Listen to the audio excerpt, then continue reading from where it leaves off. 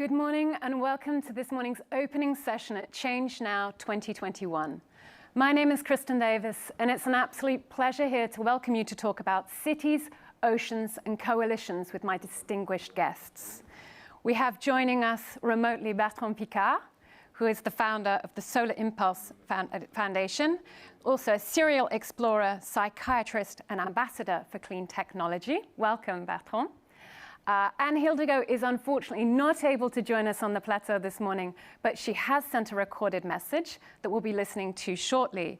And His Serene Highness, Prince Albert II of Monaco, who is an advocate for clean ocean conservation and adoption of renewable energy to tackle climate change. Now, Bertrand, you are known for your ventures in the skies.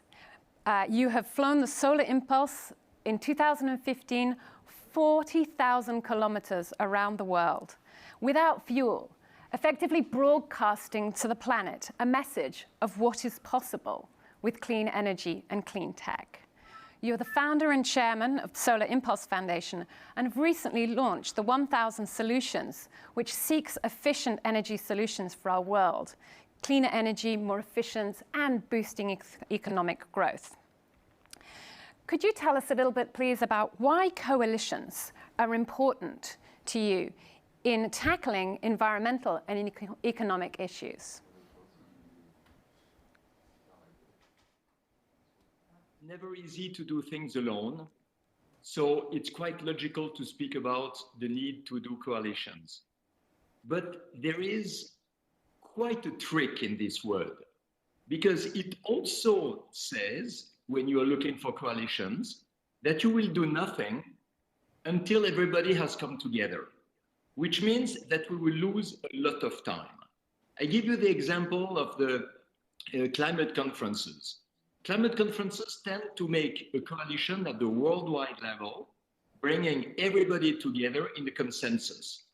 But the consensus at the scale of the planet is not coming. So we can either wait and say, we can do nothing until everybody comes together, or you have the frustration coming from this absence of real coalition, pushing people to do things at a more local level. And this is what happens today. You see cities, you see regions, you see some countries, you see some NGOs, you see some companies, big corporations, who say we are not waiting until there is a big coalition. We start already today, otherwise nothing will happen.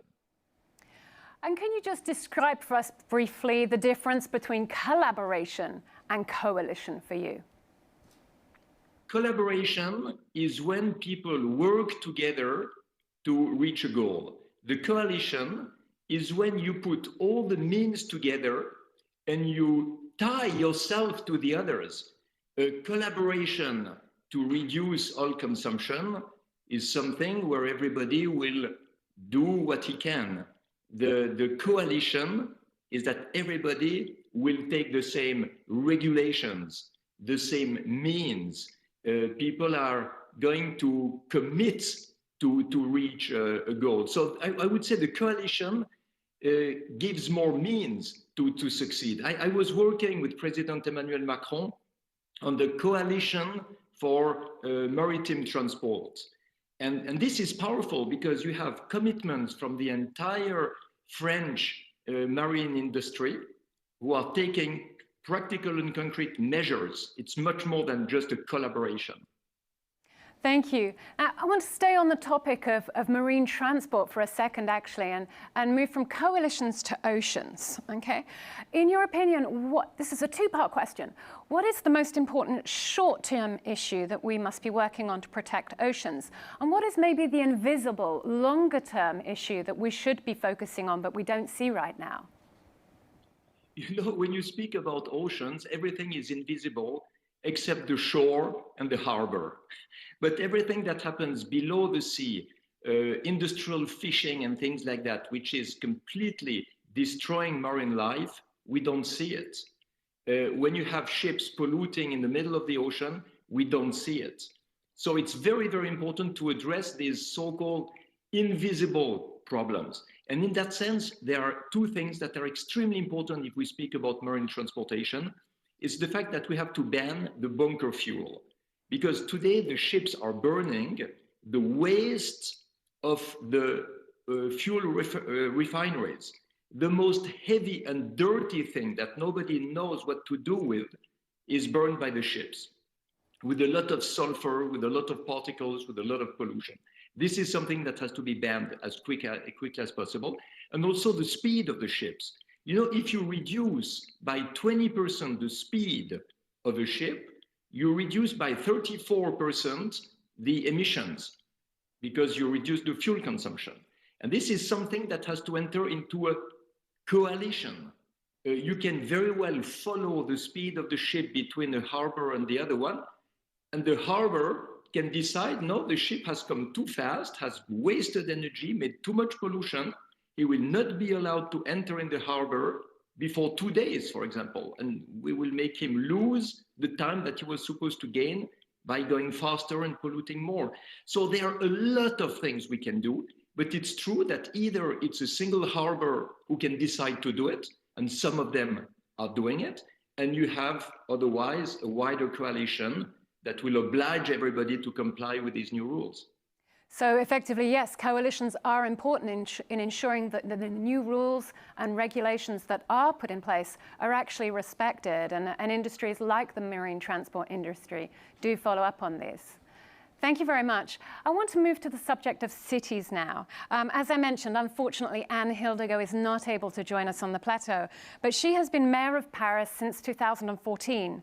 She's known for creating what's known the 15-minute city. That's her goal, in which you'll be able to find everything you need within a neighborhood within 15 minutes walk or bike ride. Throughout the coronavirus pandemic, she's also introduced 50 kilometers of bike lanes known as Corona Piste here in Paris, and has recently announced that she's going to be turning the Champs-Élysées into an extraordinary garden. Let's hear from Anne Hidalgo what she has to say about sustainable cities. Mesdames et messieurs, cher Prince Albert, cher Bertrand Piccard, je suis heureuse de participer à ce bel événement Change Now. Je veux vous dire d'abord bravo. Ce n'était pas simple de maintenir l'édition 2021 et vous y êtes parvenus. Le réchauffement climatique est là, il appelle un engagement de toutes et tous, il nous oblige à changer radicalement, il appelle de la créativité. Et être créatif, c'est aujourd'hui agir dans la proximité pour plus de solidarité, pour une alimentation locale, pour des transports bas carbone et non polluants, pour une économie locale. Les villes sont l'épicentre de cette révolution climatique. En 5 ans, nous avons été plus d'1 millier de maires à déclarer l'urgence climatique. Plus de 300 villes se sont engagées dans la neutralité carbone depuis la signature de l'accord de Paris. Les villes sont un espoir pour l'avenir et c'est au cœur de nos quartiers, avec les citoyennes et les citoyens, que nous pouvons penser autrement le monde et inventer de nouvelles manières de nous déplacer, de consommer, de nous alimenter, de produire aussi de l'énergie. C'est le sens de la mobilisation collective des villes à laquelle Paris prend toute sa part depuis la COP21. L'union fait la force. C'est pourquoi nous devons mettre en commun nos idées à tous les niveaux de décision pour vivre mieux, mettre fin à l'insécurité alimentaire, protéger les plus fragiles, rafraîchir nos villes, protéger nos ressources naturelles. À nous donc d'inventer de nouvelles coopérations avec les territoires ruraux, les villes voisines. J'aimerais terminer avec un mot sur la défense de l'océan. Nos villes doivent absolument diminuer la pression qu'elles exercent en agissant sur la pollution au plastique et la surpêche et les hydrocarbures. Des baleines jusqu'aux plus minuscules organismes présents dans le plancton, l'océan ne cesse de nous impressionner par l'incroyable richesse des fonds marins et de tous ses potentiels. Pour que l'océan continue à assurer les fonctions protectrices de notre climat et de l'écosystème terrestre, tel que nous le connaissons, il nous faut agir plus fort. Vous pouvez compter sur moi. Je vous remercie. Thank you, Anne Hildego, for that video address. So, Bertrand, whilst we're waiting His Serene Highness Prince Albert II to join us, I want to talk to you about cities, and in particular, energy and mobility, clean energy and mobility. It's one of the struggles that many of us that live and work in cities are facing today. How do we move around cleanly and as efficiently as possible? But beyond that, let's also think about quality of life, because this is what we're all trying to seek as well. It's not just about how do we live sustainably, but how do we live well? So how do you consider that we can create competitive spaces in both cities and rurals to improve our quality of life, but also live cleanly and sustainably? It's quite difficult to speak about quality of life because this definition is different for everyone. You have people living in cities where the quality of life is the freedom to take their car, to be stuck in a traffic jam for an hour, but to arrive where they want to arrive directly. So it's difficult really to stick to that.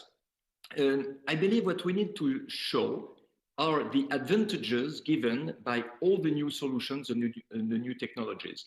2 years ago, I was at Change Now announcing that the Solar Impulse Foundation was looking for 1,000 solutions that would at the same time protect the environment and allow economical development. Now we have reached this goal. Even past this goal, we have identified 1,150 of these solutions. And a lot of them are for mobility, are for energy, are for water, and they apply for cities, of course. And we see that there is a tremendous improvement that we can do to make our life more efficient. The big problem is that we waste.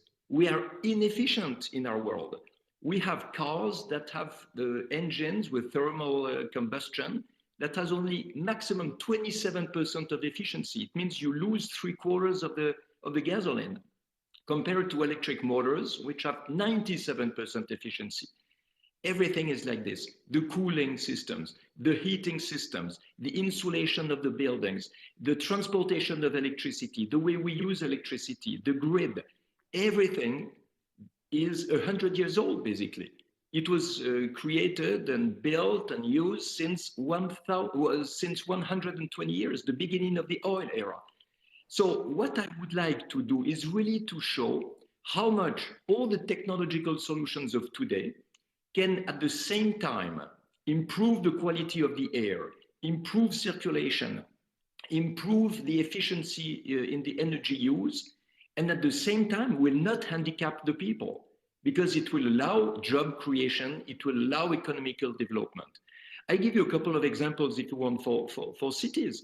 Today, nobody, or let's say yesterday, nobody knew how to use heat pumps to heat the buildings in the city.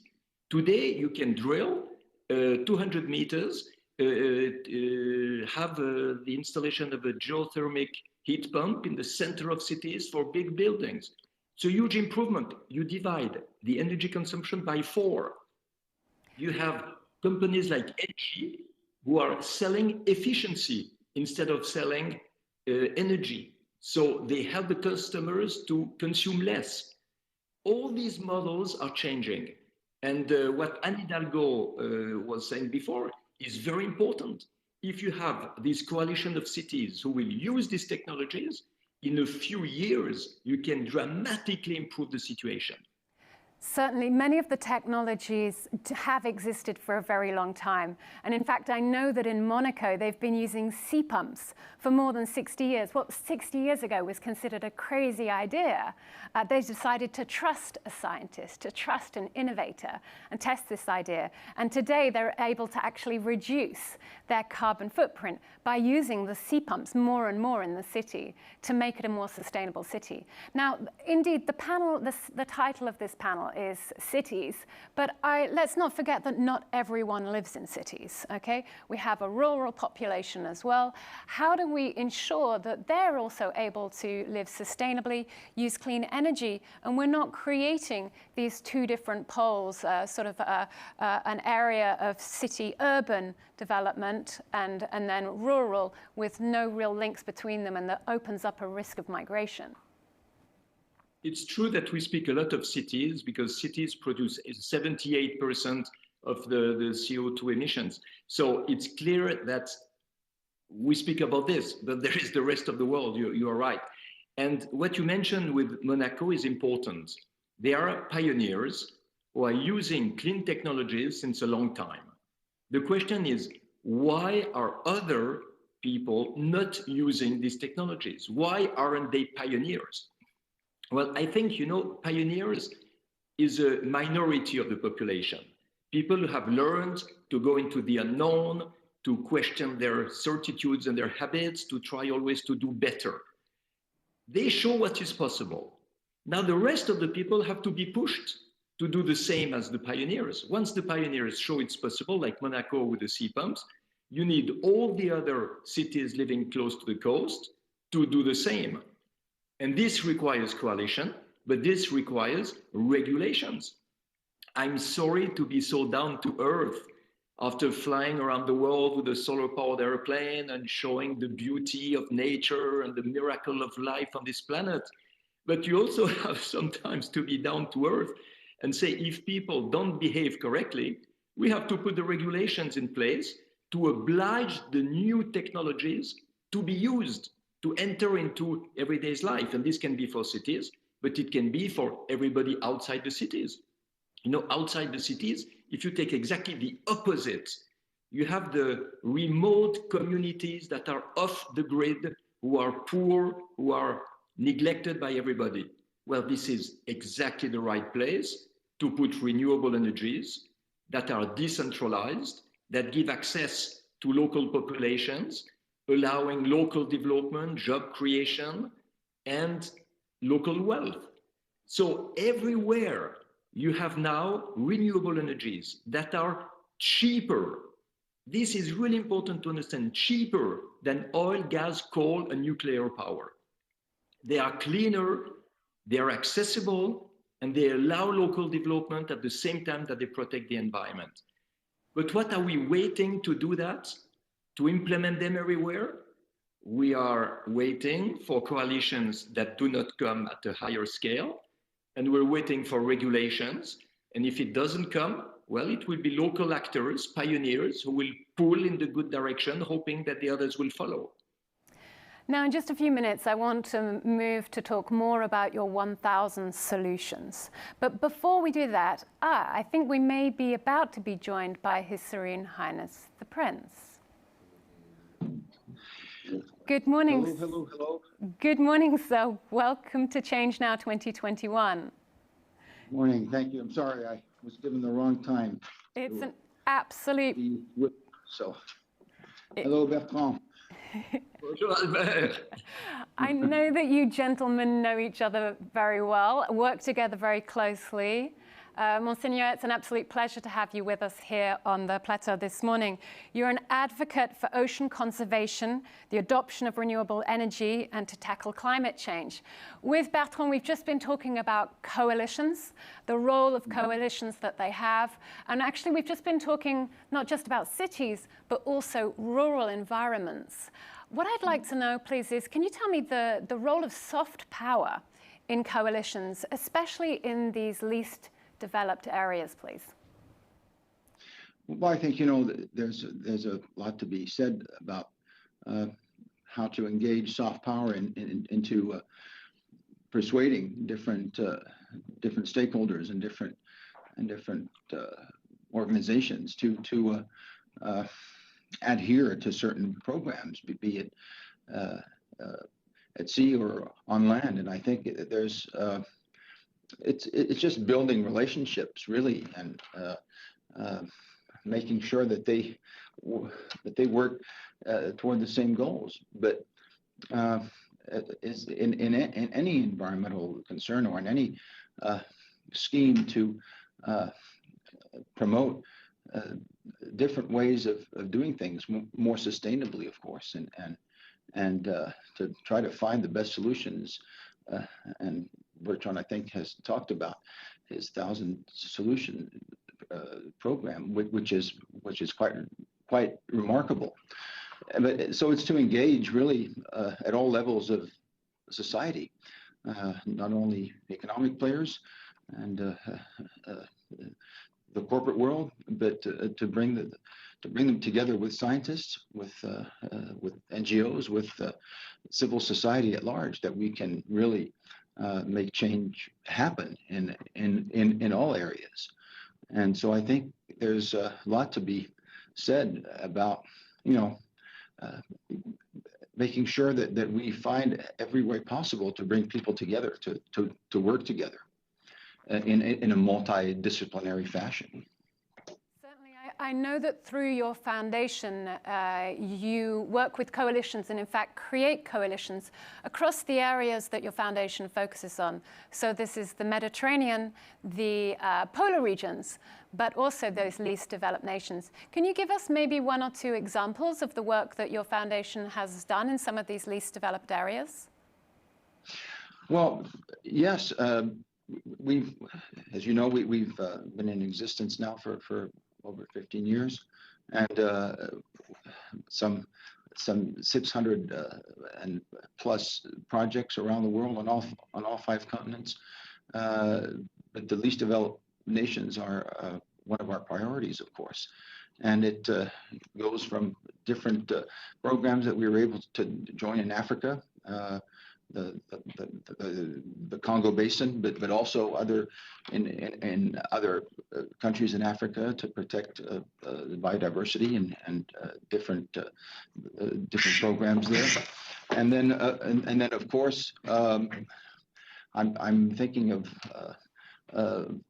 programs also in Southeast Asia and in Cambodia for instance, where we were able to not only ensure that a marine protected area was established, but to engage in the local community there, for better fishing practices and of course to be the stewards of this marine protected area, and it really helped that community not only to gain a better understanding of the issues at stake, but also that it was a benefit for them economically. So those are some of the things that we've been working on, but I could name a score of others. Sorry, can I ask you about one a little closer to home, perhaps?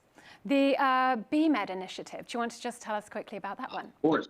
Well, I thought you wanted me to focus on least developed nations, but of course, then we do have programs that are in one area that is, of course, close to us and also one of our priorities, along with polar regions and least developed countries, and that's the Mediterranean.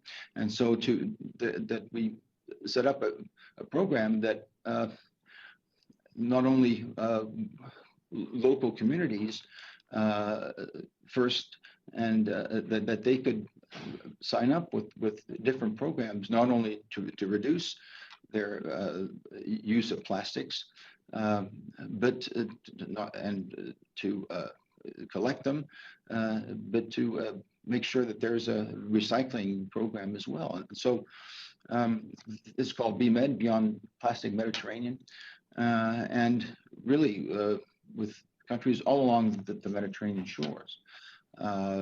We've been able to have a very successful program and a lot of feedback from not only the big countries around the Mediterranean, not only France, Italy, Spain, but also Greece, Albania, Croatia, Turkey, and some of the Southern Shore countries as well. So with not a huge budget, but we can really make a difference in some of these countries and in some of these small communities. Thank you. So that's an example of making a difference at a government and a country level as such. Bertrand, I want to come back to you and ask you about your 1,000 solutions. So having flown around the world in Solar Impulse, you've now also scoured the globe looking for the best solutions, the technology that already exists that will actually help us continue to evolve clean technologies, clean energies for the planet. Through that search, based on what you've learned, based on what you've seen, what should we be doing better? What should we be encouraging to better foster solutions that are both great for the planet, but also robust businesses? Yes. What we need to do is to understand that the legal framework in which we work today is completely outdated. It allows us to pollute legally. It allows us to put as much CO2 as we want in the atmosphere, as much plastic we want in the oceans. And this is not normal.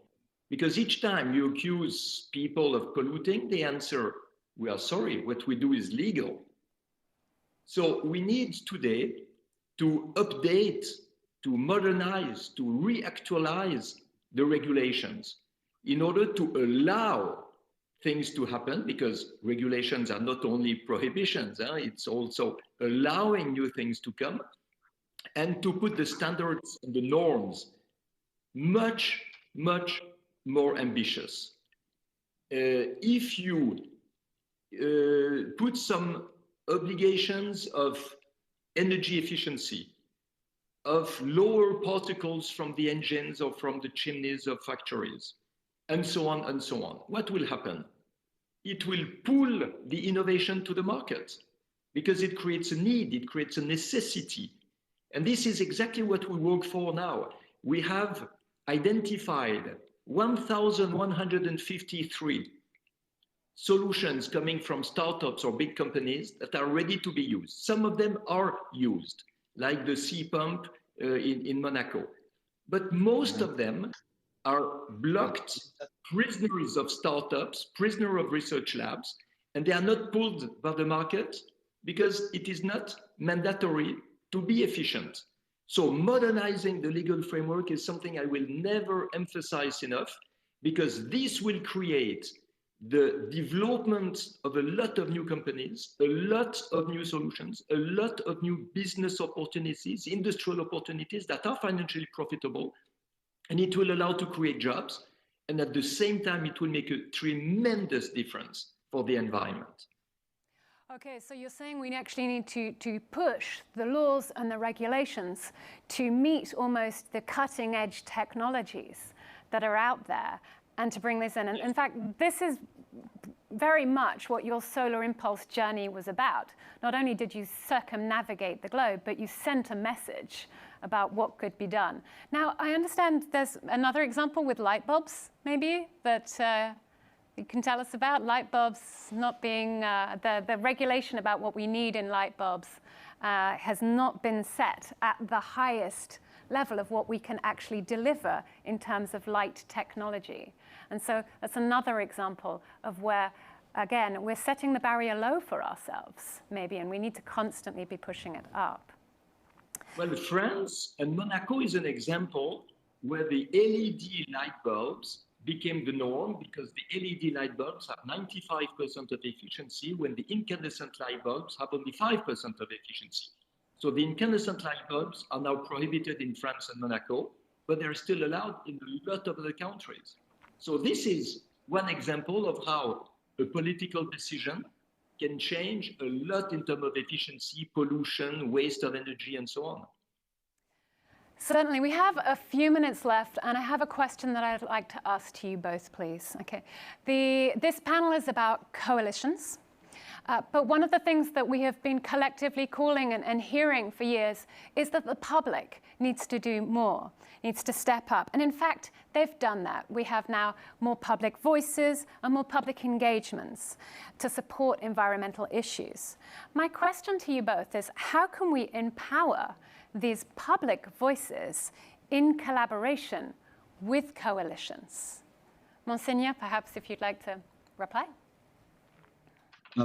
Yes, well, I think very, very simply, and I was reading something in our local paper today that there's a cleanup program that's been set up by one of the high schools here, the high school I went to, and they for several weeks now they get a group of kids together. I know this is done around the world with many other schools, but to see that at not only because it's normally younger kids that are brought to do that, but for teenagers, for high school students to volunteer to do these kind of cleanup programs, that's relatively new, and so that's an encouraging sign. But beyond that, I think it's a matter of just identifying the different groups in our communities and in our societies to have them understand that it is the only way forward is to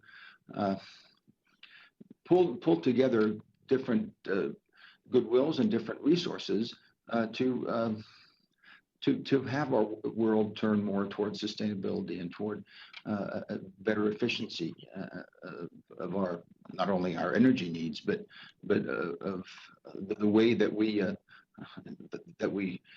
consume, that we travel, that we and that we use mobility in a cleaner and more efficient way. And so there are many ways to engage people, but it's through it's basically also the political will, but also to enable these groups to come together in a more collective and more coherent way.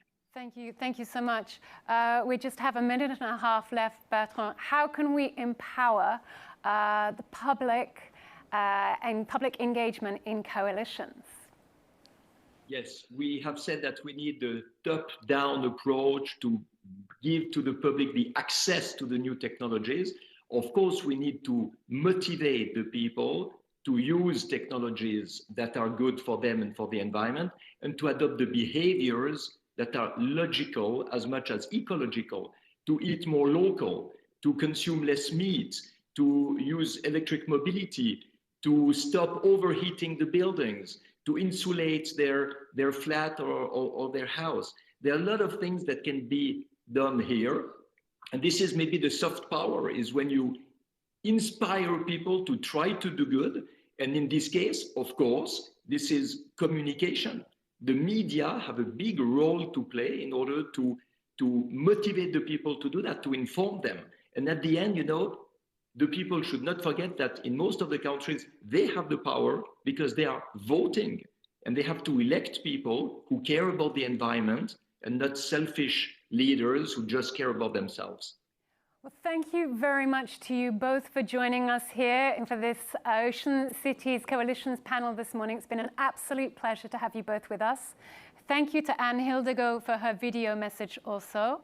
I do hope that you'll be able to stay with us to participate. Bertrand Piccard, I think you're participating in other parts of Change Now throughout our vast program. Monseigneur, it was an absolute pleasure to have you with us on the plateau this morning. I'll be coming down to Monaco to check out your sea pumps at some time soon. Thank you very much, everyone. I will see you on the Change Now live TV channel in just a few minutes. Goodbye.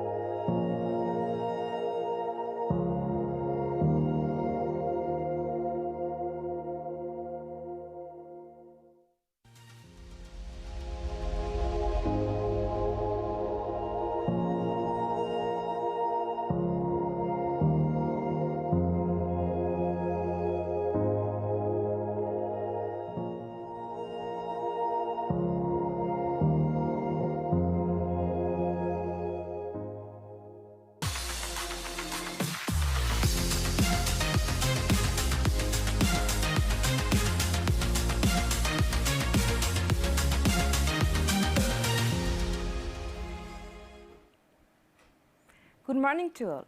I'm Delphia Mara, Head of Intelligent and Sustainable Operations at Capgemini Invent, and we disrupt the way to operate supply chain and manufacturing.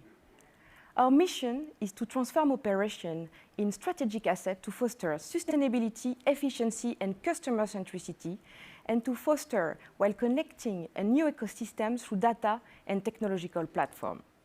That is exactly what I intend to help doing by creating the necessary conditions for my clients to unleash their energy in creating a desirable future.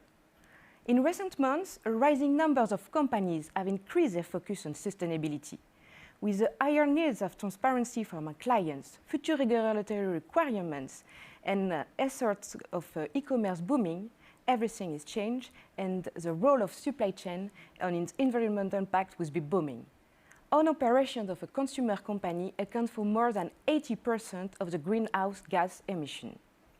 But first, let's see how a company with a worldwide footprint can meet this challenge, and I'm very pleased today to welcome to Jonathan Zrien from Clarins.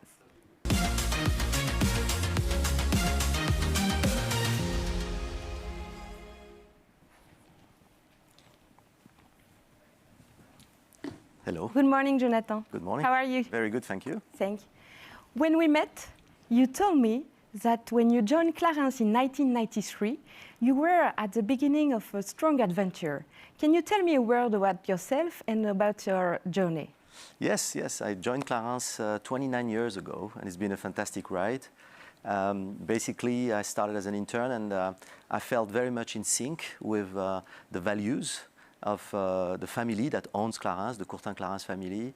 I was totally aligned with the great culture, which combined the entrepreneurial spirit and curiosity and agility, and then the philosophy of the customer centricity of Clarins.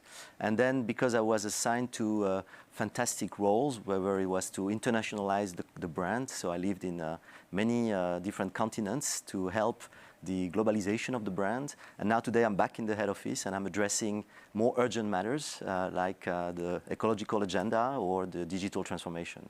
Okay, so I can see that you are very hands-on with your team. Yes, definitely, yes. And can you introduce Clarins Group and its purpose to meet this new challenge? Of course, Clarins was born in 1954 by Jacques Courtin Clarins with a very strong convictions. One was to listen to women and consumers and making sure that we can deliver highly personalized beauty solutions.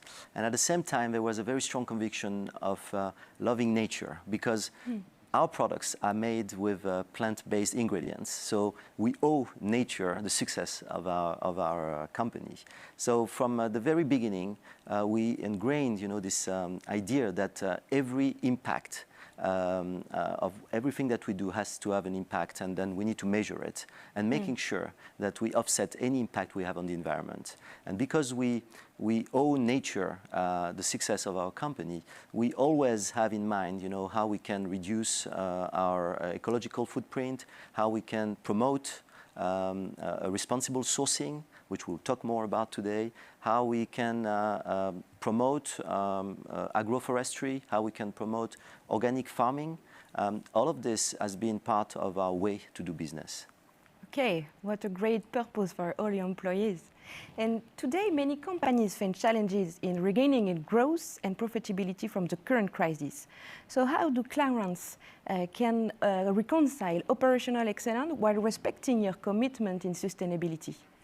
I think, it's very important that the purpose of the company is totally aligned with the commitment we have towards any kind of CSR engagement. And for us, the mission of the company, which is making life more beautiful and passing on to a more beautiful planet, has been kind of the guiding principle for everything that we do. And it's helped us to align all the stakeholders, whether it is our own collaborators, whether it is all our suppliers, towards this goal.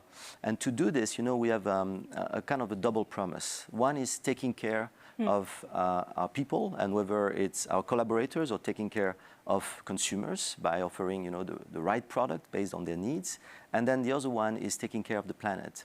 And to make sure that we have a synergy between our commitment and the purpose of the company, we even went a notch further. We decided to revise the status of our company, and following the Pacte law, which is a French law that allow company to rewrite the purpose of the company, we put in our company purpose from the very beginning this idea of transmitting a more beautiful planet. So to do that, what you need to do is making sure that you always align all the stakeholders. And because creating products takes a long time, because you need to plan it 5-7 years in advance, you need to make sure that you have written very clearly what are your expectations. So we have 3 ways to do it. First one is to make sure that we have what we call a responsible sourcing chart. We wrote it in 2013, which gave us the opportunity to share it with all our suppliers, ask them to comply with this. And then, because we thought that we have to lead by example, we decided to buy land ourselves and to visualize totally how we can basically, integrate every steps all the way. And for that, we needed to have a very strong commitment that we identified, and we start sharing with all our suppliers. They know exactly, and we start to apply it to ourselves. So, for example, we have been carbon neutral since 2020, but we want to be in 2025 plastic neutral. We want to be and to offer from in the year 2025 only 100% biodegradable formulas, and we want to make sure also that we have plastic, recyclable plastic in every packaging that we have. All these are commitments. We want to be certified B Corp by 2023. So again, we have to put in place everything to be ready for this commitment. Wow, what a wonderful journey, Jonathan. And you told me that you want to shift your business with at least a tier of your business with a direct-to-consumer approach. So how does it and your commitment for sustainability impact all your operation, and how do you transform your supply chain to answer it? So again, I think for us what is important is to really understand what is at stake. So by having our own land, which is vertically integrating some of the ingredients, we know how to cultivate, and we know how to harvest, and we know how to use the right ingredients, so we can share this with our suppliers. So much more upfront, we can share this.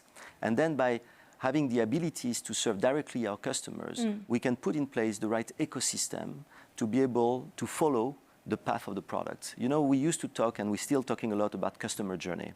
I think what is more and more important today is to follow the product journey, and to be able to share this product journey with your consumers.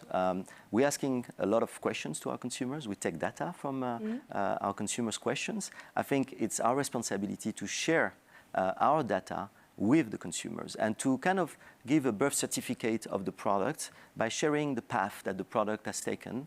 And for us, having the ability to go basically from farm to face and possibility to sell directly to our customers, we can also put in place new measures to recycle our products, for example, to organize communication with our consumers on how the product was built and what was the journey of this product. Okay, so you talk a lot about data and technology, so how does it make part of this transformation, and what are the key challenges you have launched so far to answer it? So, as you see, there are many data to collect, because if you really want to offer full traceability, which is one, of course, of our commitment, if we want to offer full traceability, you need to go all the way from the field to the last touch point with the consumer. So there's going to be a lot of data collections, and there's going to be a lot of different stakeholders. So you need to use this data and being able to organize it in a way that there is confidentiality respected, but at the same time, there will be exploitation of this data towards the goal.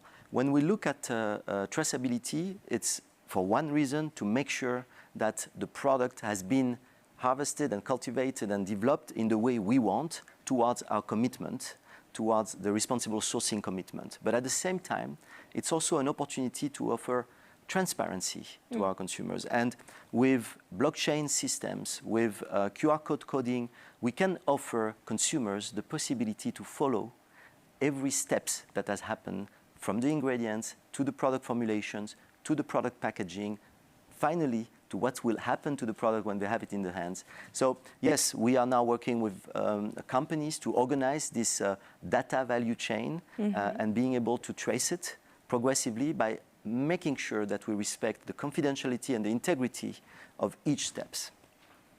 Okay. And Jonathan, you have to deal today with more than 150 countries with their specific regulations. How do you deal with the emergence of new law and the future regulatory requirements? So yes, I mean, we are a very global company. In fact, only 5% of our sales are done in France, so it's a very international brand, which means that we have to comply with 140 regulations. Now, we always welcome these regulations, to be honest, because they are basically a basic requirement. So they are kind of a minimum requirements, and we don't wait for these minimum requirements to be able to be ready. So first, you need a team that understands all these requirements. So you need to have people in charge of understanding the global requirements. But at the same time, you need to put inside the company a way of measuring what we do. And these measurements, you know, they are what we call our internal scoring. And every time we formulate a product, we have the green scoring, which is all about the formulation. And we have the pack scoring, which is all about the impact of the pack and the material that we use on the environment. And we always make sure that these scoring are above all the requirements from the world. So there is a framework, and we'll talk more about, I think, later about the difficulty of making sure that this framework of all the regulations converge toward the same trajectory, but there is a framework, and we intend to always do better than this framework, so we don't have any surprise. So we don't take it as a huge constraint, we take it as the minimum requirement for developing products, and then we push it a little bit a notch further, so there's no bad surprise for us, and we use this scoring to evaluate our products every time we develop them. Okay, and how do you do to collect the data from your suppliers to have this carbon score? Yes, so as I said, you know, we create kind of a responsible sourcing chart, which is already making sure that all suppliers know what Clariant is expecting. Then with their agreement, we will do raw materials audit. So we will go all the way to the field to make sure that it was done in the right way. Then we will work with them on how we can collect some data, which are the ones that are going to be confidential and which are the ones that we can share with our consumers, because some of them may be confidential. And then by doing it ourselves on our own field, we can kind of balance it and say to them, look, this is how we did it. Can you do it the same? Because we want to promote, you know, for example, wild hand picking for several ingredients. Can you do that? We want to promote, you know, organically farmed ingredients. Can you convert some of your ingredients into this? And by doing this, basically, we kind of create a leveling of expectations to manage it. The other part, which I believe is important, will be to make sure that as an industry, we can come together and create several associations or cooperation to organize, you know, a set of criteria that could be shared with the suppliers, because suppliers supply, you know, several brands, several companies. If we agree on the expectation, it will be easier for them to organize themselves and offer ingredients that are in line with the responsible sourcing definition of each company. So we have started an initiative with L'Oréal, Yves Rocher and Coty, which is called the Responsible Sourcing Initiative, which allowing us to, again, offer a framework for the suppliers, and then they can basically work with this framework. Okay. And now can you share with us a little of all the experience that you have learned from those initiatives you carry out, and maybe a word about this unprecedented crisis management and what you have learned from these two? So I think, first of all, if there's one thing that the COVID-19 has taught us, is that the fragility of the world and the interconnection of the world. And when we talk about global warming, when we talk about pollution, we all know that these are global problems. And I think there's going to be more and more conscious about, you know, this situation. So the environmental agenda is now becoming very urgent for all governments and for all companies. So since this is at the top of the priority today, we can see that most companies are organizing themselves toward that. As far as we're concerned, the first thing that we've been doing is changing a little bit the mindset. We used to think, you know, on what type of progress can we make to basically offer a better planet. Now we believe it's better to commit to goals with deadlines and making sure that you align the whole corporations towards this goal. What you learn is that it takes time because you cannot basically, when you develop products that takes 5-7 years overnight, but you have to start very much in advance to make sure that in 3-5 years, everything that you do will be in line with the commitments. You need perseverance, and you need to make sure that your company purpose integrates so you can share inside the company and it becomes a positive discussion. It's not about imposing constraint about the development of the product or the way you're selling the product. It's more about being part of something a little bit bigger, which is these are the commitments. We want to be plastic neutral. We want to be certified. We want to have 100% of our sourcing responsible. You can be part of it in your role by doing this. And we give a scorecard to all our employees to make sure that they integrate in their actions their contribution to this goal. And that is something very, very important. Yeah, I see that you talk a lot about commitment, and I see that it's very important to you. And this is what we have shared, the difference between commitment and engagement. And yeah, and in what do you want to commit? And what are the main challenges for tomorrow that we'll want to face? So commitment, you know, as I said, you know, we want and we recognize that we have a responsibility as a company to pass on a more beautiful planet. This is part of our commitment, and this is the mission of the company. To do that, we believe that as an industry which has a lot of products and a lot of packaging, we need to collectively find creative solutions for the recycling of all the plastic ingredients, of the plastic materials that we have. And we made the commitment, as I say, to have 100% of our material to be recyclable by 2025. So every year we are making progress, and every year we are challenging suppliers to find solutions or to work with us to find new solutions for packaging. We want to make sure that out of the very vast number of natural ingredients that we use, more than 220, 80% of these ingredients will be organically farmed and will be done in a certain way that respect the soil and respect the populations that are involved. So we want to make sure that we have fair trade agreements with every ingredient that we take from countries that have a lower development index. And we want to make sure that we can give back by having, you know, reforestry impact along the way. So all of this are, as I said, purposely led, and we are making progress every year. But you were talking about challenges. I talk about the recycling. I think probably the biggest challenges that we are facing today is, one, you talk about regulations, and I think the key word to make progress will be cooperation. Cooperation of governments, so they can all kind of agree on what are the clear objectives on their ecological agenda. Because even though we need to comply, it will be better, instead of responding to bureaucratic, I would say bureaucratic appreciations of the objectives, it will be better that at least at the European community level or global level, there are a set of criteria that we can agree upon so we can all work in the same direction. And then cooperation within the industry. I talked a little bit about what we have started to do with some companies. I think we can go further. Competition is great, and it can be very fierce when it's all about selling the products. But when it touches the common goal, the common goods of people, I think as an industry, we can all come together and find solutions. And this is what we'd like to do with more and more companies, to find solutions for our ecological agenda. Okay.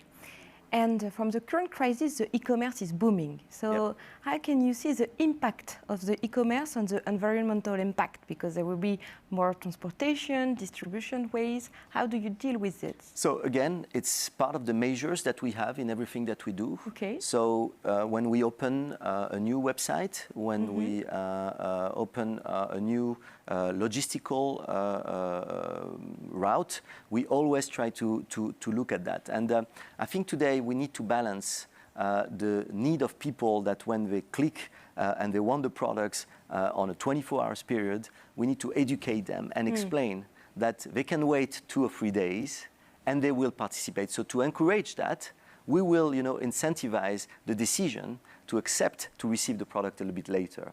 At the same time, we used to have an ecosystem, a logistical footprint that was delivering stores. Now that we have to deliver, people, because the weight of our e-commerce is so important, we have launched a new project, which is to rethink our ecological footprint by taking into consideration all the orders that we have. But I think, again, education, communication, implication of our consumers into our roadmap to make it less of an ecological footprint is the best way. And even incentivize it by offering, some free shipping if they accept to be delivered a little bit later. Okay, so you talk about communication, but do you have a specific plan to train your vendors to tell the consumers the story of all your products, and how do you deal with all the vendors in all the countries? So it has been a lot of education and training. You need to take every people in your purchase team, but as I said, we do it with the whole company because it's the purpose of the company. So we trained all our purchase teams to be able to explain to the suppliers the requirement. We use audit company like the EcoVadis system to make sure that the suppliers comply even before we choose them with, because there's a note that is given, and then based on this note we know if the supplier will be part of our suppliers team. And then, as I said, we ask them to go on the field to check it. And it's very important because we don't go on the field only to check it. We go on the field to discuss and try to find new solutions of a responsible sourcing. It's kind of a new role for them. They used to purchase on the price, on the availability of materials. Now they need to purchase with qualitative criteria, and helping them to go on the field and meet with them and compare with our own field, with our practices, is giving them the possibility to develop with the supplier, hand in hand, the required solutions. And do you have a last word for all the engines for the transition to this desirable future? I'm going to repeat myself, cooperation is going to be the key word, because whether it's cooperation with the suppliers, whether it's cooperation within the industry with competitors, or whether it's cooperation with government, there is, now everybody see it, an urgency. So to tackle it, we have to work together. And when we work together, we usually find much better and quicker solutions. Thank you very much, Jonathan, for all the relevant insights you shared today and for the role Clarins is playing in this transition to this circular world for your clients and your partners. Thank you very much for inviting me. Thank you. Thank you. So companies are facing new challenges, especially with the strengthening of visibility and transparency. So we can see that supplier collaboration, traceability, and a design to sustain approach are the key levers for tomorrow. But for more, responsible innovation will be the way for tomorrow. And today, I'm very pleased to address emergent actors that are convinced to have a transformation impact in this business. And they propose disruptive way to develop a sustainable supply chain. And I'm pleased to welcome Anna-Célina Berbosch and Maxime Deguine.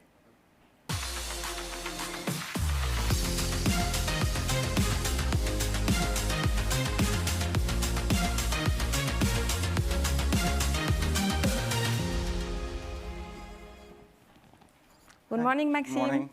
Good morning, Anna. How are you? Hello. Good. Hello. Good. Maxime, so you have launched your website with a new ID, and you have now 55,000 of clients. Can you tell us more about your ID and your purpose?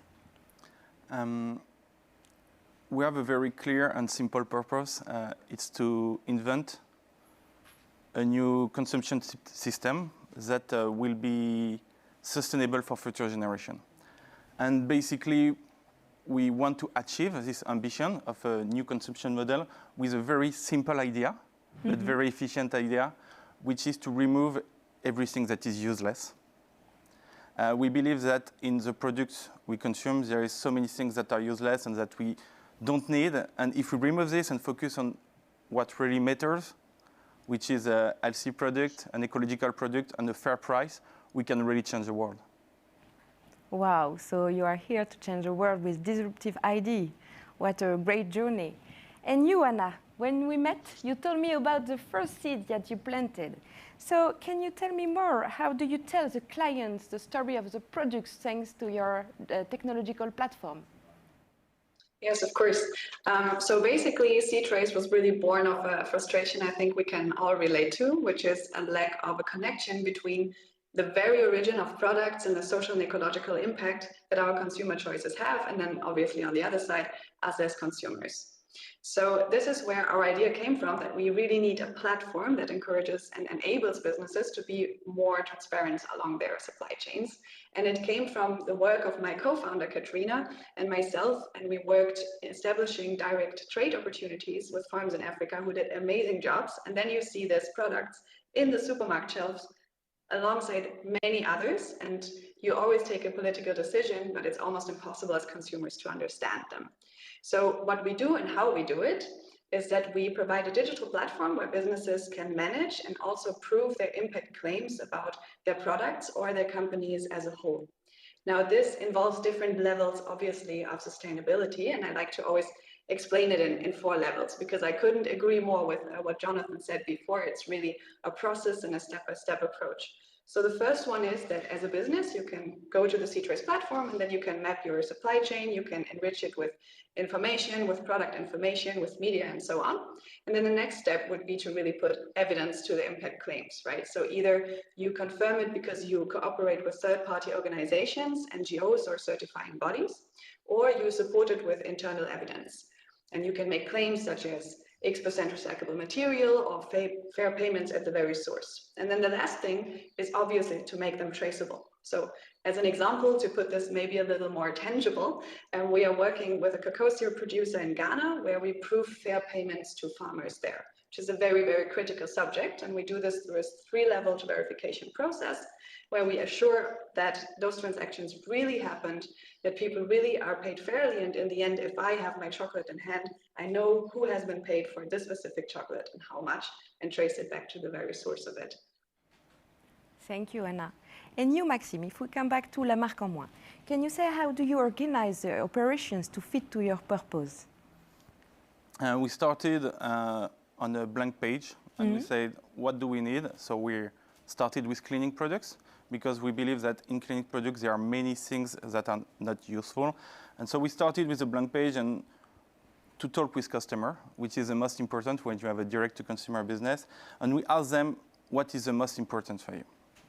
And when we're talking about cleaning products, there are products that are very dangerous for health, that are very dangerous for the planet, and that people want to be efficient, because if you don't do efficient products, they won't buy the product.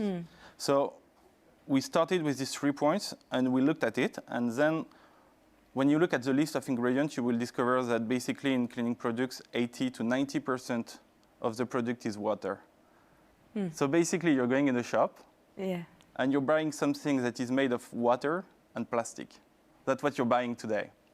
So that was the main idea. And we say, OK, everybody at home have water and can fill the bottle or something else. So we said we will remove the water of the product.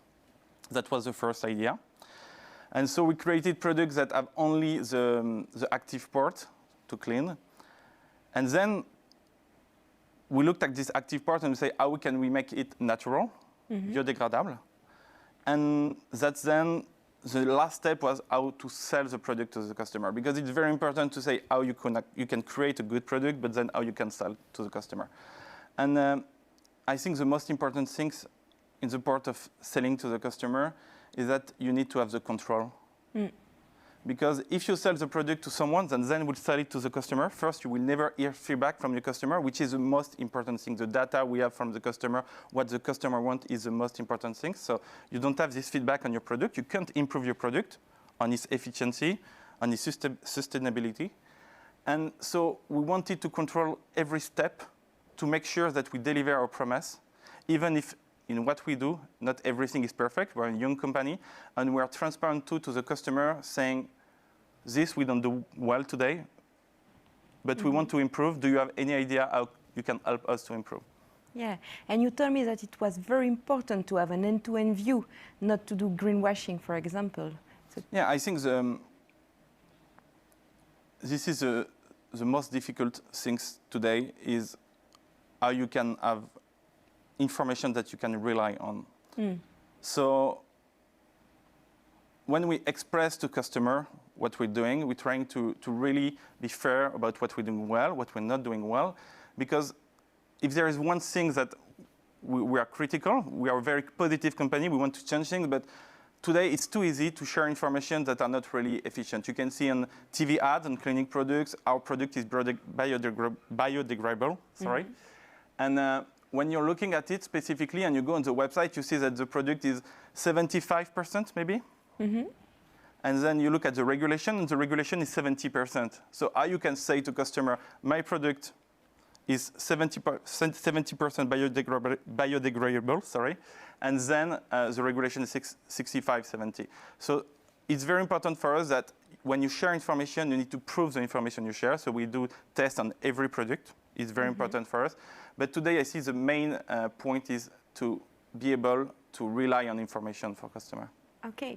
And you, Anna, do you think that you can help Maxime to have this reliable information to tell the customer the story of the products of La Marque en Moins, for example? Yeah.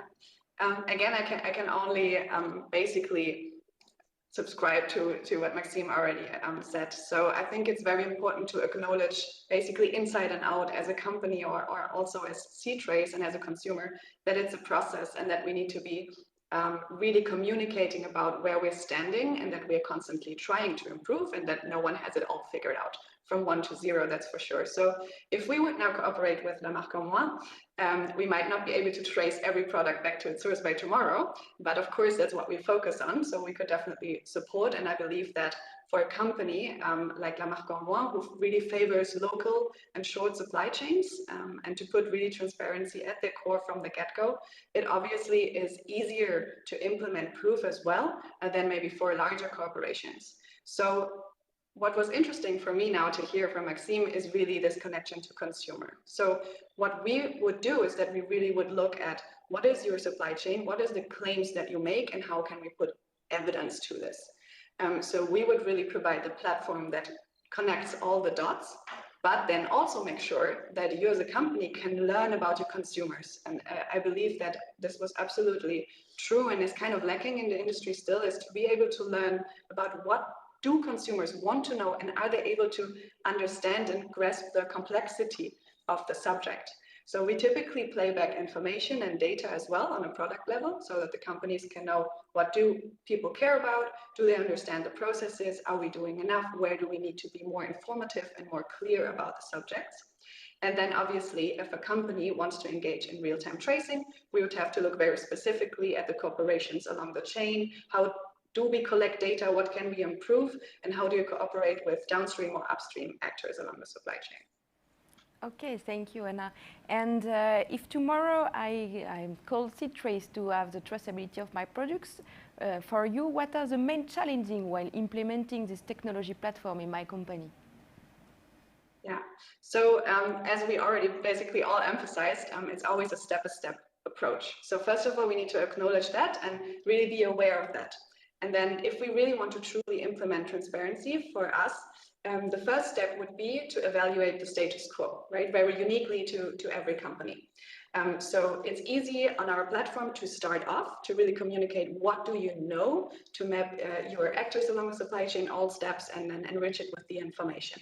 Then the second step would be to look at what claims do we have. So for example, is it biodegradable, as you said, Maxime, or are we using recyclable packaging? Are our suppliers certified? And then provide this information and get it confirmed through the platform. Now, obviously, then, if I may again get back to my example, if we really want to get deep, and this is a step-by-step process with our partner in Ghana, is now, first of all, we start at the very source, right? So we prove payments to farmers, and we store critical information on the blockchain to make it really open through the network and to make it irrevocably stored. Now, once we have proven that, then we will start tracing the batch from the very source to the supplier, so that ideally at some point, the very end consumer is able to see everything along the chain. So it's a step-by-step process, and I think that's important to acknowledge and to start off somewhere and then see what claims you can provide evidence to and how you can build more trust, but also this emotional connection that is lacking with consumers. Thank you, Anna. And you, Maxime, you told me that it's not only about environmental impact, but with social impact, and the company has to make some choices. Can you tell us more about the choices you have to make for that? In the way of creating this new consumption model, we believe that the world of tomorrow will be local or will not be. If you take a step back and look at what we're doing today and what the crisis we are in now with COVID is proving to us, is that the world needs to go from global to local. That's a belief. Nobody has to agree with me, but in La Marque en Moins, we believe that everything needs to be local, and in our production, we want to make sure that everything is local. So it's going through the ingredients you select, then to the companies that are all based in France, our supplier, and then we sell only in France. And this is very important, because if you want to really have an impact, you can say today, I'm producing in Germany, and even going to France with a product is too far. I mean, I think the consumer want transparency, but they also want a product that is very close to you, and they can refer to and even know the producer. So it's true for food. But when you come to cleaning products, for example, you never really know where your product is based and where it's been produced. And it's very important to us to work with local population in order to create a product that have a lot of meaning into it. Thank you. And both of you, what are the next steps for your companies? Anna, do you want to start? Yes, of course. So at this point, we are really focusing on the traceability project that we are launching in Ghana and Switzerland, which is very dear to our heart, because we also come not only from the ecological impact perspective, but also try to really address more softer and qualitative aspects. So this is something we focus on now this summer. And then we also are looking at really deepening our platform, making it smarter, making it able to benchmark, obviously, because if we want to confirm claims, we need to be able to compare them as well. So this is right now our very big goal, and to engage more and more in such projects, to find partners to do this together with, and to really drive the industry towards more transparency. And for you, Maxime? If we want to have an impact, we need to be at scale. So we need to scale. We're very proud after 1 year after launch, we have already 50,000 customers, but we really want to scale into France. But in startup, you often say sky is the limit.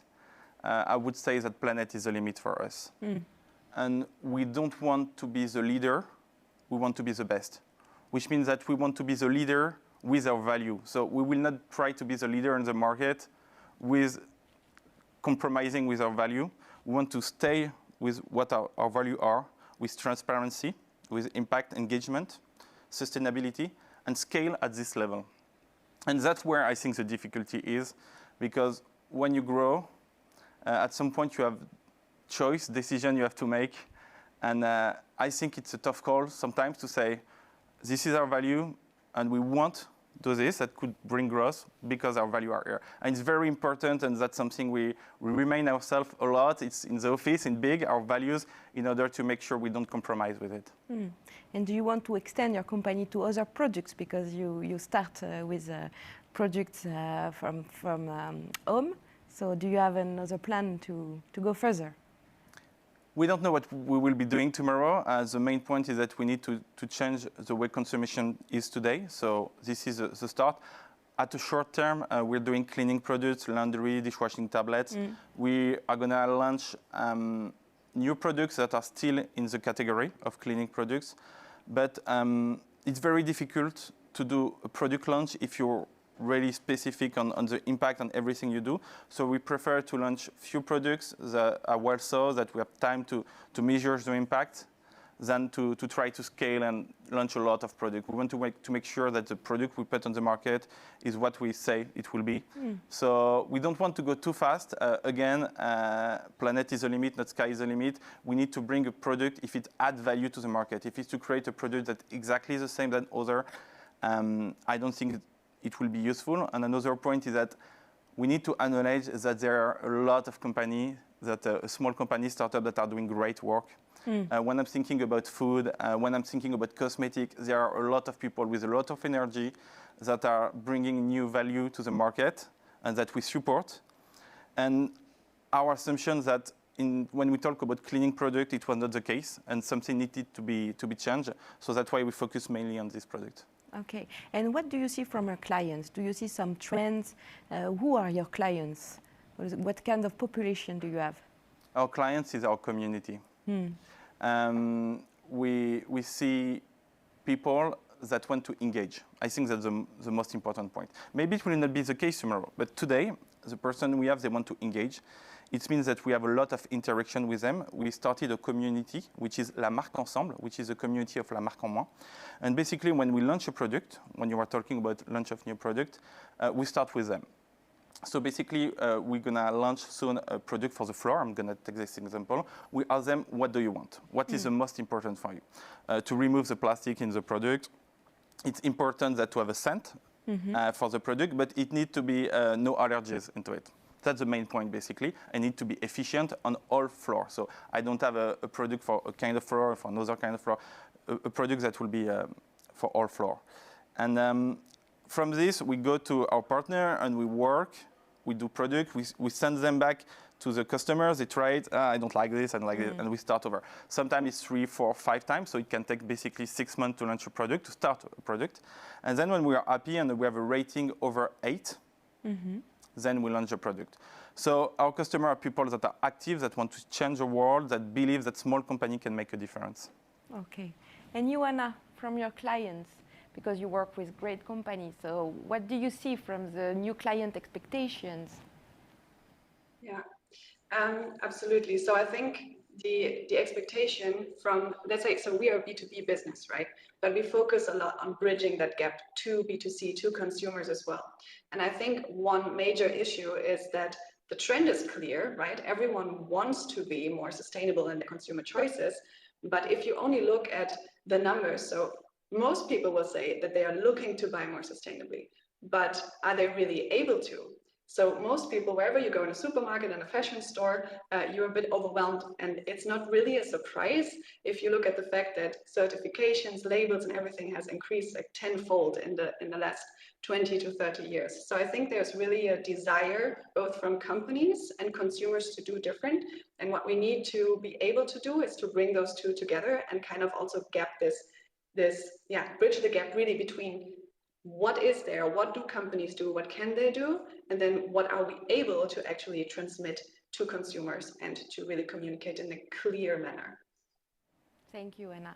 And you made the choice to invest in technology to transform the business impact. So for you, what are the role of technology, and with all the new technologies that are coming, how can you help and integrate this in your solution? Yeah. Absolutely. So really our background was, as I said, a physical product, right? So my co-founder, Katrina, she was going to export a physical product. Now, if we do that, we can support on a smaller scale some farmers to tell their story, to get fair payment and so on. But we realized that if we want to scale impact mainly, then we need to build something that can be really transferred to a multitude of companies. Then obviously with the different technologies that we have, we can bring just a much deeper, clearer transparency to the sphere. So it's definitely not always transferable one-to-one, our approaches, but our platform makes it very easy to start off with and to engage in telling your story. And I believe that if we do it right, technology obviously is an incredible leverage to build transparency across different actors along the chain, to make sure everyone has the same information and to bring a different level to transparency. Because right now we have kind of a salad between storytelling and then transparency becomes a buzzword, and then we sometimes have greenwashing, and all of this relates back to the consumer who doesn't really know how to make the choices. So if we bring in technology, we'll be able to make it much more tamper-proof and to put evidence behind the claims that companies make, and thereby really push everyone to do better, really, and to put evidence behind what we claim. And how do you deal with the great amount of data that will coming tomorrow for the company? Yeah. So how do we deal with that great amount of data? Well, one important thing for us, certainly, is the blockchain, so that we can really connect every actor along the chain in an open system. So I believe that it's quite important to also say it's not the solution for everything, right? So especially if we look at the impact sphere, we need to make sure that we understand how does the data get where it is stored, right? Not only how it is stored. But I think that this is a very crucial aspect, and it really means that we integrate all actors along the chain. And then we always come back to, the subjects that we had in the very beginning. Cooperation is key. So if we cannot cooperate closely with our suppliers, if we don't know where our ingredients come from, and if we cannot find a common system and agreement of what the conditions are, then the data won't really help us. So we need to come to one level where we can do that, and we can cooperate much better and then share information across a more open network, which doesn't necessarily mean that you need to share every internal business information with everyone along the chain, right? That's not what it means, but it means that it allows to do that where it is necessary and where it is important to do so. Okay, so I see that you have the solution, Anna, for us. And well, I would definitely agree that we have a little part of it, and we all need to work together to make that work and make it improve step by step. Okay, and so both of you, you start with your idea. So today, what would you say for someone who wants to start creating a desirable future? I would say that you need to start with customer. I'm sorry, I feel like I'm repeating all the time the same thing, but people want to change, but you need to adapt to their needs. If you do a cleaning product that is not efficient, you're not going to achieve anything. So at first, you need to listen to your customer, and I think it's easier. It's really easier today to launch something that it was 20 years, 30 years ago. So everybody that have an idea and want to contribute to this sustainability need to do it. It's very important. We need everybody in this fight because this is a fight. We need to be clear on it. To change things, we don't have the time to do it slowly. We need to do something we need to do something now. And the most important advice, listen to customer and don't compromise, I think will be the main point, yeah. And for you, Anna, what will be your advice and maybe the difficulty you go through and how you deal with it? Yeah, so I guess if you really want to drive change and push the industry or drive change at a larger scale, I think one very important aspect is to acknowledge that it's a process, right? So especially in our field, so now we start verifying payments in rural areas. There's no electricity, there's no internet, right? So in the first moment, you might be just overwhelmed and like, how am I going to solve this? So I think the first advice that I would give is no one has invented the wheel in a day. And as we say in Germany, no master has fallen from the sky, right? So approach it step by step and build a network that can support you in doing so. And then the second thing, I totally agree with Maxime again, is listen to the customers, but also listen to everyone you have impact on. So every stakeholder you want to reach, you want to help, and you want to do good with, you need to listen to them and to understand to what extent qualitative or quantitative metrics you can measure, and you can really make a difference. Thank you very much, both of you, for sharing your experience. I think that it was very tremendous for all the audience. And as a conclusion, we can see that creating a sustainable value chain is with different steps, as Anna just said. So first, measure and then decarbonate operation, then monitor the entire product life cycle from design to end of life to support a growth position and in order to create new business model. But we will have several challenges to tackle. How to manage the transition phase to the circular world, how to create this cooperation we have talked today and with the suppliers, how to create branches to master a closed-loop supply chain, and finally, how to harness the power of technology and data to provide a reliable information to gain clients' trust. Thank you very much for all. Thank you.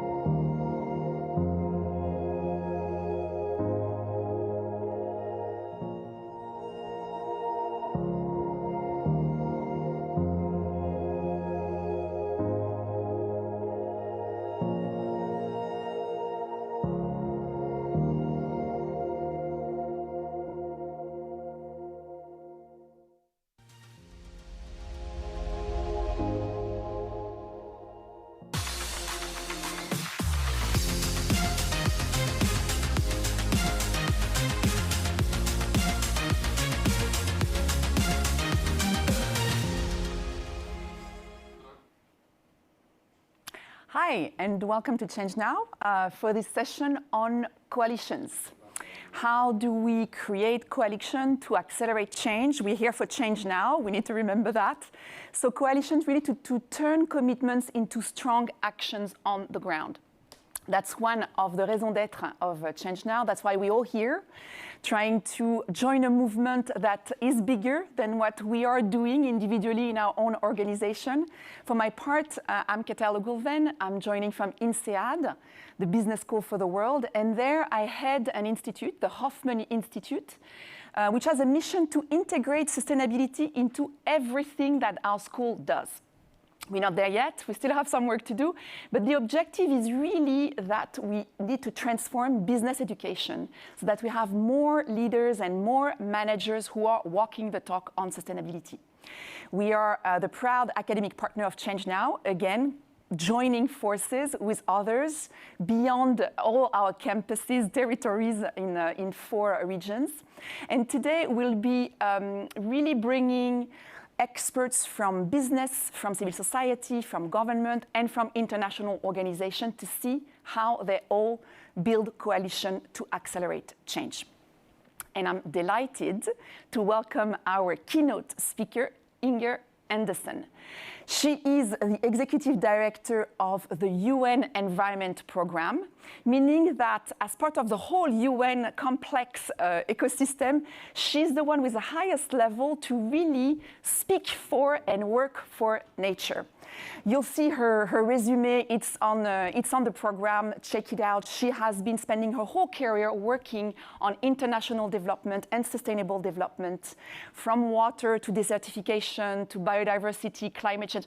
She's done it all, but in a recent interview I listened about her, 2 things really resonated with me.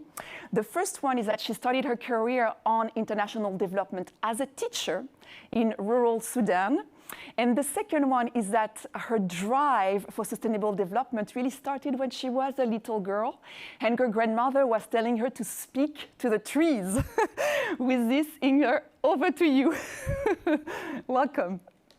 Well, thank you, and what a pleasure it is to be here. And can I just thank you and the Hoffman Global Institute for Business and Society and everybody as INSEAD for this opportunity.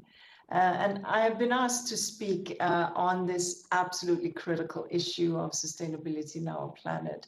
And let me start out by saying that humanity is really an astonishing, we are an astonishing species. We made incredible and rapid advances in human health, in transport, in energy, in food production, in infrastructure. Even at this event, it's a marvel, isn't it? Despite the pandemic forcing us apart, we can communicate effectively and instantly across distances. We've made all of these advances in the last hundreds of years, and in a period that in evolutionary terms is just a blink of an eye. And so in our haste, though, to adopt new technologies that have made our lives better, we didn't really think about the long-term consequences. And now, today, we're paying the price. Our high carbon and resource intensive economy models are warming our planet. They're destroying nature and biodiversity. We're undermining the very foundations of our existence, and we are contributing to the emergence of pandemics and diseases. We are polluting the air, the land, and the sea, and we are increasingly seeing inequality, at least so that those with least access to benefits of human development are the ones who suffer the very most from its unwelcome side effects. And so today, I want to speak about what we can do to change, what you can do to change, and what we can do, each one of us, to transform our societies so that they will operate in harmony with nature. But first, before I step into this, it's probably important just to take a quick snapshot at the depths of each of the 3 planetary crises that have placed us in so much peril. And the first crisis I want to speak about is the climate crisis. We speak about these 3 planetary crises: crisis of climate, crisis of nature, and crisis of pollution. Climate. Well, we all know that concentrations of greenhouse gases in the atmosphere are higher than they've been at any time in the last 800,000 years. 800,000 1,000 years. Now, we can all see the consequences of storms, the heat waves, the forest fires, the droughts, the locusts. It's a biblical kind of situation we're finding ourselves in, and we are approaching these tipping points. Warming oceans are melting the ice, which means less reflected sunlight and therefore more heating. The permafrost is disappearing. We're releasing therefore more methane into the atmosphere, which is a very powerful gas. We're burning the forests that deprives us of the carbon sinks, and we're facing a system cascade that will send global temperatures through the roof. So the second crisis that I just want to paint for you ever so briefly, and you referenced when I was young. Well, when I was young, I also used to play in the woods with my brothers. And I remember the air thick with noise and insects and melodic bird song, and it was vibrant and loud. But today, if you are in nature, what do you hear? And perhaps you hear silence. In 2019, a study looking at just North America found that there are 3 billion fewer birds than 50 years ago. And what do you see? Not so many bugs, not so many insects, and they are amongst the pollinators that over a quarter of our food crops rely on. And it's all down to us. We, people, humanity, has altered 75% of land and 66% of marine environment. And an estimated 4.3 million hectares of humid tropical primary forests, that's the size of my little country, Denmark, which is big, is lost every year. So we're losing primary forests at this catastrophic speed due to agriculture, due to livestock, and due to infrastructure expansion. And as we degrade our ecosystems, we're chipping away at the very foundations of what makes well-being and our existence possible. Food, water, temperature regulation, economic growth, the roofs over our heads, and the clothes we wear, everything depends on nature. And so the third crisis that I want to talk about is pollution and waste, and just give a little vignette here. Most of us have breathed dirty air, which causes millions of premature deaths each year. Marine plastic pollution has increased tenfold since 1980, swirling the oceans with currents of plastics and in the guts of fish and seabirds. We throw away 50 million tons of electronic waste every year. That is roughly equal to the weight of all commercial airliners ever made every year that we throw away. So the pandemic is worsening the waste problems with tens of millions of disposable protective equipment that we throw away every day. And the core driver of these three crises is unsustainable consumption and production. Since 1970, trade has grown tenfold. We are consuming more. The global economy has grown nearly fivefold.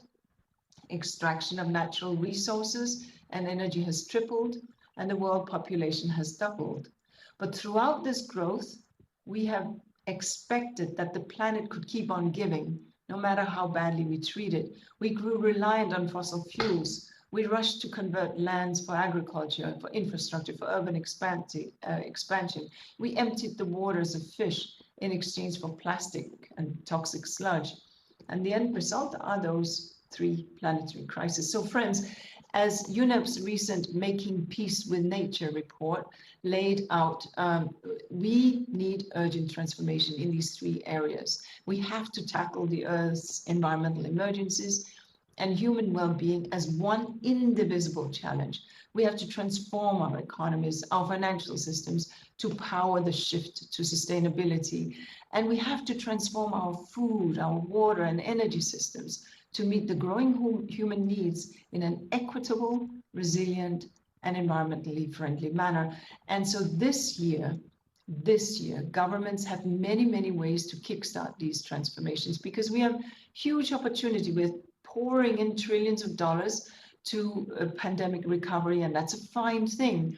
But these funds must be turned towards clean, green and efficient energy, restoring nature services, promoting economic models that keep resources circulating within the economies rather than heading to the rubbish dump.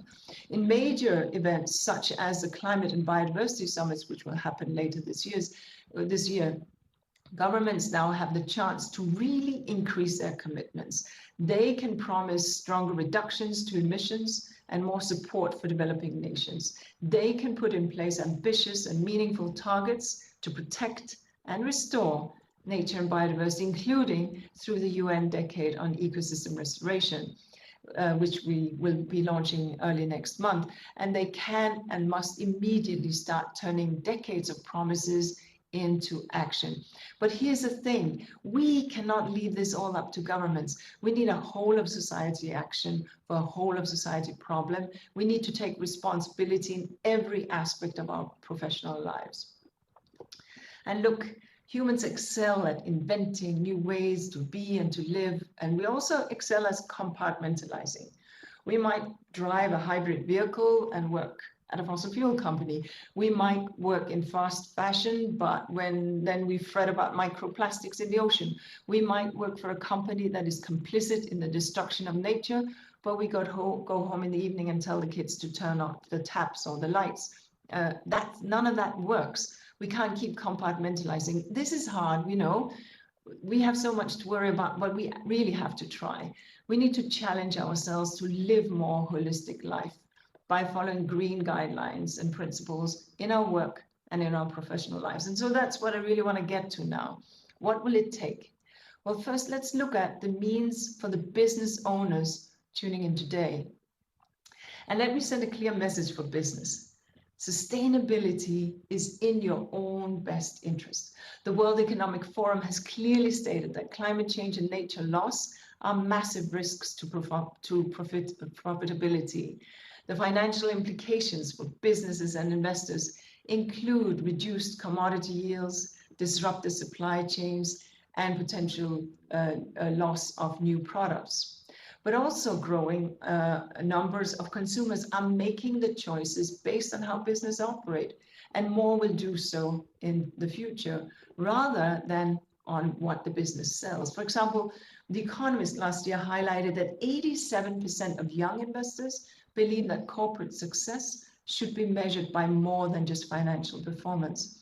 No business that wants to stay afloat long can afford to backing the status quo and ignoring this.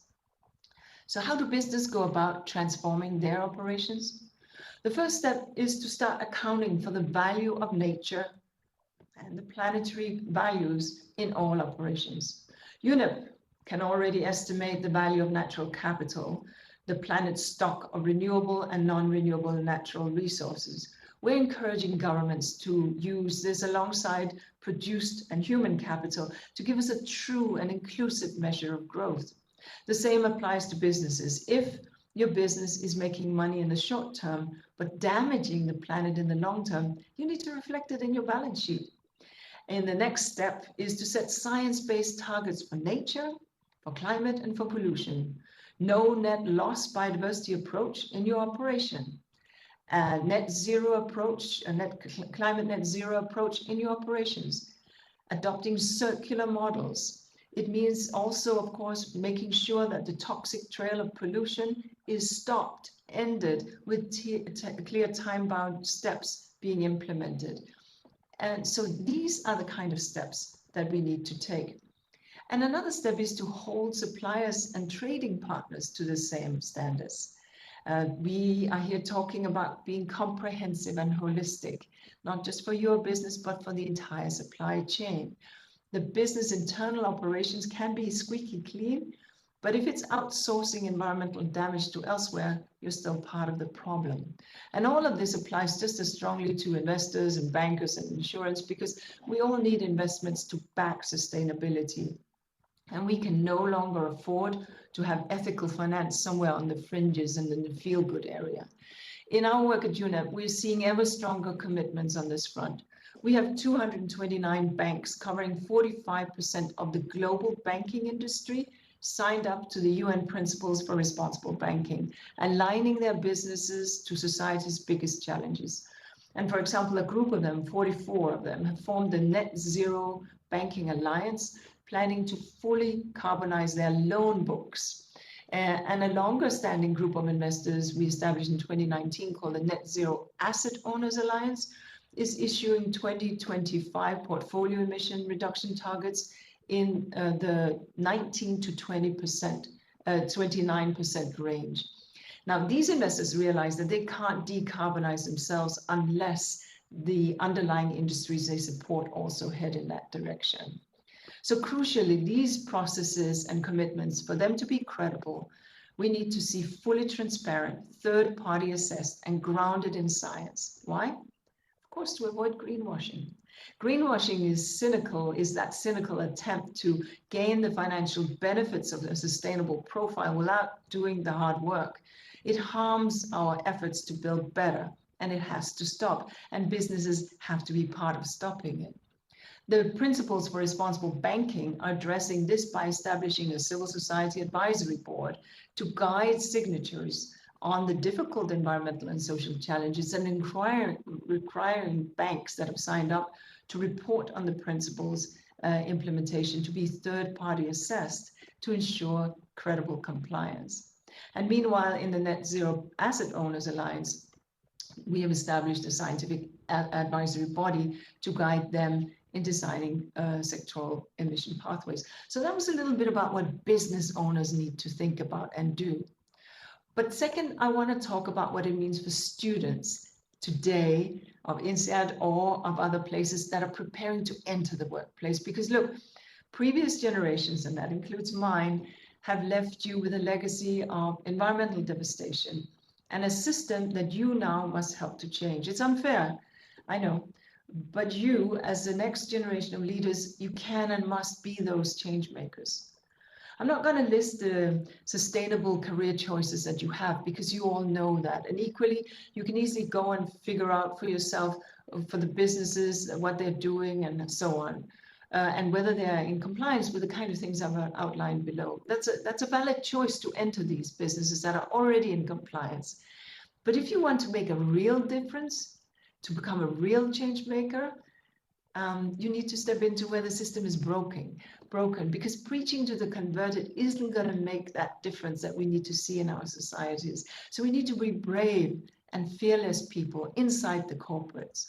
We need strong and young voices, not worn down or subsumed by a company culture, to be that flea in the ear, the conscience, the voice of reason that forces corporates to move beyond lip service to sustainability and start doing something meaningful. Now, another option is, of course, that is just as valuable, is to start your own green business. If the old companies won't change, displace them. You can take advantage of that growing demand for green and sustainable products, services, and companies, you with your startups. And we are in desperate need of new ideas and innovations that can provide solutions to our planetary woes. Every year, UNEP's Young Champions of the Earth Awards identifies young entrepreneurs across the world who come up with groundbreaking ideas and we provide them then with seed funding. You could be one of them. So I've spoken about businesses, I've spoken about young people. Now I want to take a look at our own personal responsibility in our lives and what we need to do, because as I said earlier, we can't compartmentalize. Even if we green our business operations, take on the systems from within and come up with something revolutionary, we have to carry the fight back home into our personal lives. We all need to choose greener form of transport. Look at our diets, be it cutting back on meat or buying seasonally or buying locally. Cut our food waste. Move away from fast fashion to clothes that last. Buy secondhand, repair, reuse, recycle. Choose green energy providers where you have a choice. As with institutional investors, put our money through ethical finance. There's so many options to reduce our individual impact. And these kinds of choices are also what drive other businesses to change their business models. It won't always be easy, particularly when students live on a budget, but we all have to try to do this. And we must remember that we also have another choice that we take into the voting booth. And here I'd like to say sustainability is not a left or right issue. It is a long-term survival issue. It is an intergenerational justice and equity issue.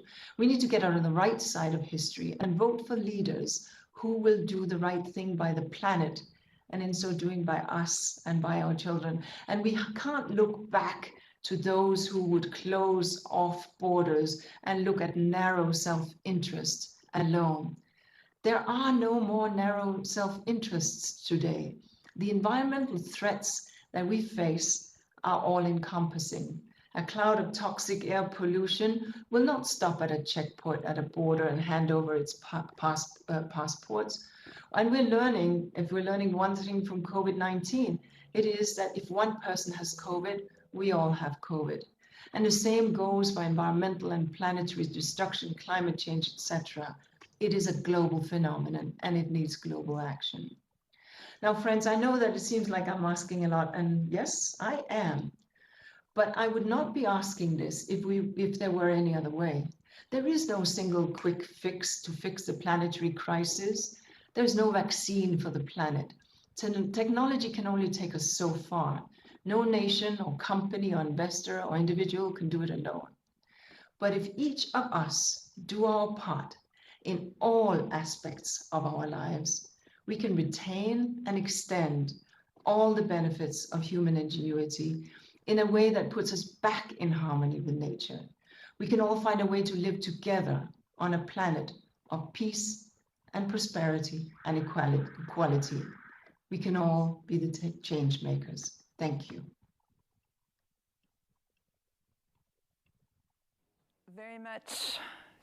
Inger, I'm alone here in this studio, but I feel like I should still, applaud. Thanks for being an inspiration. And I will start with that in thanking you. I think it's also important for people like me who work in that field to see you as a woman leader on these issues. I thought I should thank you for that because it does matter.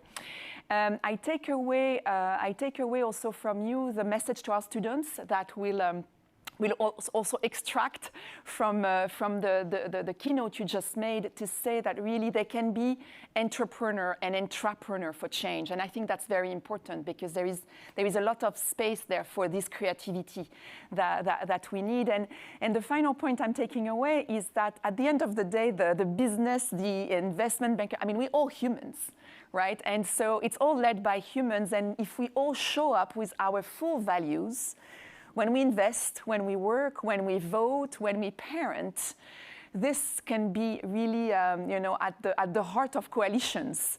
So thank you very much for this. Thanks for joining us today and for being an inspiration. A pleasure. Thank you for having me. Thank you. Let me now turn to our next conversation. So Inger has clearly mapped out the challenge at hand, but also who can do what as part of the solution. And a very important actor in that process is the board, the part of an organization that keep an eye on the long term, the part also that branch out to other actors outside of the organization to hopefully create these coalitions and to lead that conversation with some board members. I'm delighted to welcome my colleague, Sonia Tatar. She's with me working at INSEAD, where she leads two important centers when it comes to the questions we're talking about. One on corporate governance, so that's about the boards and the role of the boards, that's what she'll be discussing about today. And another one on family businesses. Same thing, family business, because of their own structure, also have an important role to play in the transition to a decarbonized economy.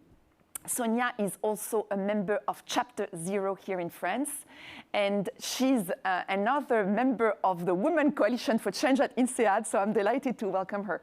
Over to you, Sonia.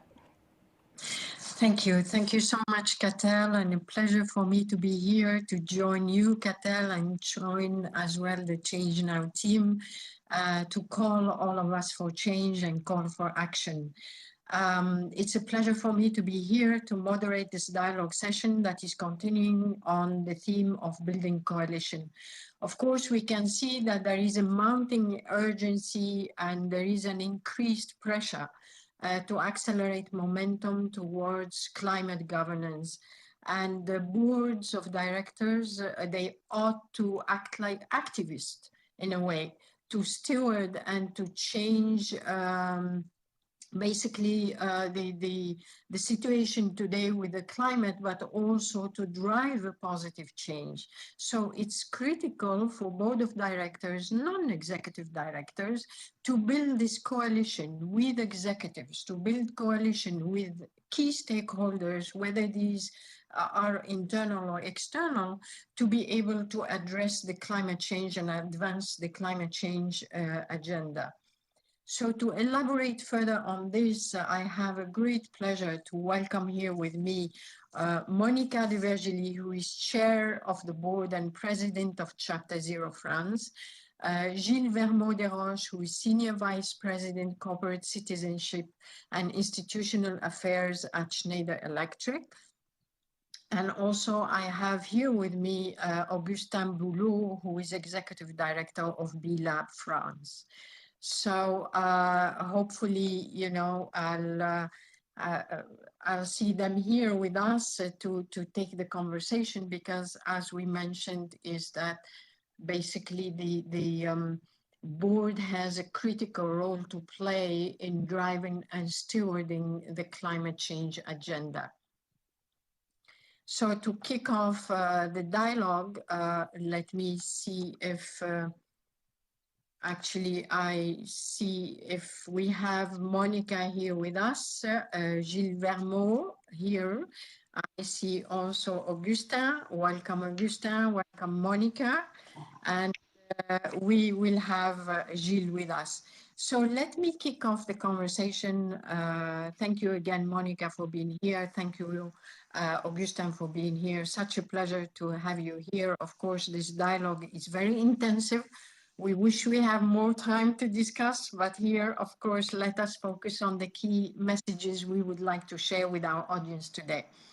So the first, let me kick off and open the dialogue with a question to both of you, as Gilles join us as well, is that in your opinion, why do you think that a multi-stakeholder, a multi-level coalition is so critical to effectively address climate change?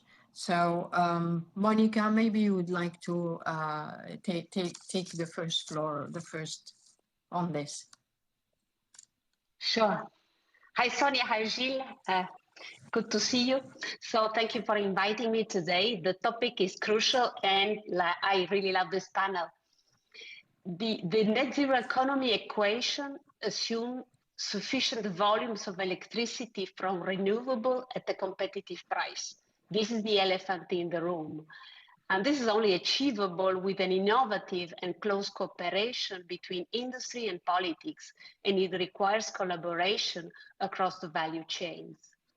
So coalition among competitors, which were unimaginable yesterday, are happening today. Inge has mentioned the Net Zero Banking Alliance, the Net Zero Insurance Alliance, but there are also collaboration across the value chain among competitors. So things were coalition unimaginable yesterday because we were all afraid of anti-competition law. We are pushing a little bit the edge, and under pre-competitive consideration, we are working even with competitors today, and even influencing politics for the good. So this transition requires a full rewiring of the way we operate. And this is not a battle we can win in isolation. Thank you, Monica. Augustin, would you like to give your perspective on this? Sure, thank you very much, Sonia. Thank you for the invitation. It's great to be with you guys. I think when we look at what it is to be a stakeholder-driven economy, and this is something that we carry within the B Corp movement, you need to look at the organization as a holistic platform that doesn't only create value for its shareholders. And I think when you talk about tackling challenges like climate, like equitable distribution of wealth, that's where stakeholder governance and stakeholder-driven organizations are absolutely key. When businesses and organizations take care of their multiple stakeholders, obviously that can only strengthen wider ecosystems. Whether as if you're in a competitive mind frame, and you try to beat the other, you're obviously weakening your wider ecosystems. I think that's something that we've seen with the COVID crisis, is that if you manage to make your ecosystems stronger by considering stakeholders in your decision making, and by always trying to build value for multiple stakeholders, that's how you make stronger ecosystems that are more durable. And not weaker ecosystems. And that's, I think, one of the big challenges. It's also one of the big shifts in the way organizations are going to work in the future. And hopefully more and more organizations will understand that it's not by making others weaker that they will become stronger. It's by making everyone else stronger, by creating value for the many, that they in themselves will become stronger organizations. Thank you, Augustin. Great to hear all of this from Monica and you yourself. Now, Gilles, your perspective from, of course, we'll come back to Schneider Electric example and what you were doing there. In your opinion, why do you think that multi-stakeholder and multi-level coalition is critical to address the climate change? Thank you for this time, and thank you for this meeting. Why it's critical? It's critical because we are just in the middle of two times. The last times, during the last 20 years, was a time to put in place, for example, stakeholder dialogue and the vision that the company has about sustainability. It's not a very old thing for our company, but during the 20 last years, we organize a lot of things to understand better the consequence of climate change, biodiversity, some other big trends. And the institutional actors, UN, states, or some other actors like NGOs, ask a company to be involved and to provide the agenda of the solutions, especially to go in the low carbon society. And during these 20 years, we organize a lot of tools to manage that, to know how we have to tackle the questions with a carbon footprint, with matrix of materiality, a lot of standardization, some ratings, TCFD, SBTI, CDP, and so on. And now we are in a new time where we ask the company to be the actor of the change, to contribute to the transformation. And for that, it's more a question of impact and a question of vision for the company which will be profitable on performance in the future, are company which are able to choose together performance, efficiency, profit from today, and sustainability. And for that, the new words to speak about all this topic, it's a question of impact. Not only to be better in the manner to produce, in the manner to be in the society, but to be sure that we focus a good impact to reduce the problem. In this question, thanks to stakeholder dialogue, the companies understand better the situation.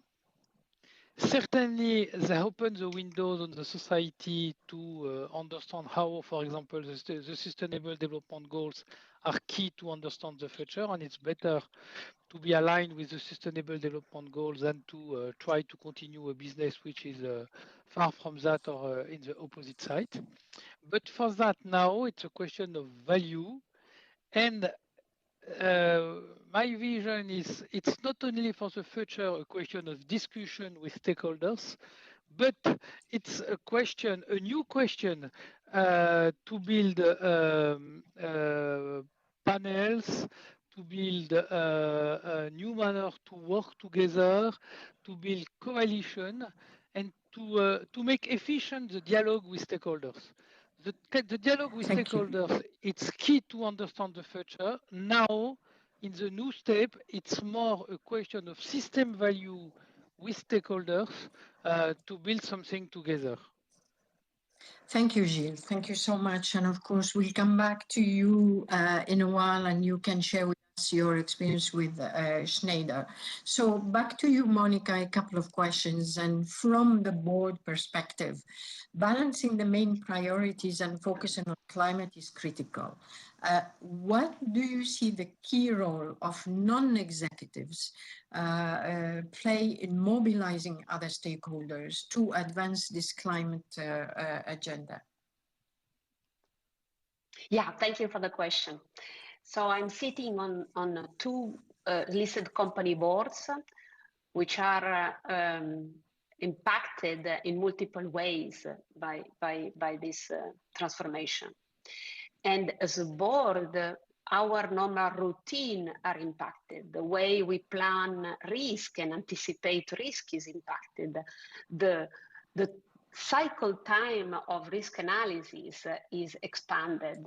New risks are rising, opportunities are rising. So the boards need to make a step change in driving the strategy for the company they serve, because we are no longer in a business as usual context. The board in a business as usual context acts as a validator of the management strategy. In a context of disruption as we are, the board has to play a much more active role, because the choices are not straightforward. There are a lot of unknowns and bets in the future. We are relying on technologies which were not, we don't know which cost we'll have at the time we plan to use them. So the risk can be high.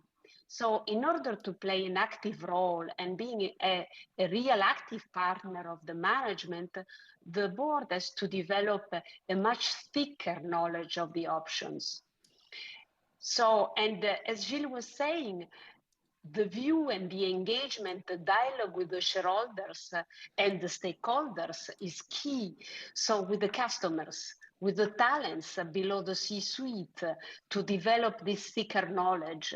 So we need to have a better knowledge of the market, of how the demand will evolve, the expectation of our shareholders, and having a dialogue with them beyond the proxy season.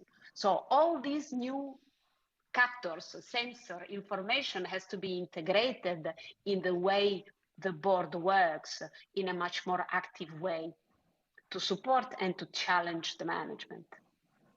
Yeah, and thanks, Monica. And building on that, you mentioned challenge. What are some of the challenges that boards need to consider, need to overcome to benefit from the collective resources, from the collective competencies in building this climate alliance and also in building, you know, the strategy and moving forward? I see three major challenges. One is new competence to develop. Two is time in the board agenda to discuss scenarios and plan for the future. We have spent a little time in planning. We kind of neglected a bit the planning. And then three, considering externalities. Inger was saying integrating the cost of nature, the cost of natural capital, integrating. So we really, in whatever investment decision, we need to consider externalities across the value chain and also multiple capital. So these three things, these three challenges require from the board members quite a lot of investment, and based on the understanding of these three challenges, together with many other board members across the world, we have created the Chapter Zeros across the world. Chapter 0 are places across the world for directors to learn together, for a peer-to-peer dialogue and to learn from experts. So sharing experiences where we failed, where we succeeded, which formula we used to succeed. And there are new challenges that we can collectively address because they are very common. So this is my take. Thank you so much, Monica, and great insights. Let's move to the executive insights here with Gilles. Gilles Schneider is leading the way when it comes to climate positive impact and transition. What do you think has helped the organization progress in this agenda? Knowing that, of course, you spoke about the dialogue, multi-stakeholder dialogue. So can you tell us more about, the examples of Schneider? Okay, we have to be humble to be an example. I can express the journey of Schneider Electric first. I consider that the leadership in the company is key. And certainly during the 20 last year, Henri Lachmann and now Jean-Pascal Tricoire have a strong idea of what is leadership, the purpose and the vision for the future. The fact that it's better to have courage today to change than to change after when it's too late. The fact that they consider that the company has to be inclusive and take care to vulnerability. Perhaps you can consider that it's far from our topic, but the vision that we have, and I remember very well at the beginning of this century, when Schneider Electric designed our principle of responsibility, which is a new a skeleton to express the responsibility of Schneider Electric about business affairs, diversity, environment, city, society, and so on. It was certainly the first time that a company put all these topics in the same charter, in the same guidelines for all the managers. It's very important. Because when I say to go on this direction, we need to have a leader who is agile and in the same time who take care to vulnerability. It's true for poor people. It's true to change the reality in an engineer company between men or women. It's true for many things, but it's true for climate too, because climate was and continue to be the vulnerability, the fragility of the planet. And the first thing is that. The second thing, it's in Schneider Electric, that is true in our business, that is true in our reality. We are a data-driving company. Why? It's because we consider that to organize energy efficiency, to be able to have a carbon footprint, and with a carbon footprint to reduce carbon emission to go to the low carbon society, we need to measure. Not only to measure one time each year, but to measure each quarter and sometimes each month to be sure that we use this measure to progress. And it's true in sustainability too. The tools that we have in Schneider Electric, our Schneider Sustainability Impact, that we change each 5 years with relevant KPIs that we measure each quarter, that we publish each quarter, it's key, first, to push the progress, second, to communicate, even if sometimes we are far from the goals that we expected. But after the will of the boss, this tool, this data are key to understand the reality and to progress. And last but not least, about the relationship between the boss, the teams, and the board, which is key now to continue to accelerate the progress. My personal experience is very interesting. 20 years ago, never, when I was at the beginning from my job of sustainable development vice president, never I had meeting with the board. 10 years ago, each year, one time, two times, I was in a board meeting to express what we we were doing in terms of environment, social, citizenship, and so on. And the board members say, oh, it's very good to do that, blah, blah, blah. It's very interesting. Now it's very different. I don't have time to express all my presentation. Why? Because a lot of board members have a lot of experience on this topic. And we organize a discussion about that. And it's key because when we are speaking about impact, we are speaking about value creation. And last but not least, in Schneider Electric Never, we put somewhere responsibility, especially in back office and in another places, performance, profitability, and the relationship with our clients. We consider that we are a business. The best manner for a business to contribute to a better world, to the common good, to reduce climate change, it's to transform our responsibility in our back office, the manner that we have to perform, to an offer for our clients, and to build a tribe together to go ahead is certainly a part of the answer to your question.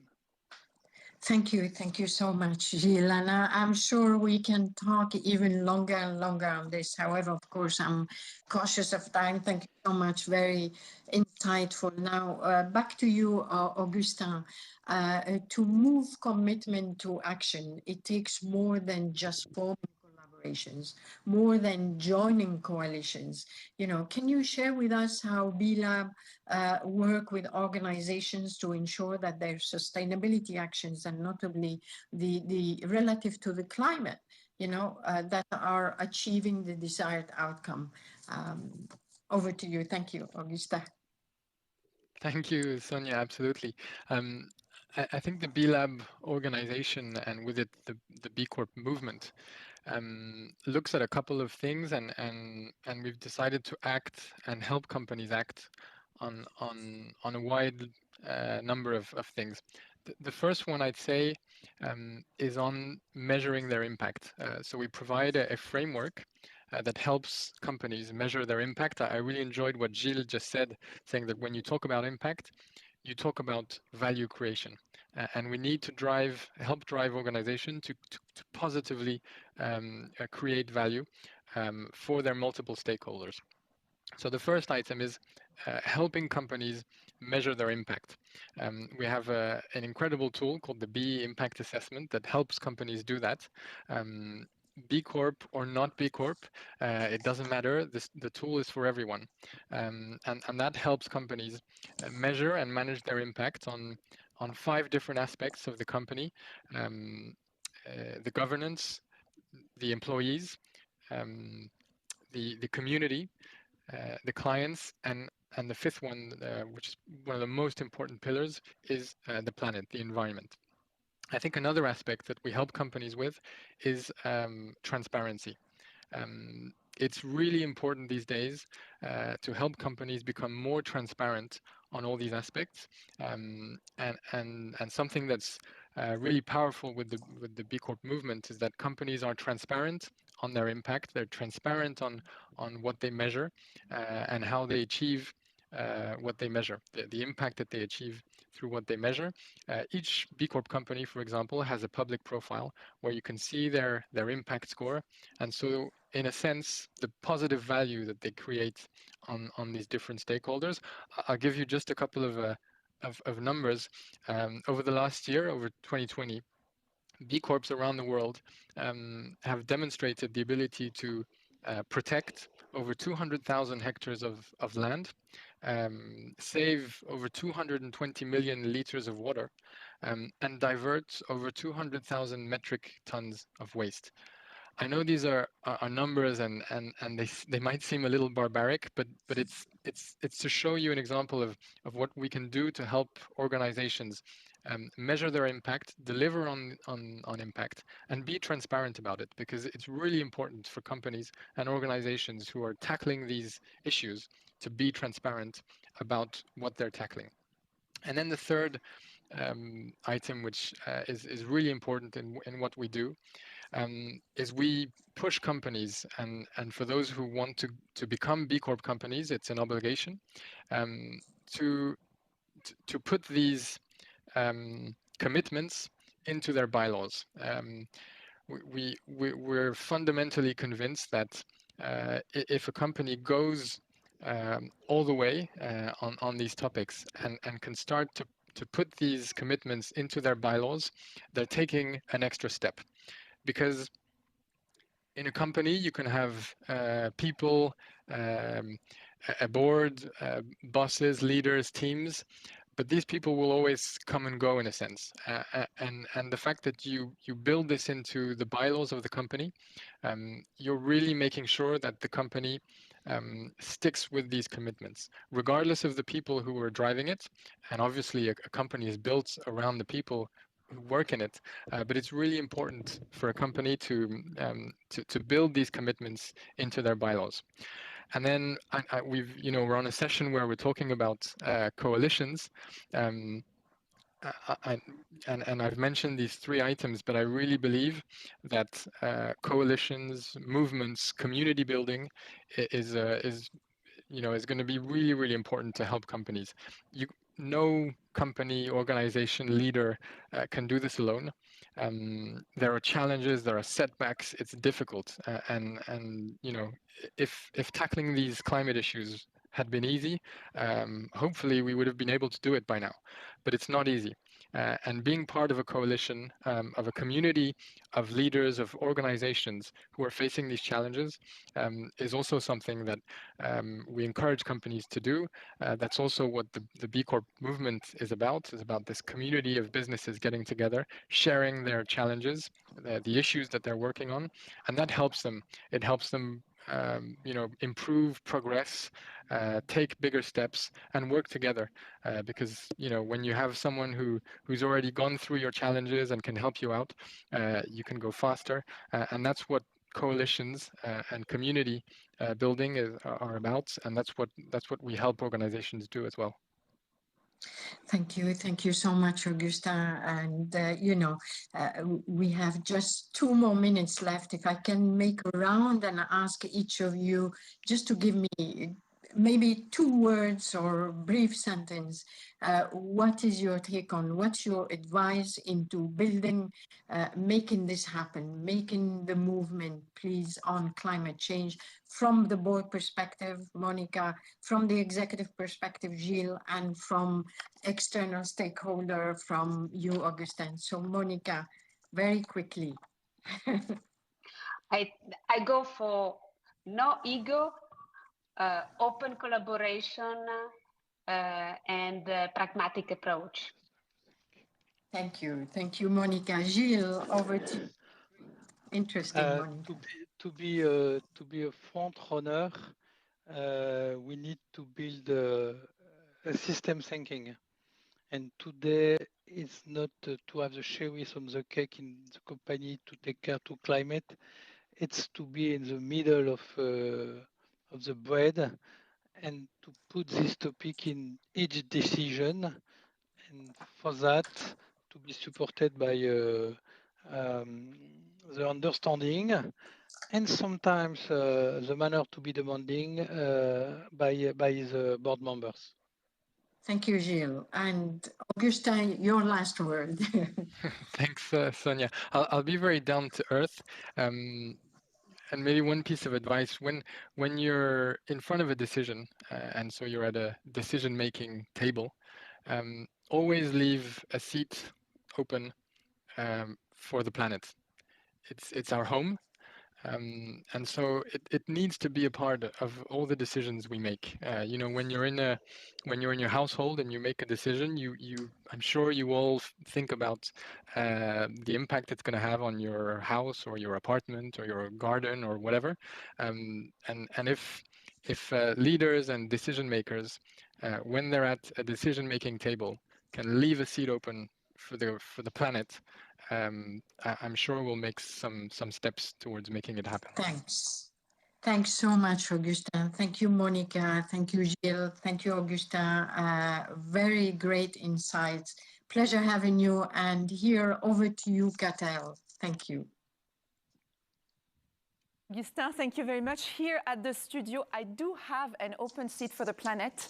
just telling you because I'm missing not being with you in person. Thank you very much for your contribution and your insights. Let's now move to the final segment of this session on coalition. And what we've heard a lot through this conversation is that no one can do everything, but everybody can do something. And I'm delighted to welcome two leaders who are walking the talk on that. They have designed, both of them, and led some coalitions. Our first guest is Andrew Hingham. He is the CEO of Mission 2020. Mission 2020 was created in the aftermath of the Paris Agreement to accelerate progress towards decarbonization by 2050. Before doing that, he was working with the UN FCCC, so the UN Framework for Climate Change, where he worked very closely with the then CEO of UNFCCC to really work with her to sign the Paris Agreement in 2015. He's a climate expert. You can check his bio. He's the person making things happen on that front. I'm also delighted to welcome Abul Kalam Azad, who is the special envoy for the Climate Vulnerable Forum. This forum is an initiative that brings together all the economies which are the most vulnerable to climate change. And we want to hear more about how that forum functions. Special Envoy Assad has decades of experience in his own government in Bangladesh. He's worked on business and climate change, on how to accelerate progress towards the Sustainable Development Goals. It's a pleasure to have the two of you here today with us at Change Now. And Andrew, I'm going to start with you. I mean, we just met a few days ago, but when you told me your story, I was very intrigued. I mean, I saw that you probably didn't sleep for weeks to get to the conclusion of the Paris Agreement, and then you woke up the next day and created yet something new, Mission 2020. So can you tell me why this happened, where that insight came from, and what Mission 2020 does? Well, thank you, Catel. I mean, I have to take you back to that glorious moment when we adopted the Paris Agreement. But remember, leading up to it, we knew that we were short. We knew that we were on track for 3 degrees worse. And while we had adopted a legally binding instrument, we also knew that we had to double down now. We had to deliver on it. We had to bend the curve in emissions by 2020. So Mission 2020 was designed as a collective campaign. All of those people who had delivered the Paris Agreement, this was our challenge to them. Let's do it again. Let's bend the curve in emissions by 2020. And, you know, the objectives were reach this climate turning point by 2020, ensure the 1.5 degree as the new north, and prepare the climate community for the decisive decade ahead that we see now leading up to 2030. And I think, you know, we've seen these wonderful achievements since Paris, like a 10x scale up of finance sector commitments, similar scale from all other actors around the world. 1.5 is now the norm. No one considers 2 degrees as credible anymore. And we have bent the curve in emissions. There is, of course, this risk of rebound post-COVID, and now we need to see COP26 deliver so that we can put this on a 1.5 degree pathway. And Andrew, in creating that campaign, you know, the next day after the Paris Agreement, what were some of the key challenges that you faced in, you know, trying to bring all the actors together? Well, I think the first was to believe that this was possible and inject energy into the community. We really tried to inject this sense of urgency and optimism. As you can see from my shirt, I was about to ask you to show us. But, you know, it's this can-do attitude. We can do this if we work together. And I think that's the attitude we need to take into this next decade. Yeah. I also saw that you, as part of the campaign, you came down with some very specific actions that everybody could take, right? I saw some of the video you put together, which is really breaking down a very complex problem like climate change and giving like the six, I forgot if it's six, I think it's six, huh? The 6 action you can take now, right? Yes, and I think that's we do face that challenge now. We need clarity on what it's going to take to for us all. And I think, you know, if you're a startup CEO, if you're a business leader, having a clear set of targets is very powerful. Yeah, we were in a conversation this morning on biodiversity as well, and what most leaders were telling us was, you know, it seems so complicated and unachievable. So I think what you've done with Mission 2020 could really be useful, you know, to also integrate or think about biodiversity goals as well. So that's just something that came to my mind when I looked at some of the successes that you've had. Special Envoy Assad, welcome as well. Thanks for joining us. So as I mentioned, you are working within one coalition, right, which is really bringing all the most vulnerable economies together to see how they can address climate change jointly and also how they can learn from one another. We just heard that the peer learning was important. Now, within that, you took the leadership to create the Climate Prosperity Plan, and you've applied that to Bangladesh. So can you first help me understand how you move from climate vulnerability to climate prosperity in a country like Bangladesh, and then tell me more about this plan and what it looks like? Thank you, Katel, for your question. So first of all, I want to thank Inger for her nice keynote, especially her call for generational climate justice. This is an excellent proposition. So again, thanks for the panelists, experts from private sector, showing the way green with solar and electric vehicles, along with structural and institutional change. So I would emphasize on initiative of public sector and involving all these stakeholders. So I would like to answer your question by sharing a brief story, a story of change from vulnerability to resilience, and then from resilience to prosperity. In 1970, a super cyclone Bola in Bangladesh, it took not less than 500,000 lives. Still, United Nations cites this as the most disastrous natural disaster in the history. But last year, Amphan, with same magnitude, it could take only a few dozens of lives.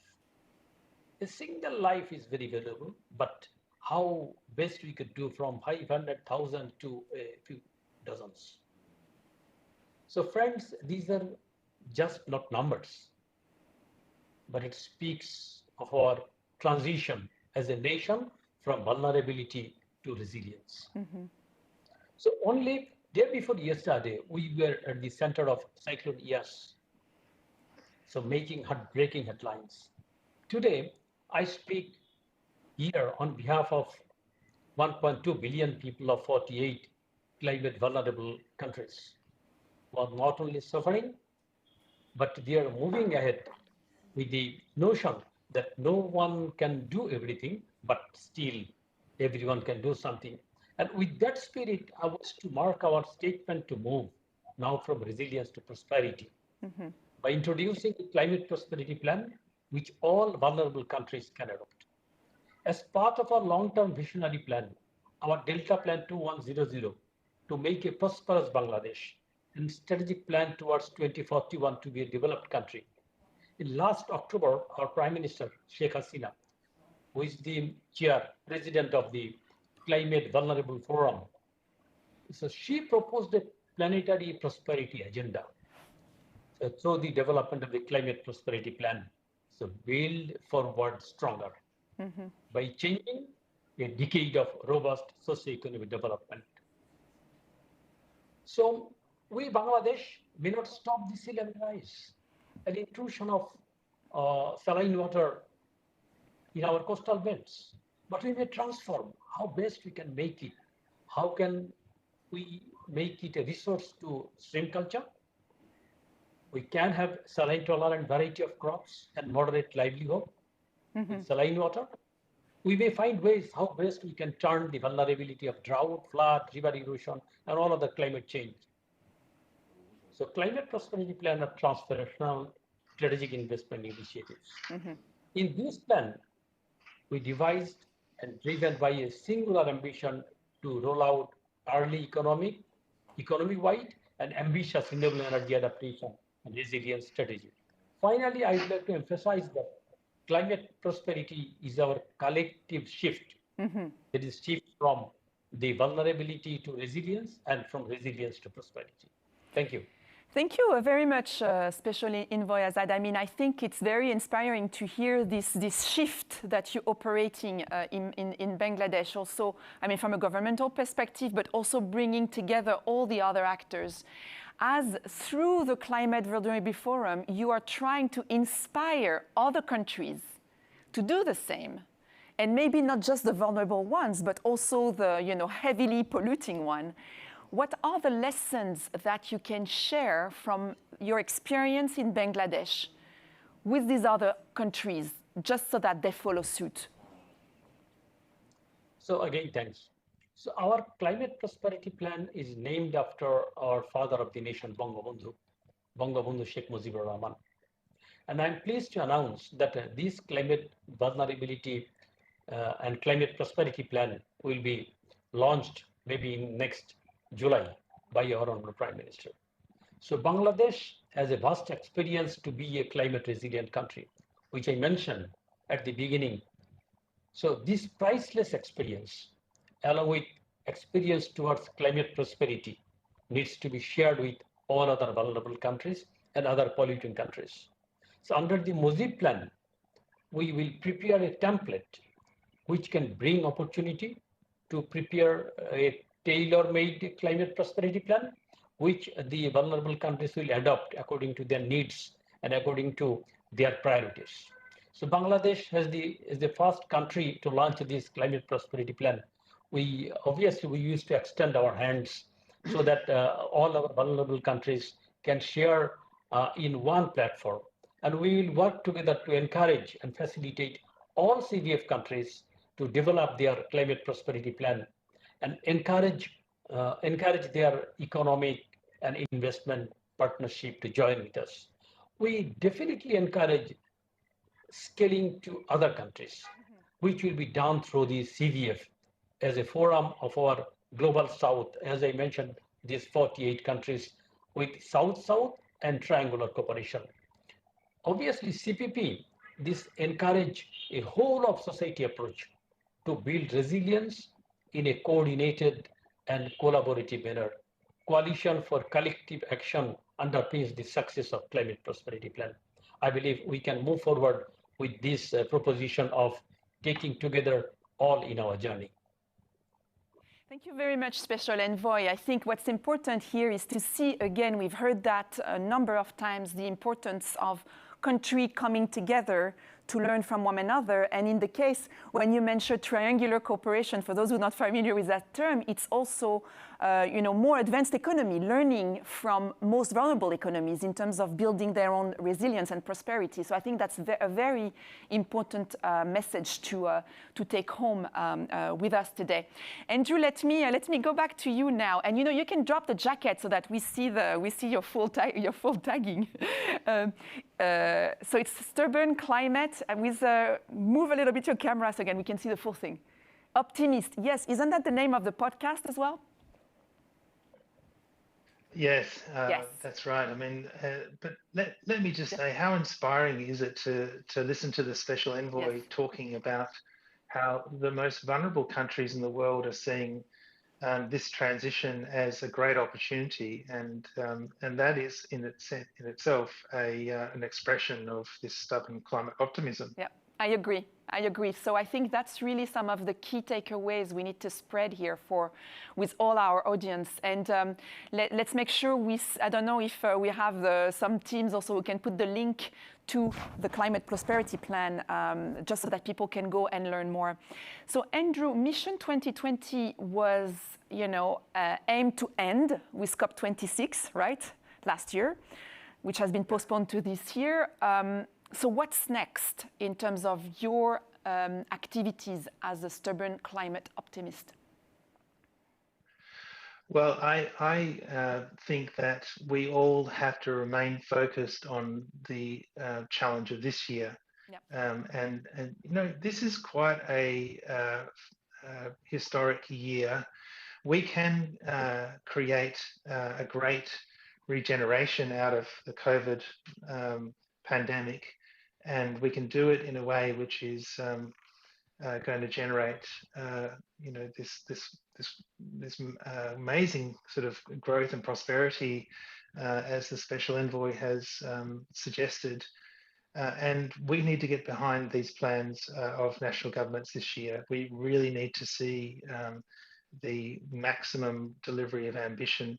I think beyond that, though, we can, as a community, start to go deeper in the sort of commitments and coalitions that we're building around very tangible problems and opportunities. And I think that's what we need to do in order to sort of bolster the next step from national governments. I'd just say, I think that the other thing that's going to be really important is the health of our community. We have to go universal. We have to grow this community so it's everywhere. And I think as I have spent quite a lot of time thinking about how this community functions, I think there's three things that we have to pay attention to now. One is the accountability and credibility of the commitments that are being made. Yeah. The second is the trust and the glue between the actors in the space. And I'd just say that I think the role that women leaders are playing in this community is very, very important, and we really have to support that. And I think the final thing is the importance. You said this before, Katela, the shared narratives across the biodiversity, the sustainable development, the climate, and human rights movements. I think that's going to be very important in the years ahead. Yeah, thank you so much. And thank you for pointing to these important principles that really are transpiring through this summit here. So I think that resonates. And for people, have a look out that a report will be being published, really unpacking the need for these three principles. We need to wrap up. So Andrew, we have, I don't know how many people are watching, but there is a big audience here of people who want to change. What's your call to action for this crowd here who want to step things up? Well, I would be inspired by the Special Envoy. I would get out there into developing countries all around the world and support the transition, make jobs happen, make exciting things. But while you're doing that, also speak to some of your politician friends and tell them how important it is that they make COP26 a success, that their national governments come forward with greater ambition. Thank you so much, Andrew. Special Envoy Azad, I have to give you the last word. You are the experts here. You have turned things around in your country, inspiring us. So what is your call for action for the audience of Change Now 2021? Thank you. So I want to take this moment to remember a time when Bangladesh was fighting for its freedom. Our visionary leader, father of the nation, Bangabandhu, he declared in his landmark speech on 7th March 1971, the words are, quote, "We don't know defeat." I can still feel the power of his statement. And again, quote, "No one can surpass us." A very powerful statement in Bangla. In Bangla, we call dabaye rakhte parba na. It created boundless strength and courage to the common people to fight the freedom and later on build the country with all we see together. With the advent of his birth centenary now and the 50th anniversary of our independence, we see this great legacy being taken forward by his able daughter, our present Prime Minister Sheikh Hasina, who is currently the chair of CVF and has started herself in our war against nature. We don't lose always. And she told, quote, "So the time to take action to save the planet is not tomorrow, but today."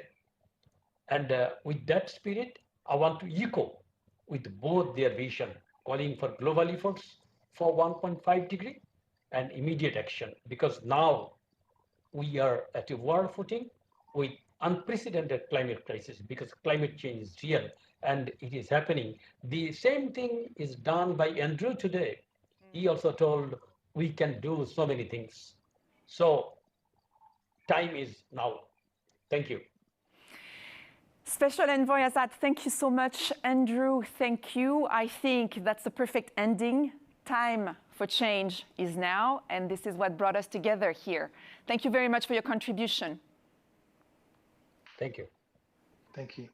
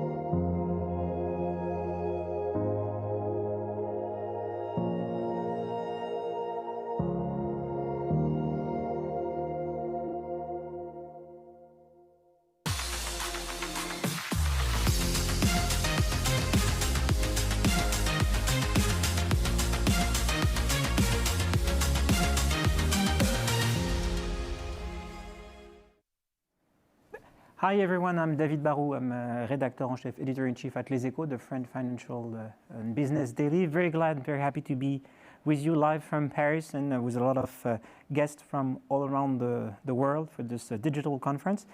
The theme of this session is going to be on resilience strategy, how to build it, mainly in cities. Cities are the core of our development.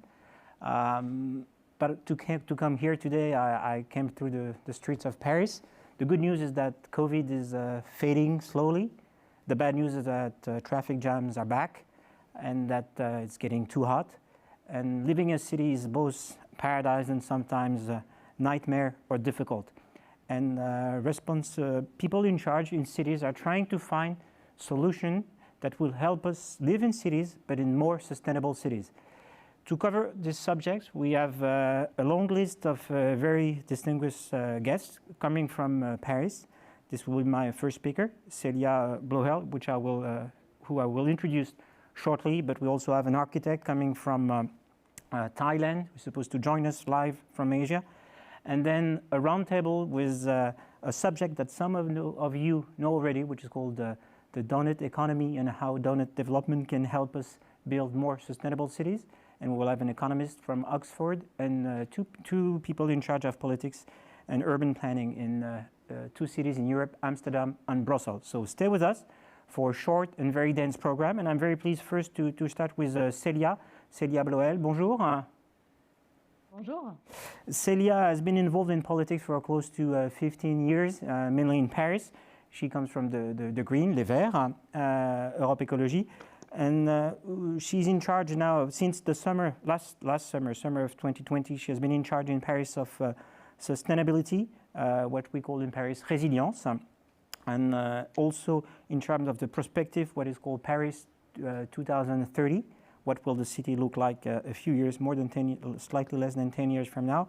But she's also involved in the Seine River, who goes through Paris, and she's also at the board of Eau de Paris, which is in charge of managing the water distribution system in Paris, which is managed partially by the municipality. Celia, thank you very much for taking the time to be with us. You're in charge of perspective, but also in charge of sustainability in Paris. What would you say maybe is, what does this mean for a city like Paris to be in charge of resilience? And what is a goal of a resilient city? And then we will deep in slightly further.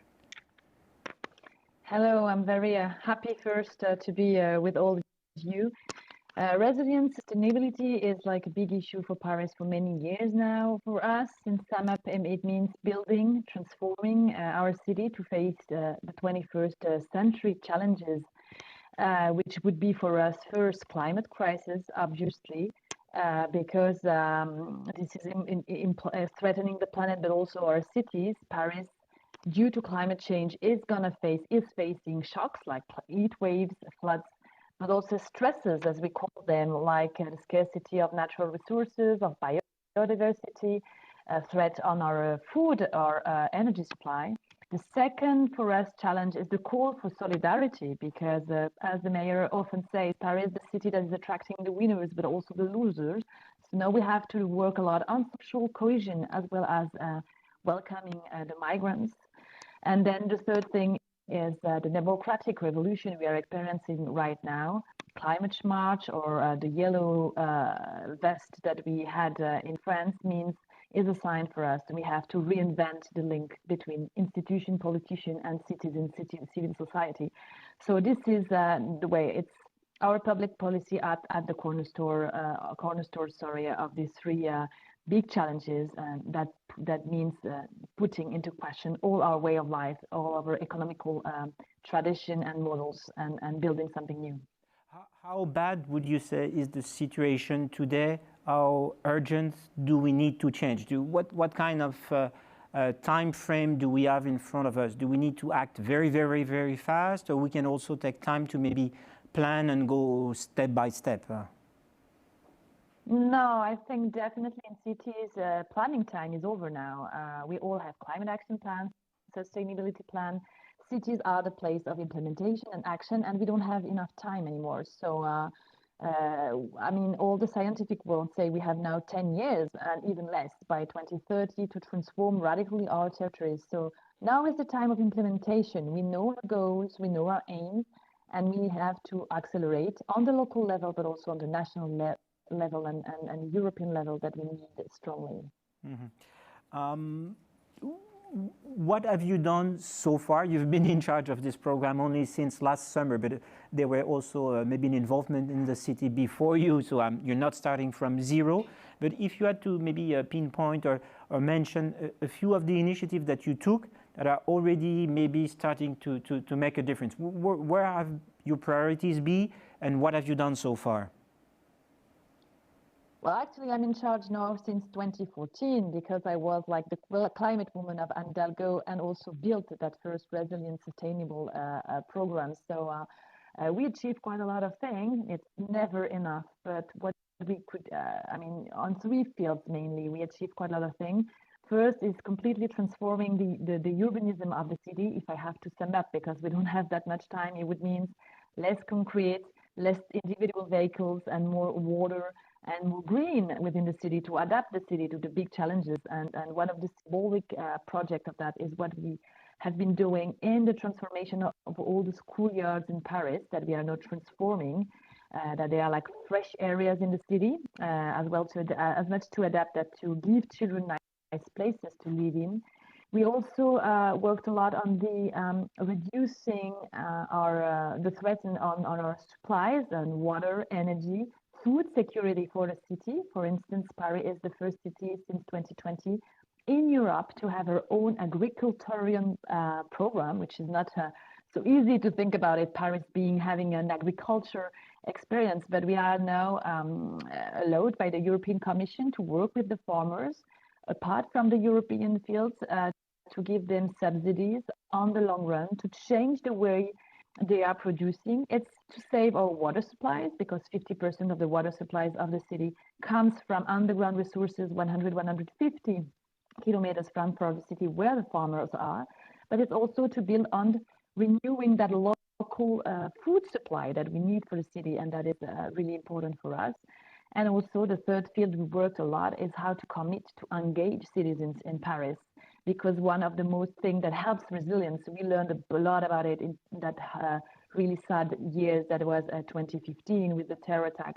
The people of Paris are the first factor, the first element to get resilience. So we work now on what we call the volunteers for Paris, people that are getting trained on many different things, and they are getting from spectators, I would say, to actors in their city, and that helps a lot to build that resilience, that sustainable city, that people get committed to the same goals. Let me follow up on that last point, the one on the democratic involvement. It's how do you try to involve the citizens before you decide to do something? Do you consider that it's just during the election people vote for you and then you know what the program will be because they have chosen you? Or do you also try to have some kind of ongoing discussions on those issues of sustainability throughout the mandate to make sure that the citizens feel involved and not that this transition has been imposed on them? I would say the two of it, because we are facing a troubled period as well on the democratic level. So I believe strongly in the strength of the vote, of the democracy and of the representative that we are as elected people, and that we have to do what we were elected for. But at the same time, we feel like we have to reinvent the link between the institution and the population of the city. I don't believe that you just have a nice, what we have in France, blue, white, red scarf, and then you are elected and that's it. So we are working a lot to get them committed. It would mean individual citizens in the district by, we had for instance, training for emergency situation with the people that they can react, but also giving them a part of the budget of the city to transform the areas that they participate to the city transformation. And every time you have that social link being created, it's really good during crisis time because people know each other and can face it collectively. It's about building the community in the really nicest senses of this word. But also we get to commit big companies of Paris that have been taking climate goals with us. So we're trying to commit every single people from the individuals to the biggest companies, because I think we cannot get to our targets if not everybody is involved. Even if you are like the best municipality ever, and we are obviously, if there is not like a society dynamic, we won't be able to to meet our targets. Maybe I'm wrong, but I thought that there was also an initiative in Paris when it came to the budget of the cities, that the citizens could maybe vote, that there was not kind of a referendum, but kind of a local initiative, so that they could say we want the money to be spent that way and that way. Was it linked to maybe sustainability goals, or how do you ask the people what they want to be involved in, and is there money that is targeted for sustainability goals through that initiative? Yes, that's true. A big part of our investment budget is now in the hand of the citizens in Paris. They can propose some projects, and that people of every district votes, and actually what have the most vote is then realized, and they are taking the decision about how we invest the money in their areas, and a big part of the investment budget of the city is now invested like that. So it's the way make people the more and more commit, but also have a global reflection on what is general interest and how we choose this project. And maybe you don't choose the one you propose because there is another one that is more important for the city. So we are now building this for years to change the way we are having the governance of the city, actually. I live in Paris, and I've witnessed that in Paris, sometimes when you try to make some changes, it also creates local oppositions, or people complain. When I'm driving my car or my scooter, I complain about the traffic jam. When I am on my bicycle, I applaud for the PC Club. But how do you come up with facing the unpopularity that comes up with changes that sometimes you impose on the people? How strong do you have to be to accept some kind of being not popular? Well, we experienced quite a lot of that during the past year in Paris, especially about, I guess, the issue everybody heard about, which was like the closure to individual corners of the river banks. That was like the first step of that policy. And we were not popular at all for 2 years, I think, at least. I guess this is our job. There is sometimes that you have, of course, to compose and to find a way to do it like the best way for everybody. But the job of politicians today, especially in this really challenging period that we have climate change, that we have tension on the social level, on the economical level, is to set a line and to follow that line. And for us, it was obvious that we were here to tackle climate change, to tackle air pollution, to change the way to support new economical fields like zero carbon emission mobility. And so sometimes you just have to go, I don't know how to say that in English, but just follow the line. And if you become unpopular in a sense. Even if it's tomatoes. Yeah, but the Bank River was really interesting because it was really unpopular 2 years, and then the people took over it. And then, they just, they say, well, this is great because we see it, because we have many people on the riverbank, and actually they like it. But it's always times, that is really human, I think. Whatever you do in your life, when you change, even if you change something in your normal life, something little, changing is not that easy. But we are now at the age of the need of a change. This is 21st century. We have big, enormous challenges. We are closing 20th century, the inheritance of the 50s, the way the cities were built, the way we were living. We have to put everything into question to build something new and better, I think, because we're building sustainability. When we do that, we think the city about like today and tomorrow, having a better life today and preserving the planet for the future generations. So this is a big deal, but it's something really enthusiastic and actually getting to a better life. So that's what we have to, that's the job of political leaders, I think.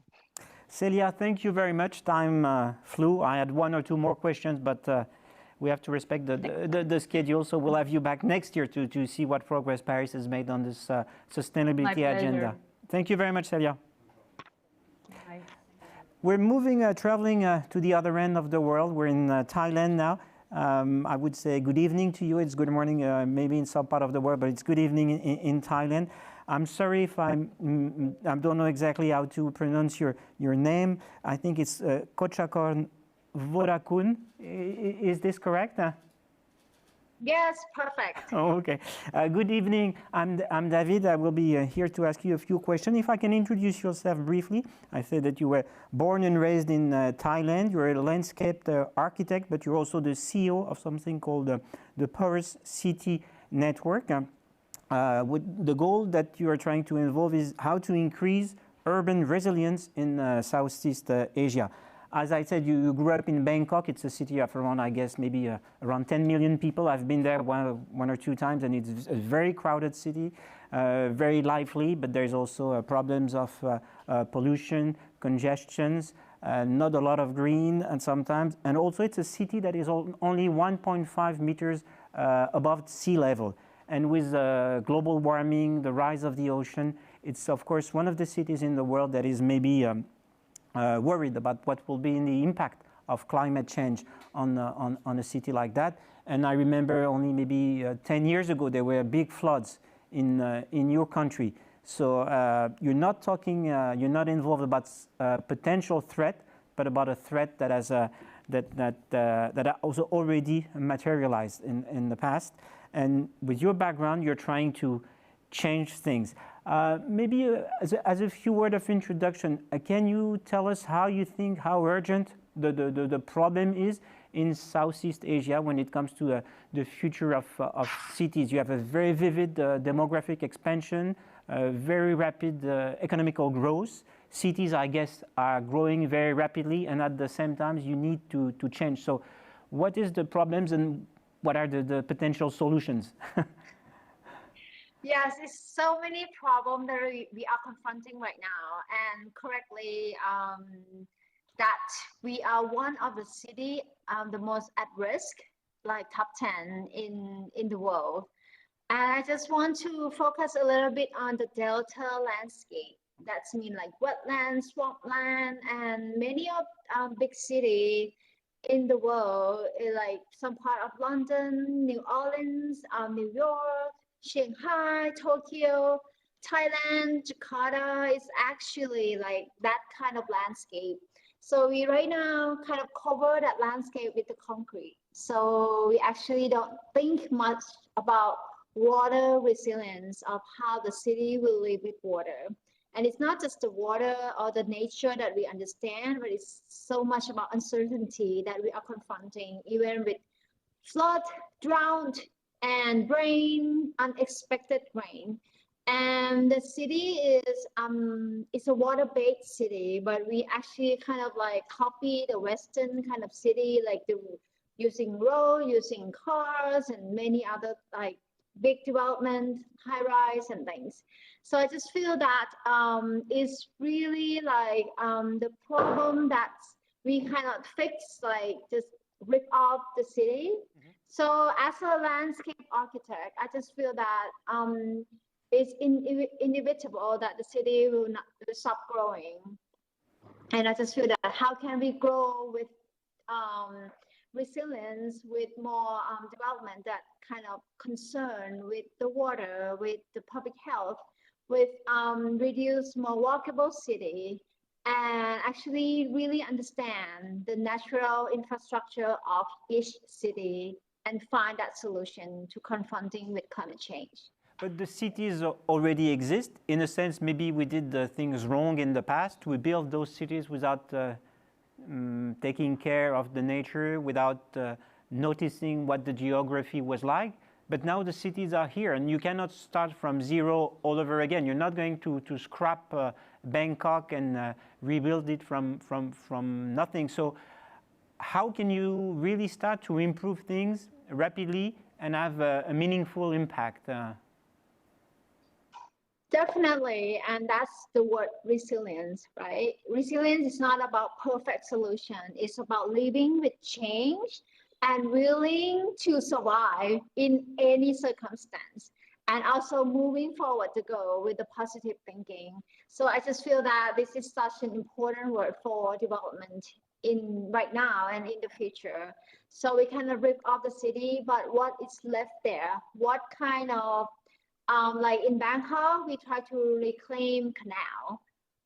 For 50 years, we thought of it as a sewage way.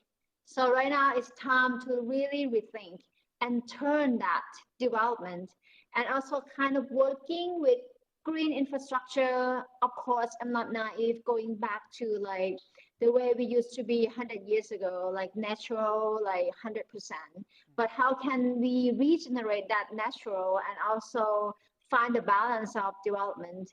And using like the existing infrastructure that's already there, but putting in new programs, putting in new development that turn that negativities to positivities. Yes, you're correct. So it's got to be like working with more what step we by have, step, more step by step, yeah. Yes, definitely. It's not no perfect solution right now. We still need more innovations. Can you give us a few examples of the initiatives or plans that you already put in place in the city like Bangkok? What have you done yourself? What kinds of solutions have you been able to improve, even if they are not on a huge scale, but they could be used as an example of things that could be done and replicated on a larger scale? Well, I work a lot, and I think the key word for my city is porosity, like how the land used to absorb water, reclaiming canal, how the land used to flowing, penetrating with the water and the wind. And I just feel that there's so much waste space in the city that we need to rethink, and especially wetland. Wetland is so important to the climate change. It's absorbed 3 times carbons more than forests. And many of the city need to reclaim their wetland to really protect the sea level rise from the coast and actually create a land that can be more porous. So the green space cannot just be green, but it's actually have to be green with the function that helps city dealing with its water. My work is like designing a park that can be water retention for rain. At this part of the world, the rain is like pouring. And also using like the green roof, the biggest urban farming rooftop in Asia is actually using the green roof, but also slow down the runoff, not to flood the city, but create food for the campus. And revitalize many abandoned infrastructure in the city to create a more walkable city. And that's always toward climate change goal, to tackle that. Are you supported by the city? Do you have like a public funding for those kind of initiative, or it's not the private sector or the citizens who actually fund and do this kind of push this kind of movement you're talking about? Yes, in the Western world, PPP model is working in, like we have a good example, but in my country, the PPP is there, but it's not like very robust at the moment. So I'm actually using whatever, like the maintenance cost of the project, or whatever we're going to use for building dam or infrastructure that try to protect flood in a wrong direction, and turn that into a good solution to the environment, to the public health, and also create the resilience to the city to confront the flood.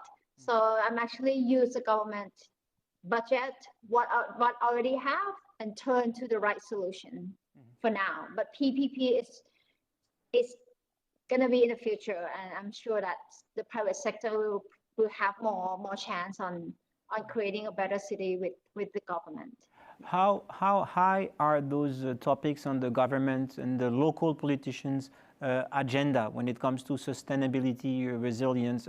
Is there now in your country a sense of urgency and an involvement in trying to make things go faster? Well, I have to admit that it's not fast enough. And when we talk about sustainability, it's such a buzzword that you can talk the right things, but you did the wrong thing with like all this great infrastructure. So I just feel that there's so much education that need to put not only just my country on, maybe like all around the region, that what is the best way, let's say, to protect PM 2.5. maybe government think of, okay, let's buy the machine of air purifier, like millions of them around the city.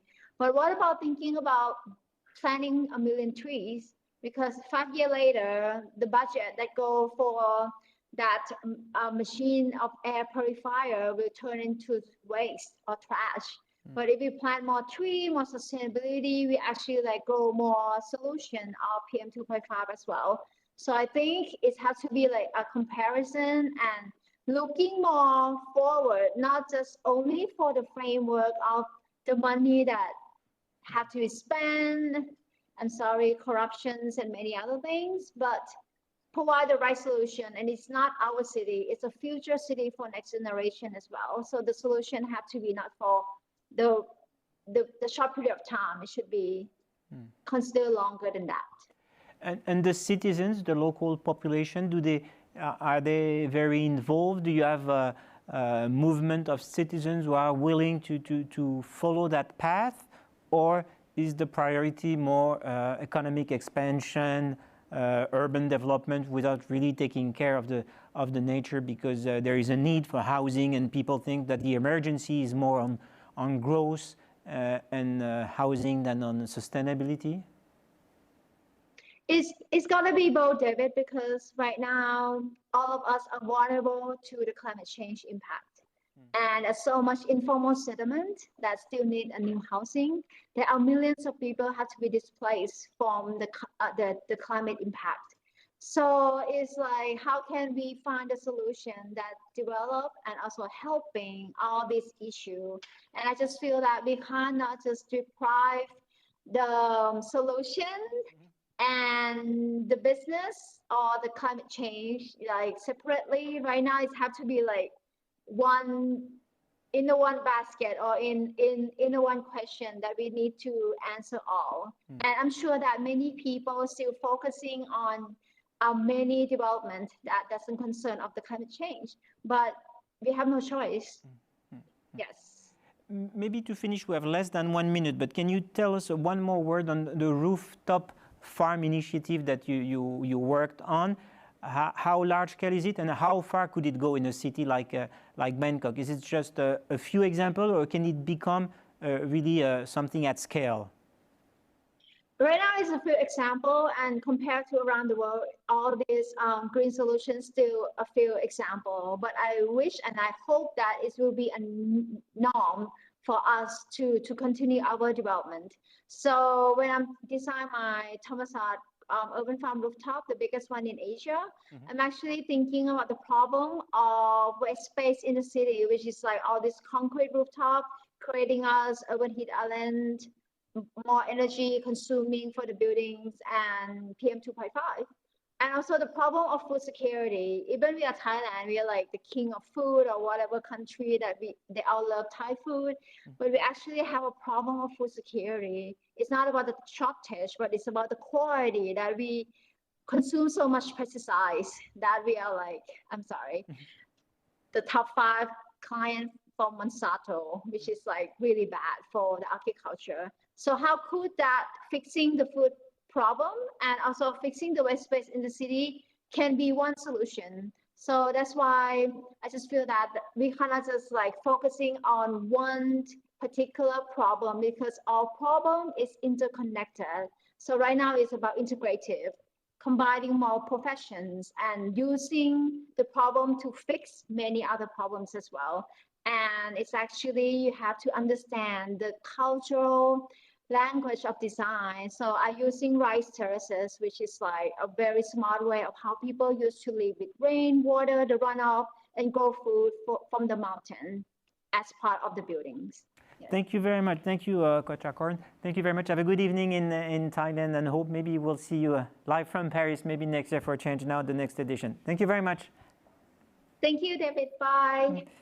We're going to move on to our third part of the debate today with a virtual roundtable with guests from Amsterdam, Brussels, and somewhere in England. I forgot if it's live from Oxford, but somewhere in England. As I said, calling all of you by your first name will be easy. Then calling you by your last name, I'm worried. We didn't talk to you, so I'm worried I'm going to make a mistake. So I will call you Kate, who is an English economist, works at the University of Oxford, if I'm right, and who came up with the concept of the Donut Economic Action Lab, the deal. And it will be the core of what we're going to talk about for the next 30 minutes, because our two other speakers, Marieke, who is the deputy mayor of the city of Amsterdam, and she's in charge of spatial development and sustainability. She has been in charge of this since 2018. And before that, she was already a councillor at the Green, coming from the Green Party since 2006. And our last guest is Barbara. She's the Secretary of State responsible for economic transition at the city of Brussels. And her background is as a lawyer, but she's also been involved in politics as a Green for several years.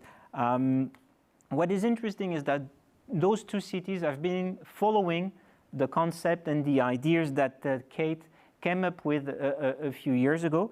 And I thought maybe, Kate, as a short introduction, not a long lecture, but a short introduction, can you tell us what is behind the donut concept? It's very appetizing, but what does it mean and why? Is it a solution that has maybe pushed cities to try to follow the principles that you promoted a few years ago?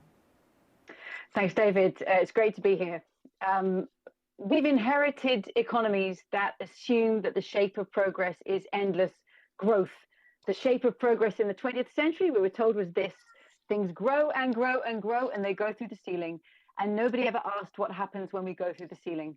We are experiencing, as Celia was talking about, as Kochakon was just talking about, the impacts of climate change and ecological breakdown. We need to transform what we think is the shape of progress. And the donut is one proposition for that. So here's one I have on a stick. The goal here is to leave nobody in the hole in the middle of the donut. That's where people don't have the resources they need for the essentials of life. So ensure everybody has food, water, healthcare, housing, education, political voice, and social equality. But at the same time, do not overshoot this outer ring, because that is where we break down the life-supporting systems of planet Earth. It's how we cause climate breakdown. We acidify the oceans. We create a hole in the ozone layer. As Kochakon just said, we use so many pesticides, we actually destroy the web of life. So we need to find balance. It's not endless growth. It's a dynamic balance where we meet the needs of all people within the means of the living planet. And the shape, silly though it might sound, it looks like a donut, but this is what the shape of dynamic balance and health can look like. And it's, as you can imagine, incredibly exciting for me and an honor that people like Marieke and Barbara are putting this into practice in their cities. It's very catchy. You get the idea very quickly, but you've described the problem. How does the donut practice you try to promote also brings solutions to the problems we're facing? Right, great point. So what the donut does is set out boundaries. It says there is a social foundation, a boundary below which no human being should fall. And there is an ecological boundary beyond which we cannot go. Now, the amazing thing about boundaries, people sometimes think that boundaries get in the way, they limit me, they frustrate me. No, boundaries unleash our creativity. And it's when we take these boundaries seriously, that is when governments start to have a vision of, okay, how can we thrive in this space in between? What kind of regulation do we need to put in place to unleash that message and unleash that creativity? What kind of policies and incentives and markets and return of the commons do we need to create? How do we create housing that is affordable for all, but does not exacerbate the climate change we're already facing? As Kochakon was just saying, how do we provide food for our city that cools the city through green roofs, that doesn't add more pesticide, that doesn't exacerbate the water table problem, as Celia was talking about in Paris? So the donut gives us the boundaries. And I think one of the reasons why it's being picked up by governments, by community organizations, and indeed by companies around the world is because it doesn't try to tell everybody this is the answer. It would be absurd to try and prescribe an answer for all. What it does is say, here are your boundaries. Now, in your context, in your society, with your values and your history and culture, with your ecosystems, with your government and businesses and possibilities, how can you create solutions that bring us here? And so those answers will be different everywhere. But what I'm seeing and very excited by is that invitation to respect boundaries and to unleash human creativity is being picked up, and it's beginning to happen. One last question for you. I'll come back to you afterward. But before we move on to our other guests, it's what you're telling us is that you're not trying to push a magical solution, a magic bullet. What you are telling is that you need to change your state of mind, and the way you ask yourself the relevant questions. If I understand you correctly. Well, first of all, I think there are no magic bullets. I think all bullets are deadly, and I don't want to use any. But I know you're using that metaphorically. There is, of course, no one answer. I mean, that would be absurd. No. And in fact, to be honest, I have absolutely nothing to push. At Donut Economics Action Lab, we have never once pushed, lobbied, asked anybody to use these ideas. The reason they're being used is because amazing change makers in governments, in businesses, in communities around the world are seeing this and saying, you know what, that concept helps me bring about the transformation that I already knew I wanted to make, that we already knew we needed to happen. And so this speeds us on our journey. And so it's being adapted and changed and made local everywhere. And it's that peer-to-peer inspiration from place to place, from Amsterdam to Brussels to Copenhagen, to Melbourne, to Costa Rica, to Malaysia. That is what makes it keep on spinning. Marieke, if I come to the city of Amsterdam, can you tell us when you embraced that idea, why, and what maybe it has changed so far on your roadmap to creating and developing a more sustainable city? And then I will ask the same question to Barbara. Well, thank you very much, and thank you very much for the invitation to be here. When I started, and when this government of Amsterdam started in 2018, we acknowledged the enormous responsibility of cities in order to fight climate change. And what I noticed is that we were still very much looking on how can we find technical solutions for this climate change. So actually, it was about how can we exchange fossil fuels into biofuels, and then the problem is solved. But of course, the problem is not solved because we are dealing with a structural problem that is actually creating the problems like pollution, like climate change, but also like poverty and inequality by the system that we're using, the system that Kate was talking about, the system of indefinite growth, that we only can, there's no place where we can actually land. We have to keep on growing in order to keep our economy going. And you need another economy. So I thought we need something where actually we acknowledge that what is needed in order to fight climate change is maybe a little bit of technical innovations and a little bit of a technical transition, but mostly it's a social transition. It is about how we want to live on this planet in a way that we can actually make sure that our children, our grandchildren, and many generations after us, together with all the animals and plants, can also live on this planet. And that's something that we have to do. And it's not just by having a technical solutions. The other thing, I think the problem with technical solutions for fighting climate change becomes very eco-elite, what we call. It's very easy to be very sustainable if you have a lot of money, but not everybody can afford a Tesla. Not everybody has the money to buy organic food.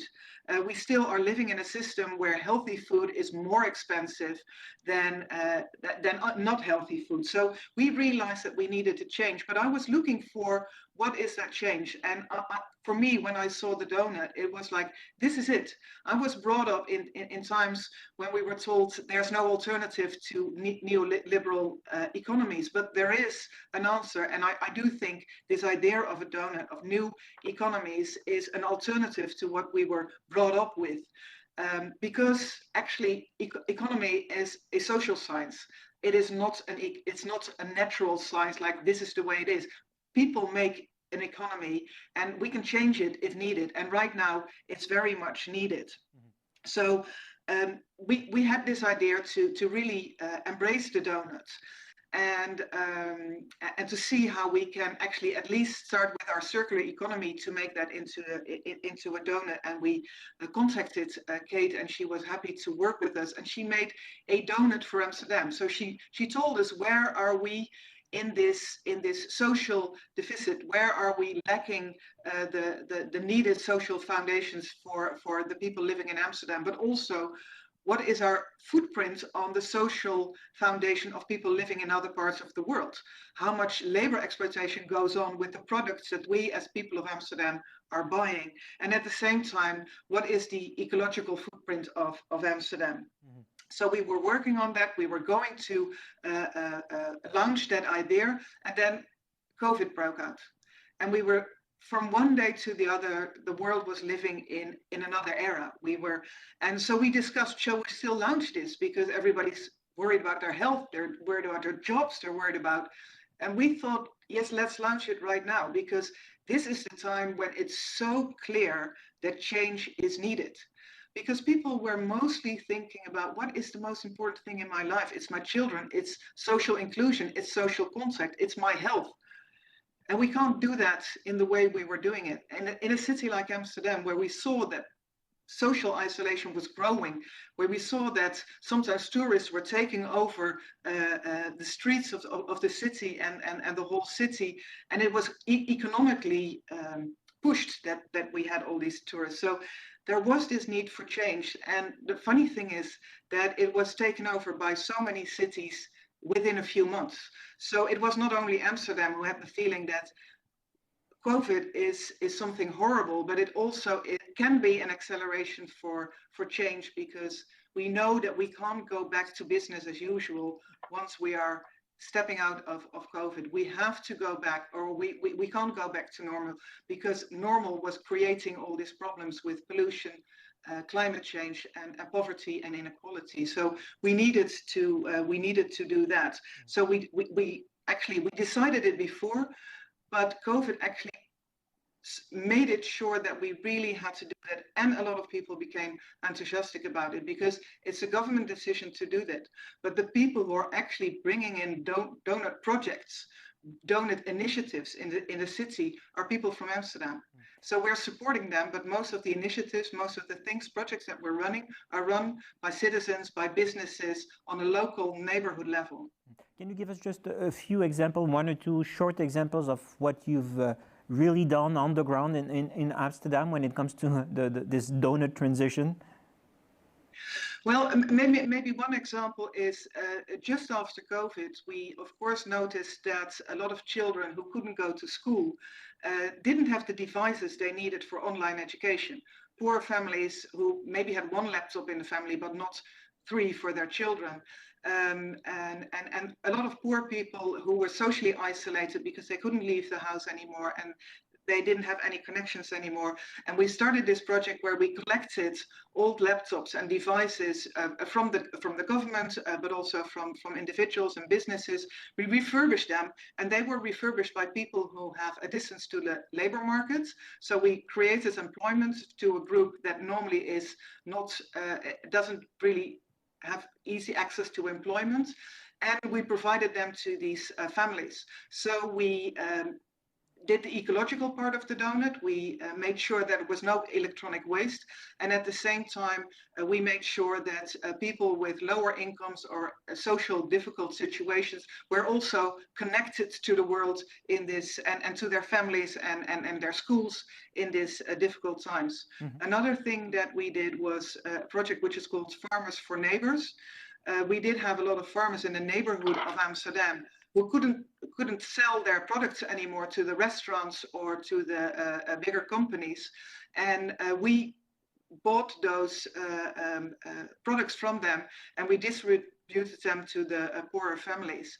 And right now, actually, it has become a bigger project where the farmers directly sell their products to people with lower income in Amsterdam. So we also created this system where actually the food, which has been taught to also by Paris and Bangkok, that we tried also to make sure that food is not something you buy in a supermarket, but people have much more connection to their food, which is produced in the neighborhood of their own city. Mm-hmm. Maybe the last example is not a city example, but I really like it. It's the Johan Cruyff Arena, which is a big football stadium here in Amsterdam. And they are working now with an organic digester. They collect food waste from the whole neighborhood. So both the markets, the restaurants, their own food waste that, of course, as a stadium they have, and they put it in an organic digester, creating biogases that then can be used to heat the houses in the neighborhood, but also to make compost for this smaller ideas on local farming. But also actually for the grass of the football stadium. So actually also the people within the football stadium are connected with those examples of how can you reuse, how can you not make waste, and how can you actually connect a whole area by doing this. Because also at this plant where they are is in this organic digester, it's again people with a distance to the labor market that are educated to work in this organic digester, which also shows that there's actually no people with a distance to the labor market. It's just that we have a labor market that is very distant to a lot of people, and that is also something that we hope to change by adopting donut models. Thank you very much, Marieke. And now the same question to Barbara. When you first started to bite into the donut in a city like Brussels, and what have you done so far when it comes up to the donut approach? So I could give exactly the same answer as Marieke. So Brussels is a wonderful city like Paris, London, or Bangkok, or Amsterdam, but it's a small city. We have 1.2 million inhabitants. It's a small city also in square kilometer. Like we have 160 kilometers. Very dense, very diverse, with a high unemployment rates. It's also, as you know, the Belgian capital and also the capital of Europe, and it's at the heart of Europe, not far away from London or Amsterdam or Paris. Mm-hmm. We have very little space for productive activities and a lot of activities in the service sectors like administration, banks, and so on. So we produce actually a lot of wealth, but it's fairly distributed among the Brussels people. And we know that we have an important, huge environmental impact. We know, we already know for a long time that we have a huge impact on the environment. We know that we have to import almost everything we consume within the region, and that living in Brussels has a huge environmental impact. So we need to relocalize the activity within Brussels. And we know we have to create jobs because we have these high unemployment rates. We need to reduce this environmental impacts, and we need to build a more resilient economy, and that's really clear. And it's even clearer since we have had this crisis, this COVID crisis. So knowing this, we knew we had to do something with the economy, and we called it the economic transition. And we knew we had to use new indicators and new tools to assess the economy, and also new tools to define a new direction and new methods. And Kate gave us everything. So with this theory, we had everything we wanted, we needed to do this economic transition. So we had this idea a year ago, so it's not really long time ago, and we have just finished the first step of our work. We have presented this week our donut portrait. So we have now our own Brussels donuts, but it's only the first step in our journey. It's not the end of the journey. It's only the beginning. We have so new findings, of course, and it's without surprise. Our donut has a lot of red points inside the donuts and outside the donuts, so we knew it, but it's not a surprise. But we know we have a lot to do. But we also have, and what's really great with this journey is we also have a new method to go further and try to transform these red points into green points in the future. Okay, so it's too early to talk about real examples because if I understood you correctly, you're just launching, you will be launching the second phase sooner or later, but I'm sure that you can learn from the experience of the others from Amsterdam and also other cities. Kate, is the approach at the city level a good thing, or is it maybe too, I don't know what would be the good word, but too egocentric or narcissistic, because cities are part of the problem, but the solution must be more global. So how does the donut also try to involve what is around cities, so that to make sure that it's not everybody tries to solve its own problem on its own, not really trying to open more the borders that you said should not be created? Your microphone is, yeah, sorry, please. It would be marvelous if the world's governments decided to implement the donut and to profoundly transform international relations. We've been waiting for many, many decades for that to happen. It would be amazing if national governments decided to do this. Of course, that would help. We've been waiting for years for that to happen. The people who seem to be picking it up are at the scale often of the city. They are mayors, they are city councillors, and they are dynamic change makers. And I do think there's something very powerful about the scale of the city. It's a scale where we can see the transformation around us, where we have a chance outside of COVID to meet together in a place where everybody is just a few degrees connected to somebody else, and we can feel the change. In many countries, I think people are more proud to say the city they're part of, and they feel that more strongly than the nation. I certainly feel that in the UK. So I think it's a very dynamic place for experiment. For example, I think it's amazing the work that Brussels are doing, having experimented with bringing communities together to create these beautiful new illustrations of living in the donut. Amsterdam is experimenting with a district, Vegetal. It's a circular economy district. What's learned there will become an example for the whole city. What's learned in the city will become an example for the nation. What's learned in the nation, I have no doubt, is very soon going to inspire Europe and beyond. So let's think of cities as brilliant sites of experiment, whether it's circular economy or universal basic income or green roofs. And we can learn from these cities, the leaders who actually lead. Thank you, Barbara. Thank you, Marika, for being the kind of leaders the world needs right now in 2021. Oh, I hope there are so many more going to come like you and following, taking inspiration from what you're doing. If you were to admit that there are some challenges to the model and the approach that you're talking about, Marika mentioned the fact that the affordability issues, the fact that investing in our future can be costly, and that we have to find solutions that everybody can be paying for, and that we're not excluding people into this transition.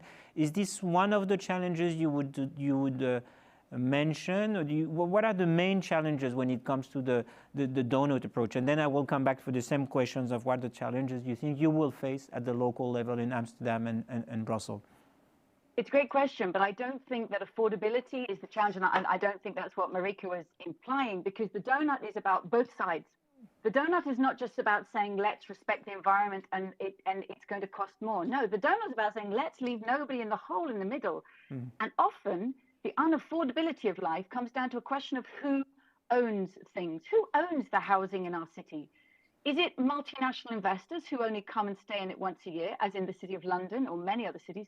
Or is it the city, like the city of Vienna, which 60% of people live in city-owned and cooperatively owned housing? Who owns the water supply? Who has control over the food supply? I think we are actually reclaiming our cities from multinational corporations in many cases, and from large-scale landowners and investors who only invest because they want a financial return. It's about relocalizing and redemocratizing the ownership of the sources of wealth creation. Who owns the ability to create energy? Who owns the banks? Who owns the housing? Who owns the local businesses? So actually, it's about putting local ownership and affordability back at the heart of the city. That's equally a part of the donut, as is respecting planetary boundaries. Barbara, what would you say are the main maybe challenges that you came up in this first phase, and or the challenges that you were expecting along the way when you start to advance on this donut journey? So the biggest challenge this year has been being participative when we can't meet each other. So this has been this year a bit complicated. But I think, as Celia said in the beginning of this session, we have no time to waste. And the time of 2030 is tomorrow. But the time of the politics is really short. So what we really need is to involve the people, the citizens of Brussels or administrations.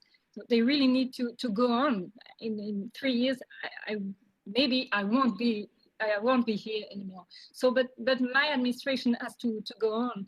So the citizens, the administrations, and the companies, the small, medium, big businesses, they have to go on with the donut, and that's the method Kate wanted to try in Brussels. This participatory method to convince the people, and that's our biggest challenge, I think.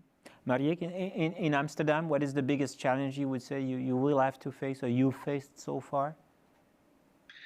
Well, we're facing many challenges. I think one of the challenges is that it remains in projects, because you cannot make the big shift. And as Kate was saying, it's great that cities can take the lead, and I do believe we can set the example on city level. And I don't think it's looking at our own borders. I think it's very much thinking globally, acting locally. So what is needed in the world, you can already do in your city. So we are not waiting for our national government to do something. We're not waiting for the European Commission to do something, but we know we need them. For example, one of the things that is still very much difficult in order to make a circular society is that we have high taxes on employment and low taxes on resources. So it's still cheaper to dig some materials somewhere, resources somewhere in the world, ship them to Amsterdam, polluting the air, making a lot of carbon emissions, and then producing something here, instead of repairing old materials, reusing old materials, recycling old materials, because that brings in a huge amount of employment. So we need this employment all around the world, but also here in Amsterdam, and in order not to have products that are only made in order to be broken, because that's what our neoliberal system tells us, that you have to buy all these things, and actually you cannot have them repaired or reused or recycled. You have to buy something new.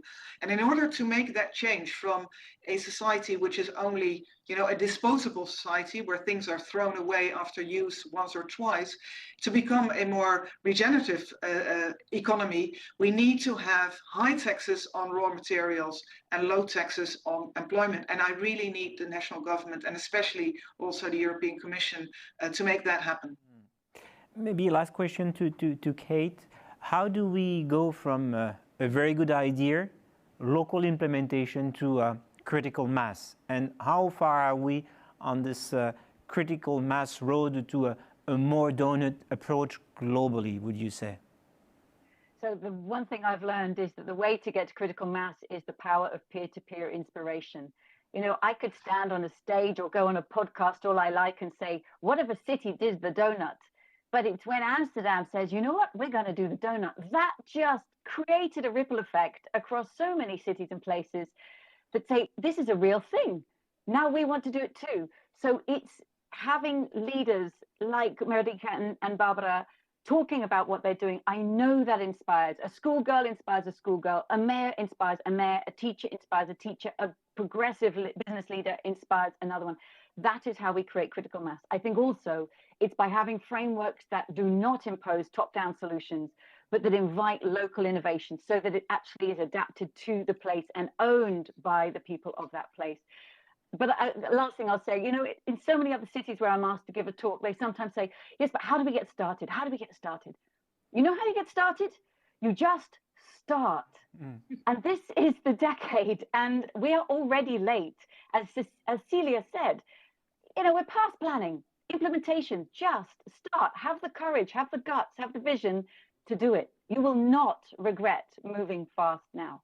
As a conclusion, Kate, can you tell us how would you say you will be able to measure the fact that we have reached some kind of a success? How do we know that we are? Because in a sense, the media, which I'm a part of, always say it's not enough, you're not doing enough, doomsday is ahead of us, and it creates also a climate of anxiety. But how would you say you can motivate people to say that even if it's a small step, it's a step in the right direction, and success? How do you encourage people and tell them that they're on the right path? So with this donut, every single one of these dimensions has metrics. We can measure whether we're falling short or overshooting. As Barbara was saying, they've just created the version for Brussels. We have one for Amsterdam. Marika has often said, let's use this framework to redesign the statistics of our city so that year on year on year, we are monitoring ourselves against this, not always asking ourselves the 20th century question, is our GDP growing? But the 21st century question, are we getting everybody out of the hole? Are we coming back within these planetary boundaries? This must be the measure of success for the future.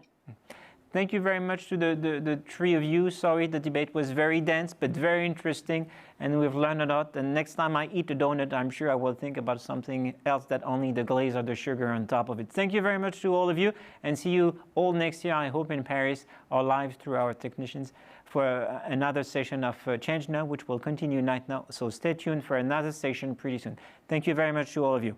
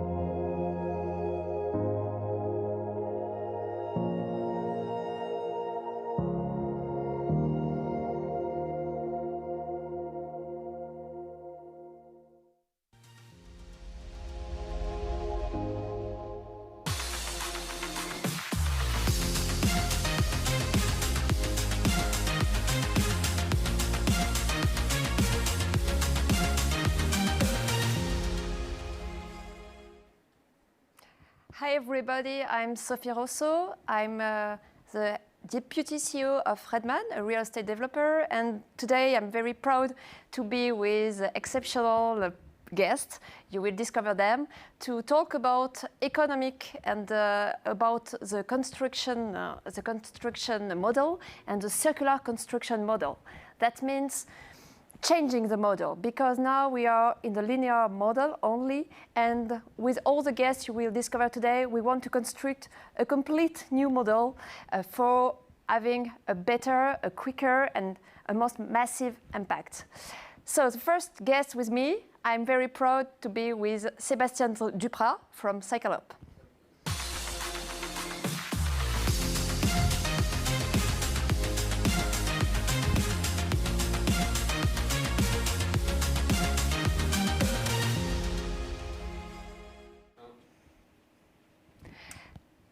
Hello, Sébastien. Hello, Sophie.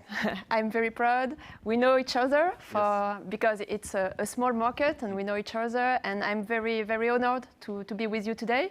You will explain maybe to everybody what you do from 3 years, I think, with Cyclope, and it's a big success in France. Maybe we can just say that you have been an engineer just before launching this enterprise, and now you are an entrepreneur, and you have launched Cyclope 3 years ago, and now Cyclope is booming in France, luckily, and you will explain maybe what you do with Cyclope, but also why circular economy in our construction model is so difficult, and what fosters this model now, what we have to do together.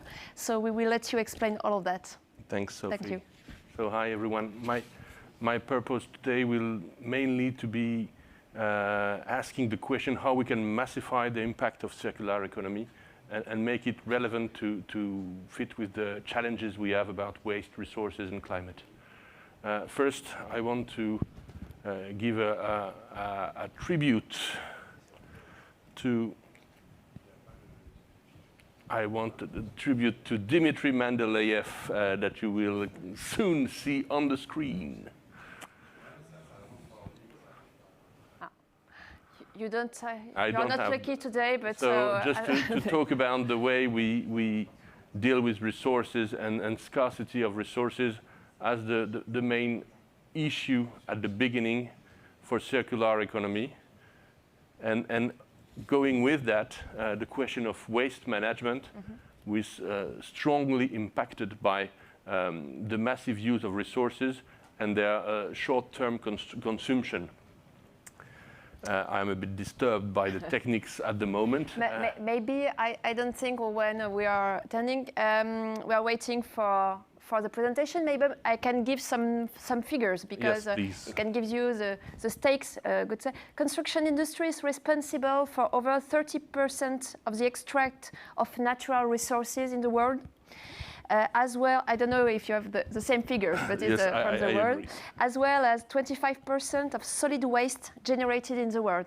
That means that it's a major stake. It's not just an epiphenomenon, it's a major stake. And I don't know whether your presentation is okay. I also have maybe another figure, is that when buildings reach the end of their lifetime, only 40% waste is recycled or reused, only 40%.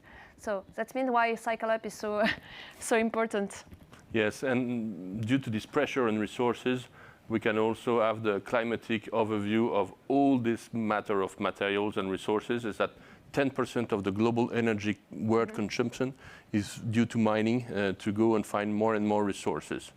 To fight those matters, climate, resource, waste, we have really, in the real estate industry, the opportunity to find one solution complementary with others, which is circular construction. And this circular construction will bring benefits to the projects, to the real estate developments, with the ability to help them to fit with the regulation and to give more benefits to the users, but also have benefits for the territories and the people.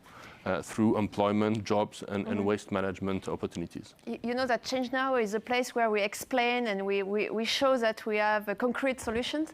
Can you explain what exactly Cycle Up is doing and how you interact with other people, with Pascal from Saint-Gobain will be after that, and how you are with them today? Yes. Circular construction needs first to make resource change from hand to hand. And it was existing before, but on an informal business.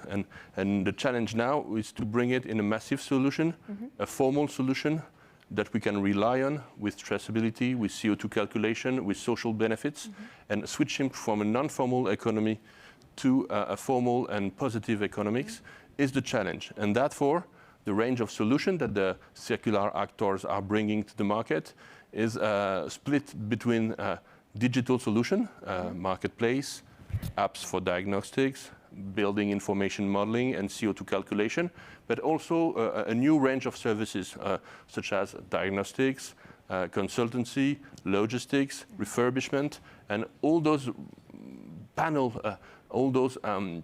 planets in the circular economy can work together to bring a full solution for the real estate industry. Okay, very interesting. You're not just a platform. No, we are a combination, and in the sector we can find a combination of digital platform that will fluidify and make reliable and guaranteed all the transactions, but it's also a service and logistics platform to make the flow realistic and to be able to serve more and more big operation, and this way the size effect is really important to give solutions for big projects which are really CO2 consuming. Yeah. You are talking about a massive impact, and that's very important to massify. You know, maybe people that are listening to us know that the regulation is changing in France. There is a new law. What is your opinion about that? Is that for you, is that something good? Is that, has it its limits? What do you think about that? This new regulation, the AGEC law, is really a good opportunity, at least to put the question on the map and to have everyone now in the sector have heard about circular construction. And 5 years ago, few people have heard about it. It's a quite old way of building. We know that for centuries, architects and constructors, Mendeleev is back. Mendeleev's back, so and I go everything quick. is good. I'll go quick to the next slides to fit with the presentation right now. As I said, there is a full galaxy of solutions from digital to services, and all that is really an opportunity now to serve the major real estate actors and constructors to be able to implement the circularity in their process. But I just want to go to the conclusion of this talk. First, speak about a bestseller for startups. It is 0 to 1.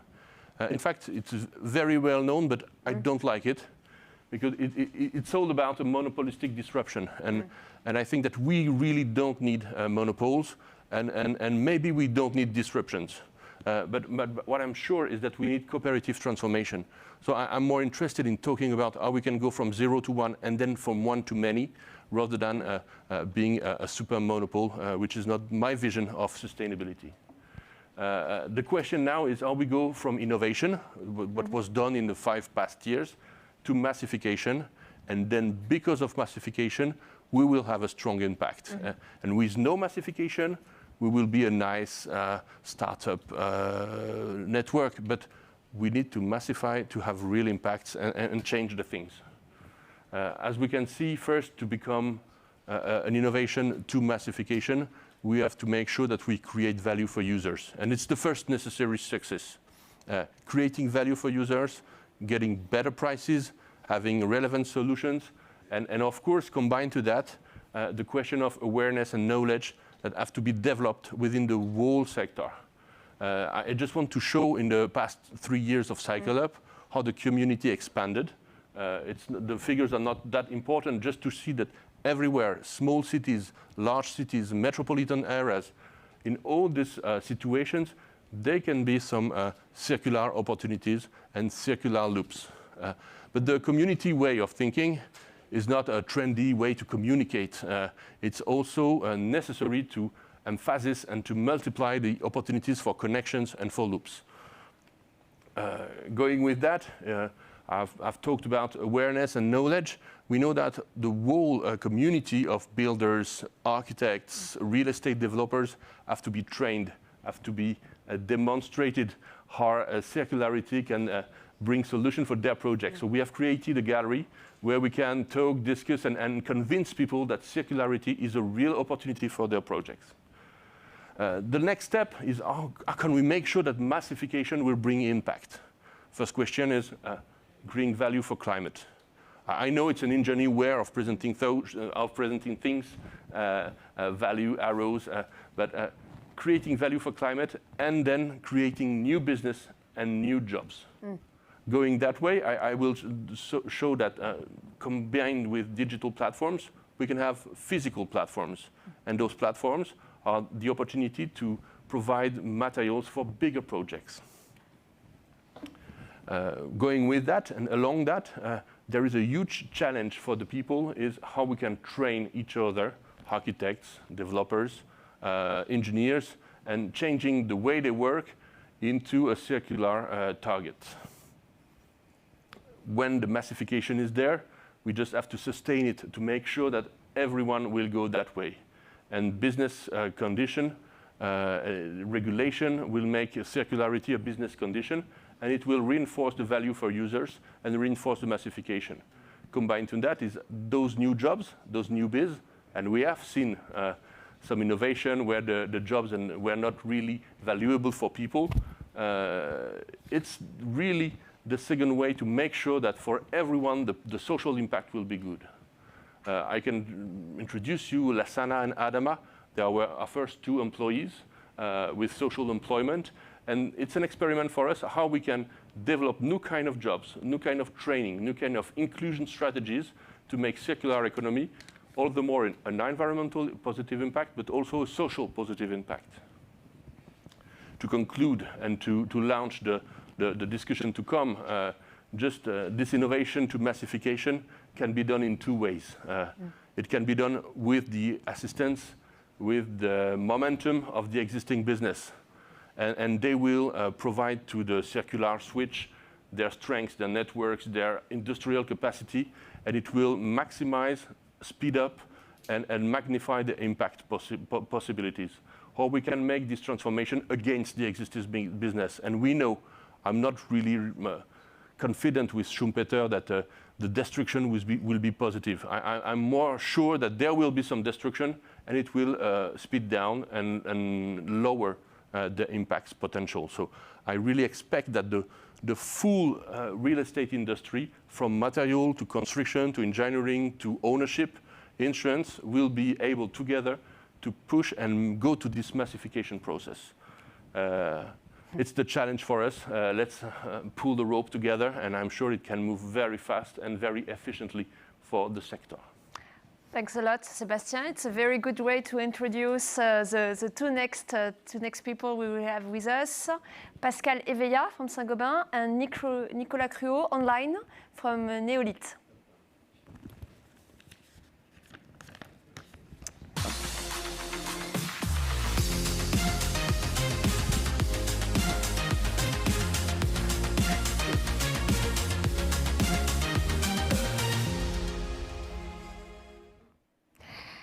Hello, Pascal. Hello, Sophie. I'm very happy to be with you today.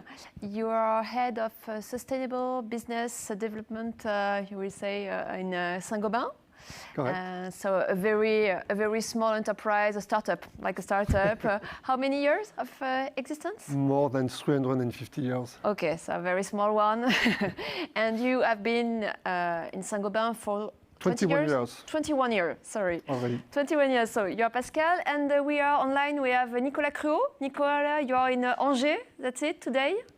in France. Yes. And are you? Hi, sorry I couldn't be there on stage. No problem. The magic of of the online event. Nicolas, you are the founder of Neolith. Neolith is a real startup. You have founded. You have created it 1 year ago, 1 or 2 years ago. It's a very 2 years ago, yeah, with my father and a friend of mine. Yeah, and you will explain maybe the existence of Neolith. So that's very interesting because you have heard Sébastien. Sébastien said that we have to be a collective team and that everyone has to work about it. And that's the point with you because you are one of the biggest firms in France and one of the smallest, but the two of you are champion for R&D and innovation, and you will explain how. And also that's interesting because both of you, when we were preparing this event, we were discussing about circular economy, and both of you say it's not only recycling. Recycling it's a part of it, you will explain, but recycling is not only the solution because sometimes we are downcycling some materials to construct a road and we can do better, and that's what Neolith is doing. So maybe we can, I'm with the person who is present, maybe we can begin with you, Pascal. Can you explain what you are doing with your department in Saint-Gobain, because it's very interesting, and what you're doing daily because you are very ambitious at Saint-Gobain. Can you explain that? Well, yes, Saint-Gobain has sustainability as one of the 2 pillars of its strategy. So we consider that the growth and the differentiation of Saint-Gobain will be built on 2 pillars, sustainability and performance. And my team is in charge of supporting countries to grasp all the opportunities related to sustainability on the market, starting by developing better offers. So we bring support in terms of eco-innovation. Mm-hmm. We also bring support in terms of life cycle analysis, helping businesses to have a better knowledge of the environmental impacts of their solutions, better knowledge also of the health impacts of their solutions. Part of my team is supporting the businesses to have a better marketing towards their customers, to have better explanations of what is at stake, better selling their product, their solutions. And a third and last team is in charge of public affairs, supporting the market transformation, because actually everything will happen if we are able to transform and speed up the transformation of the market on 2 sides. On the voluntary side, with labeling schemes, with trendsetters willing to be ahead of the bulk of other stakeholders, but we will need also better regulations. So we are also active in pushing for better regulations. And what you can say is that also Saint-Gobain is a major firm, and you have everything about construction in Saint-Gobain with different brands. Absolutely. So we are a leader, manufacturer and distributor of construction products. We are active in 70 countries. Yes, all the value chain. All across the world. Nicolas, can you maybe explain the story, the beautiful story of Neolith? Yeah, so at Neolith, we are at the end of the recycling chain. We take all the non-recyclable waste, like plastics, woods, insulant, anything that is mixed and that should go to the landfills, especially, or to the incineration plants, and we turn them into mineral aggregates like this one. So those are little stones that are used the same ways as natural stones from quarries are used. So to make roads or to make concrete, for example. So Neolith, yes, we have 2 years. We are 2 years old, and so I'm the engineer with my associate Clément, which is my age, but the inventor of the process is my father, which is who is a stone cutter, so not a researcher at all. But he tried to mimic the nature, to transform waste into a stone the same way geotechnical properties work. So we call this the fossilization in reference to what the nature is doing to fossilize organic waste also. Okay, can you show, because we have just seen a little bit, that's a stone, and from this stone you are building also cement, and you are building concrete. You're testing new concrete now. Yeah, so we can supply, we can make concrete by replacing natural aggregates. So we won't make the cement, but we will reduce the extraction of new quarries, of new aggregates in the quarries. Okay, and you have already done experiments on at the true level? Yeah, well, we have done last month first try of a concrete the foundation of an house. We made the concrete with a few tons of anthropocyte. It's called anthropocyte. Okay, and so I have a question for you two. Is it easier to change the model and to foster the circular economy when you are a very new small business, or when you are Saint-Gobain with? Is it easier? Is it more difficult? What do you think about that?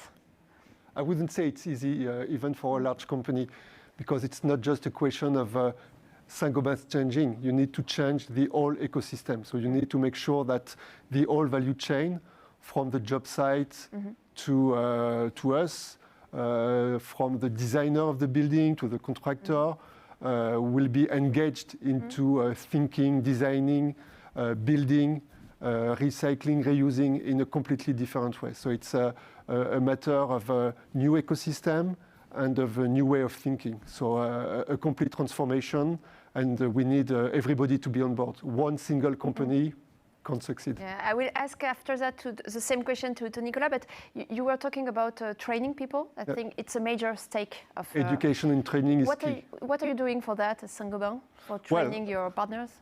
First, we need to train our own employees. So we need first to make sure that our employees are aware of the stakes and aware of the solutions and able to promote our solutions.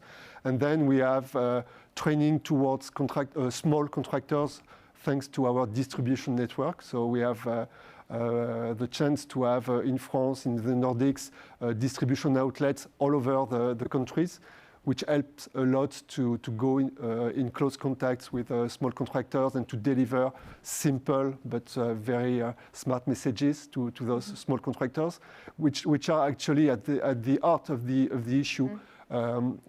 Circularity starts to work with large contractors, large engineering companies, but the building sector is mainly made of those small companies, SMEs, and this is what makes it very difficult to convert thousands, tens of thousands of small companies into the circular way of thinking. And also maybe work with architects. We will have Carmen after that. You will discuss about that, but the entire design chain. is key, for sure. For sure. Nicolas, what about a new business? The other actors from construction were waiting for you with weapons, or is everybody happy that new innovative models are coming? What is your feeling? I agree with Pascal Eveillard when he says that we can't change the market on our own. We don't have only to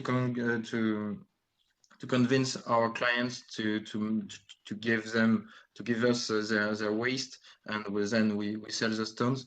We have to go through the whole value chain to make them, especially for me, if I take my example, to make the owners of buildings aware that we exist and to make them want my material. So we have to. We have the same problems as Saint-Gobain to move the whole market, but maybe they are better at because they are way stronger when they can convince much more companies than us, because they are maybe they are big clients to us or a big supplier. But we are a bit more agile and we can adapt our business model more easily. So And what was your question, especially? You answered to that. Is it simple or not? You say it's the same. It's complicated because we have to communicate and to make people know that it's possible. It's possible. We have solution. We can do it differently. We don't have really enemies in the construction sector. Constructors are happy to be able to reduce their footprint.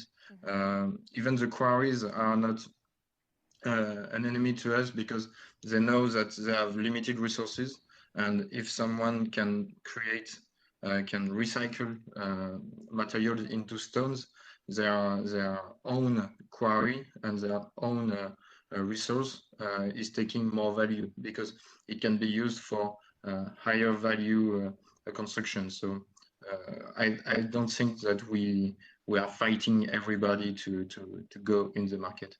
Good.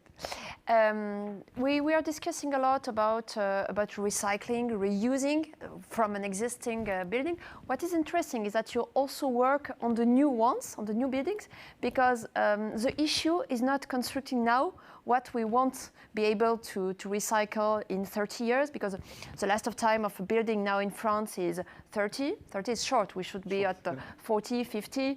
And so that's a major stake of Saint-Gobain, is also thinking about that. Can you tell us? It's true that we need to make sure that at design stage, the new build will encompass all the stakes of circularity. So we need to secure that it will use as little as possible resources. We are developing lightweight solutions for facade, for partitions, which is a good way to go for less raw materials in use. You need to make sure that the building will last very long, as you said. So you need to secure that it will be flexible in use, that it will be adaptable. Today, you can't be sure that a residential building will last for 50 years as a residential building. It might be turned into another type of building. So you need to design it so that changing the use will be easily made without wasting resources. You need at design stage also to foresee what will be made for maintenance, for repair, to make it easy and not to waste resources. And you need also to design to easy deconstruction, and to make sure that everything that will be employed will be easily reused or recyclable. And so this is a major challenge for the designers. So hopefully the architect will explain that it's a big change for them in terms of design, but it's also a big stake for us to bring new solutions and services, because it's also thinking not only in terms of materials and products, but more in terms of systems, constructive systems, and attached services. So it means that daily your team, it's a 14 people team. They are joining engineers, to help them to do that with methods, with tools, with how do they do that? Well, we have developed methodologies and processes to include sustainability aspects in the innovation process. So we train our researchers, our marketing people, to think not only in terms of technical performances, but also to have the sustainability dimension in mind. And we join projects, R&D projects, to bring support, to bring calculations. I mentioned the life cycle analysis. So this is one of the aspects where we can really help a lot in terms of new developments, to bring this quantified knowledge, just to secure that what you will develop will be really positive for the environment. I was talking with Sébastien about regulation. In France, we will have in the construction, we will have the RE 2020, and now we will have also the life cycle. It will be mandatory, the dynamic life cycle analysis. Is it for you an opportunity? Is it good enough? Should we go further? What do you think about that? Well, clearly, if we want, I will speak more broadly than just France, if we want the market to move towards more sustainability, towards more circularity, we need to have better regulation. So if you let only the market change on a voluntary basis, you have maybe 5 to maximum 25% of the market that will move. To have the entire market moving, you need to have better regulations. So what is happening in France is clearly promising. So it's opening a new area. For France is among the leading country in terms of including LCA thinking into the new built regulation. So it's clearly an opportunity to bring new solutions, but it's also a challenge because it will clearly need to be explained to all stakeholders, and there will be a huge need for education and training to help better understand what is at stake and to optimize the design and construction process. Of course. And so we have just 4 minutes left. I'm the timekeeper. Nicolas, maybe the next steps for Neolith and the opportunities you have to develop.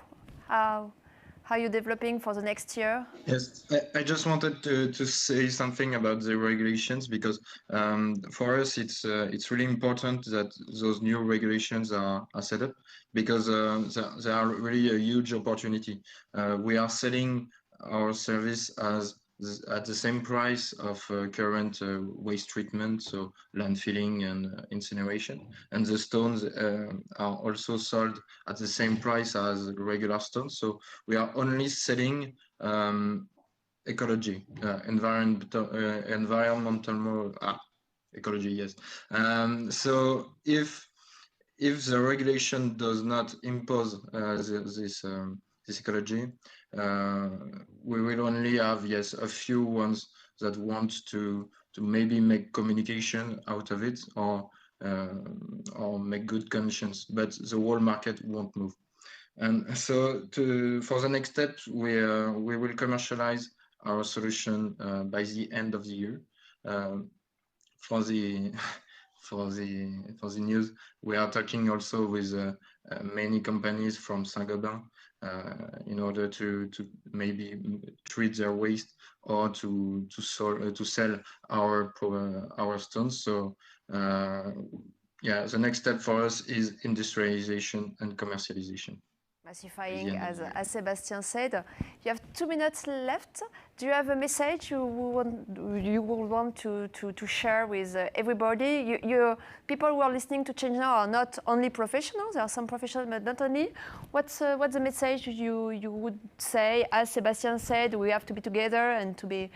What would you say, Pascal? Well, I would say circularity is a huge opportunity to reinvent the way we are working together, manufacturer, designer, contractors. So it's a good way to reinvent the whole sector and the approach to the construction. So it's a major opportunity. What about you, Nicolas? Yeah, I would say that even if you don't work in the construction sector, you can have an impact on us because if you ask for greener solutions, you will force the market to change to respond to this new demand. So everyone can help the transition, and circular economy comes first by the customer at the end, and in the construction sector, the customer is the people living in the buildings. Thanks to you too. Thanks, Pascal. Thanks, Nicolas. It was a pleasure. By the way, we are talking about changing the way of thinking. I'm very happy to be one of the architects who has a very different mindset as Carmen Santana.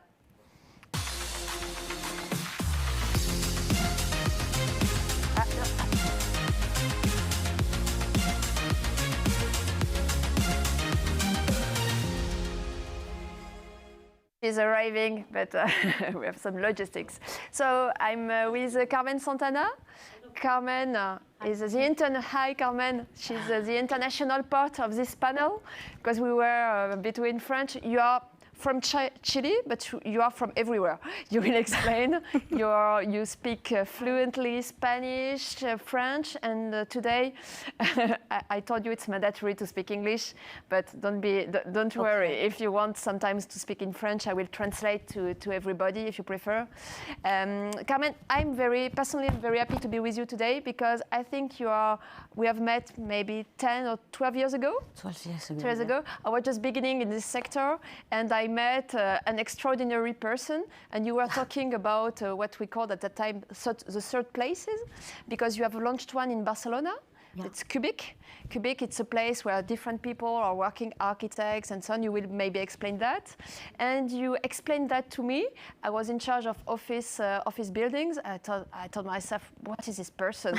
What is she doing? And now everybody's talking about third places, les tiers-lieux and so on. So I'm very happy. Can you just explain maybe what you're doing? Yes, of course. From where you are. Hi, everybody.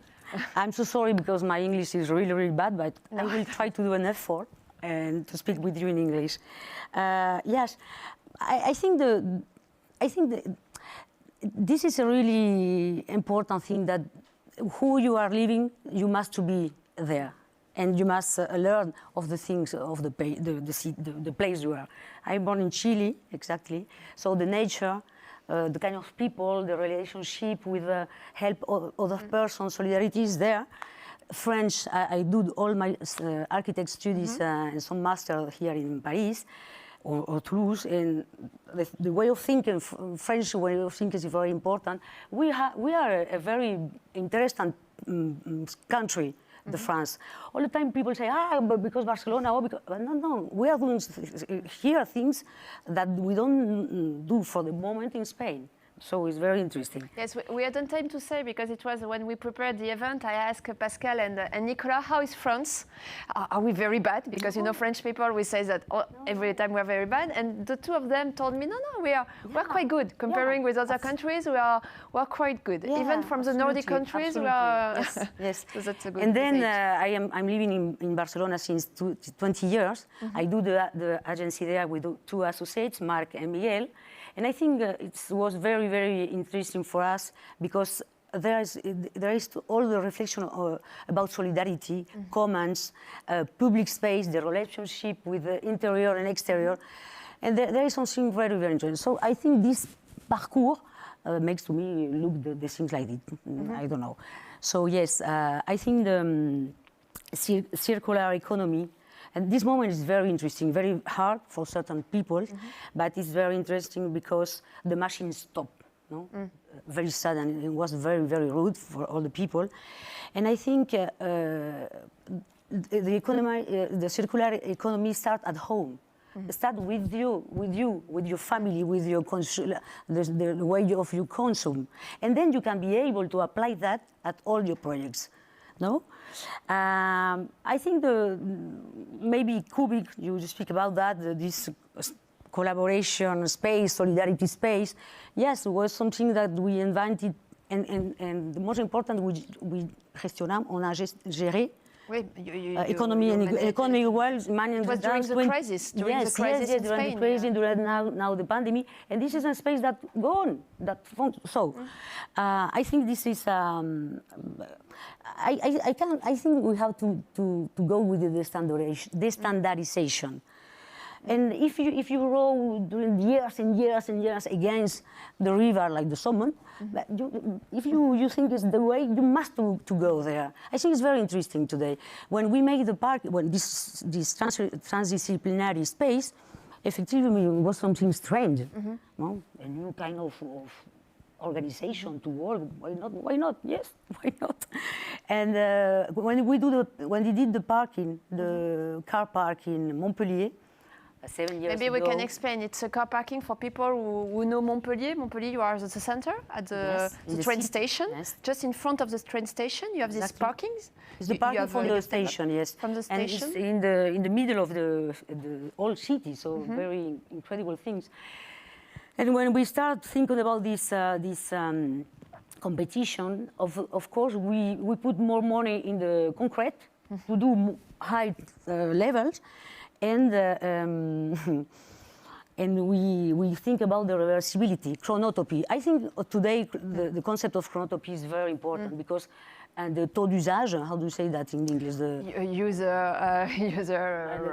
don't know how to say, but how you use a building, the thing that you can use at different time, the same building by different persons. Different uses. It's a different type of density of buildings. And we have to make that really in the building since long times ago, but not is it there. And we have to work with industrials. It's very important because like this we can de-standardize the thing of way of thinking of the material. You asked me for the material. I think the more important material today is people. It's people and it's neighbor, it's people who are living there, who will come in the buildings. It's very important because the collective intelligence is really something, a very good value. For me, it's the first material. And then this is all the things about le déjà là, the building that are there, the city on the city, like in Paris, since a long time there is this kind of pensée. We just win now a very interesting reinventing Paris in yeah, we can discuss about it because people are not maybe don't know even if you have press articles. You have just a winner of the last reinventing Paris competition at in the 15th part of Paris. Yes. It's called Garage Renault. So you are the winner. Congratulations, because all the actors in real estate wanted this site. I think we were 30 competitors at the first. So congrats. What is interesting is that you're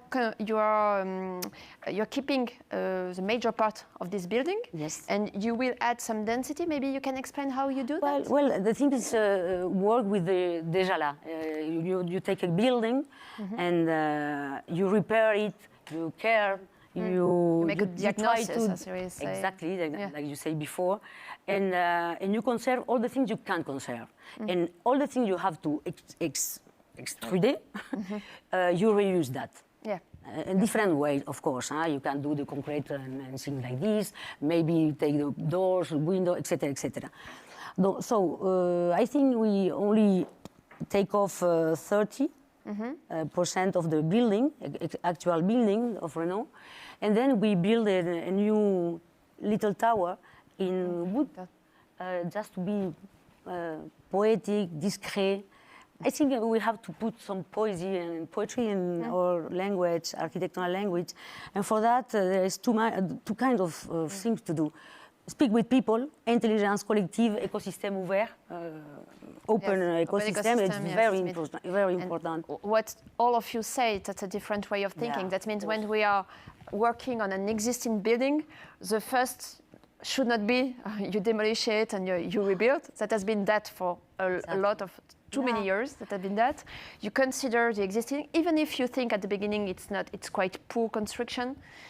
I haven't seen any very poor construction. Every time it's interesting to. Of course. But it means a lot of time. Maybe also spending more money in the beginning. Maybe spending more time and more money in the beginning of the operation. And you know that time is money for us as developers. So that's very complicated to do that. But yes, of course, it's very complicated. I think if we work on this kind of project, you spend not double, but 3 or 4 more times to do that. You don't own the same money, of course, because this is a lot of time, dedication.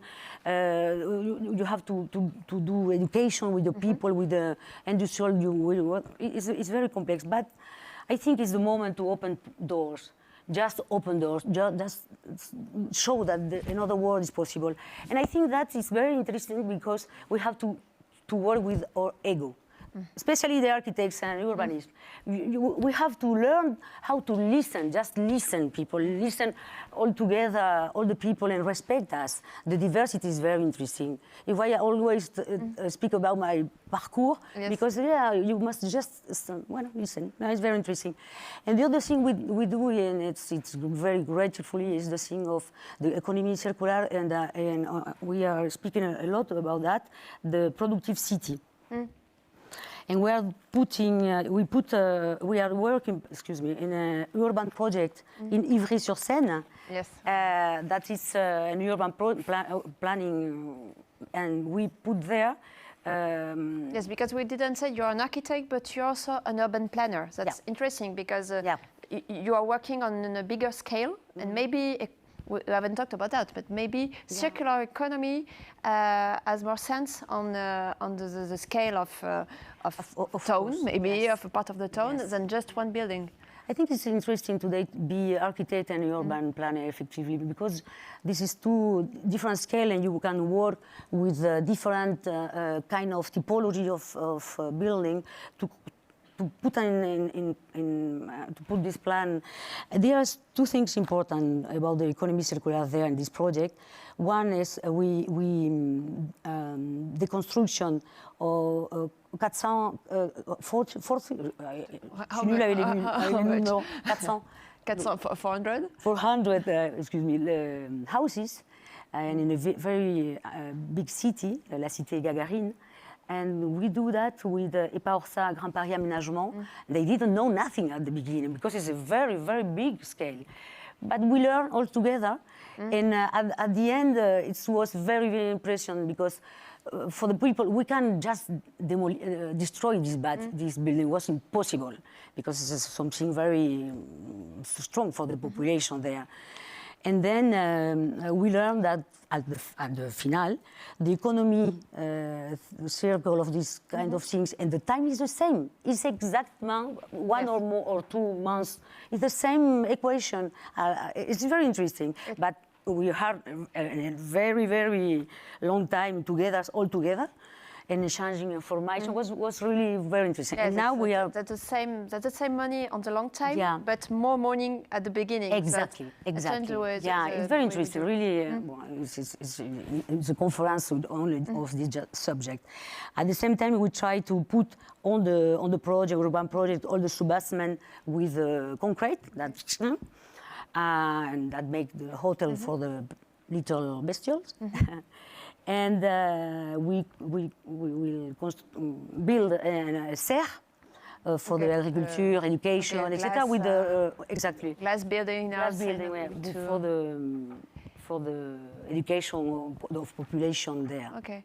It's a very complex project, but it's really interesting. You're right to say that because in Ivry it's quite a poor area.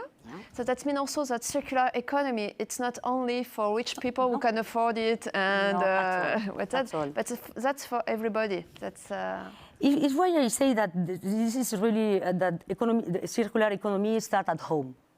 Because if you think that's very important, you will be all your projects in rich areas, not rich areas.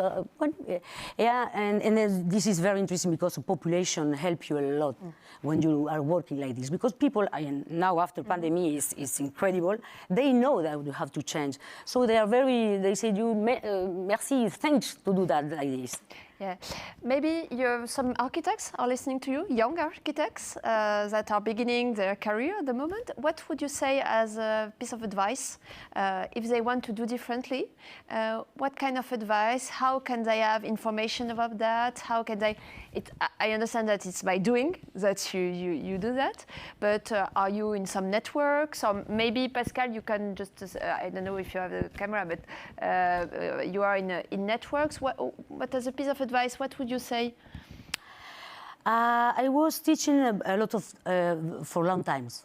I stopped that I think 7 years before because we start to have a lot of not a lot of work, but some work that take a lot of time. I think it's very important to see. You have a lot of information today, a lot of information, too much even, I think. But you have just to choose the thing that you are interested on.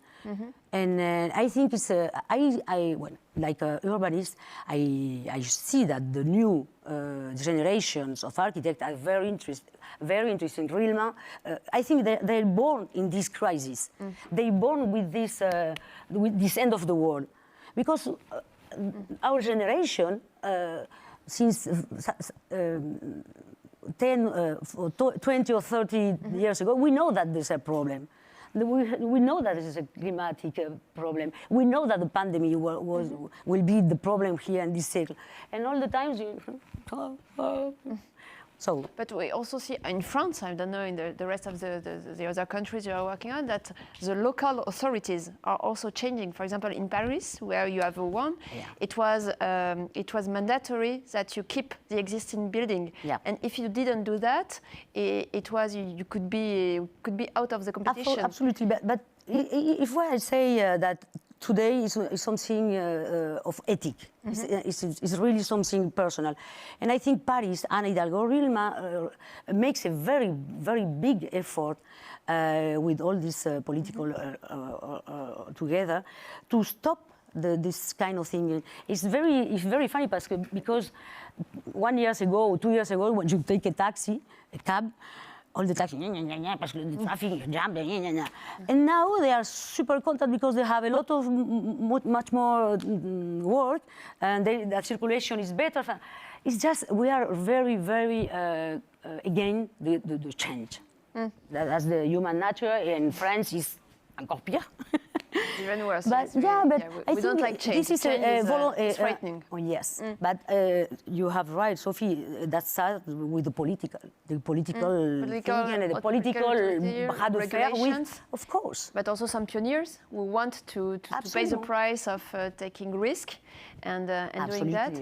And do you have, as a you architect, or do you see other architects having collaborations with big construction firm and working about R&D? Also in this sector? R&D? Innovation, research and development? I say that before, We always work with big companies, like Saint-Gobain, for example. We are trying to do something in Montpellier with you, with the projection of the terre, comment on dit la terre? Earth, mais la terre qu'on projette aussi. Terre projetée, c'est ça? Terre projetée, yes. Very interesting. The parking, the facade was made with the ceramist industry because, we have to work with them to de-standardize the system, the way of thinking they have for long times. Yeah. And it's very useful because we haven't talked about that, but we have to aim the net zero, the net carbon buildings in 2050. So if you add that, we have to begin now to have very low carbon buildings from now. This is something important that we have to have all together a systemic vision.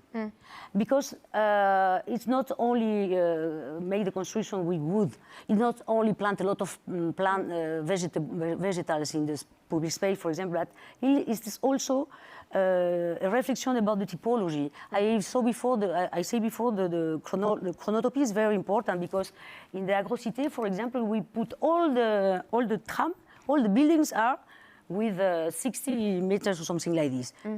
Finito, c'est terminé.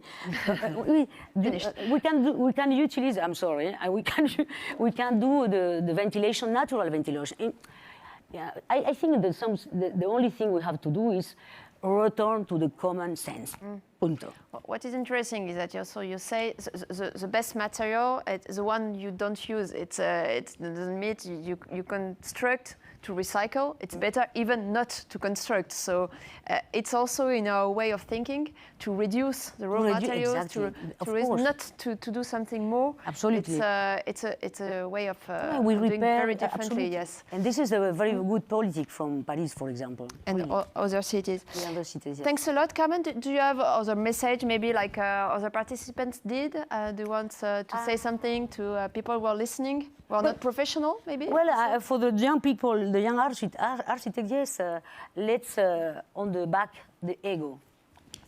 This is not important, Carmen Santana. No, I am not Carmen Santana. I'm all the ecosystem we work with, and my associates, my people, of course, and my family. So stop on thinking that. If necessary, go to the psychologue. Thanks a lot, Carmen. Thanks to everybody. Maybe I will just conclude the event. I will try to sum up everything we have told today, but also the day when we prepared that, and also the other talks we have during all the year. Maybe I would say that embracing a new circular business model, because it's a new business model, requires different success factors. It's to rethink the entire supply chain. It's to consider the entire project life system. It's to create a collaborative system, and thanks, Sébastien, for telling it. Invest in research and development, because we have existing solutions now, but we have to invest a lot in that because new solutions are also coming. And the last, and what's the title of the event, we have to expand and scale these solutions. Some are pioneers, but now every new project should be thought through that. Absolutely. Thanks to everybody, and have a nice Friday. Thank you. Thank you.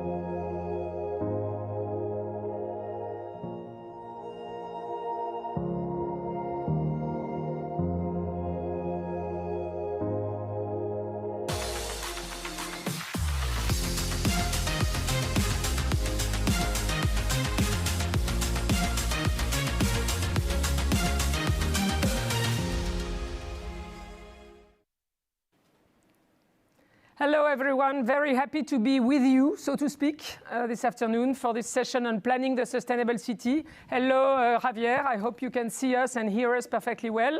It will be simpler with my two guests here because they're with me, so I know they're here.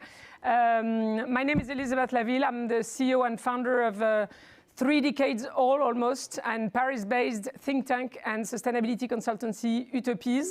Very happy to be with you today since those issues on cities and local economies are so important for us at Utopies.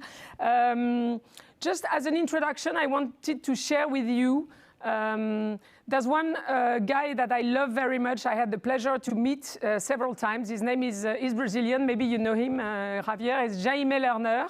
Jaime Lerner is the former mayor of Curitiba in Brazil. And he's also the former governor of Paraná State. And he has written a wonderful little book that is called Urban Acupuncture, Urban Acupuncture. In 2003, I think it's translated in French for our French friends, l'acupuncture urbaine, donc.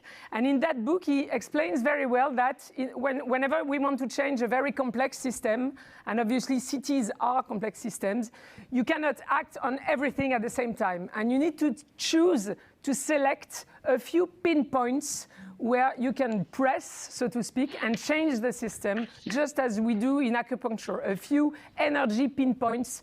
And so I suggest that we take this as a mission for our session this afternoon to identify the most relevant pinpoints to change cities and to effect change towards sustainable cities.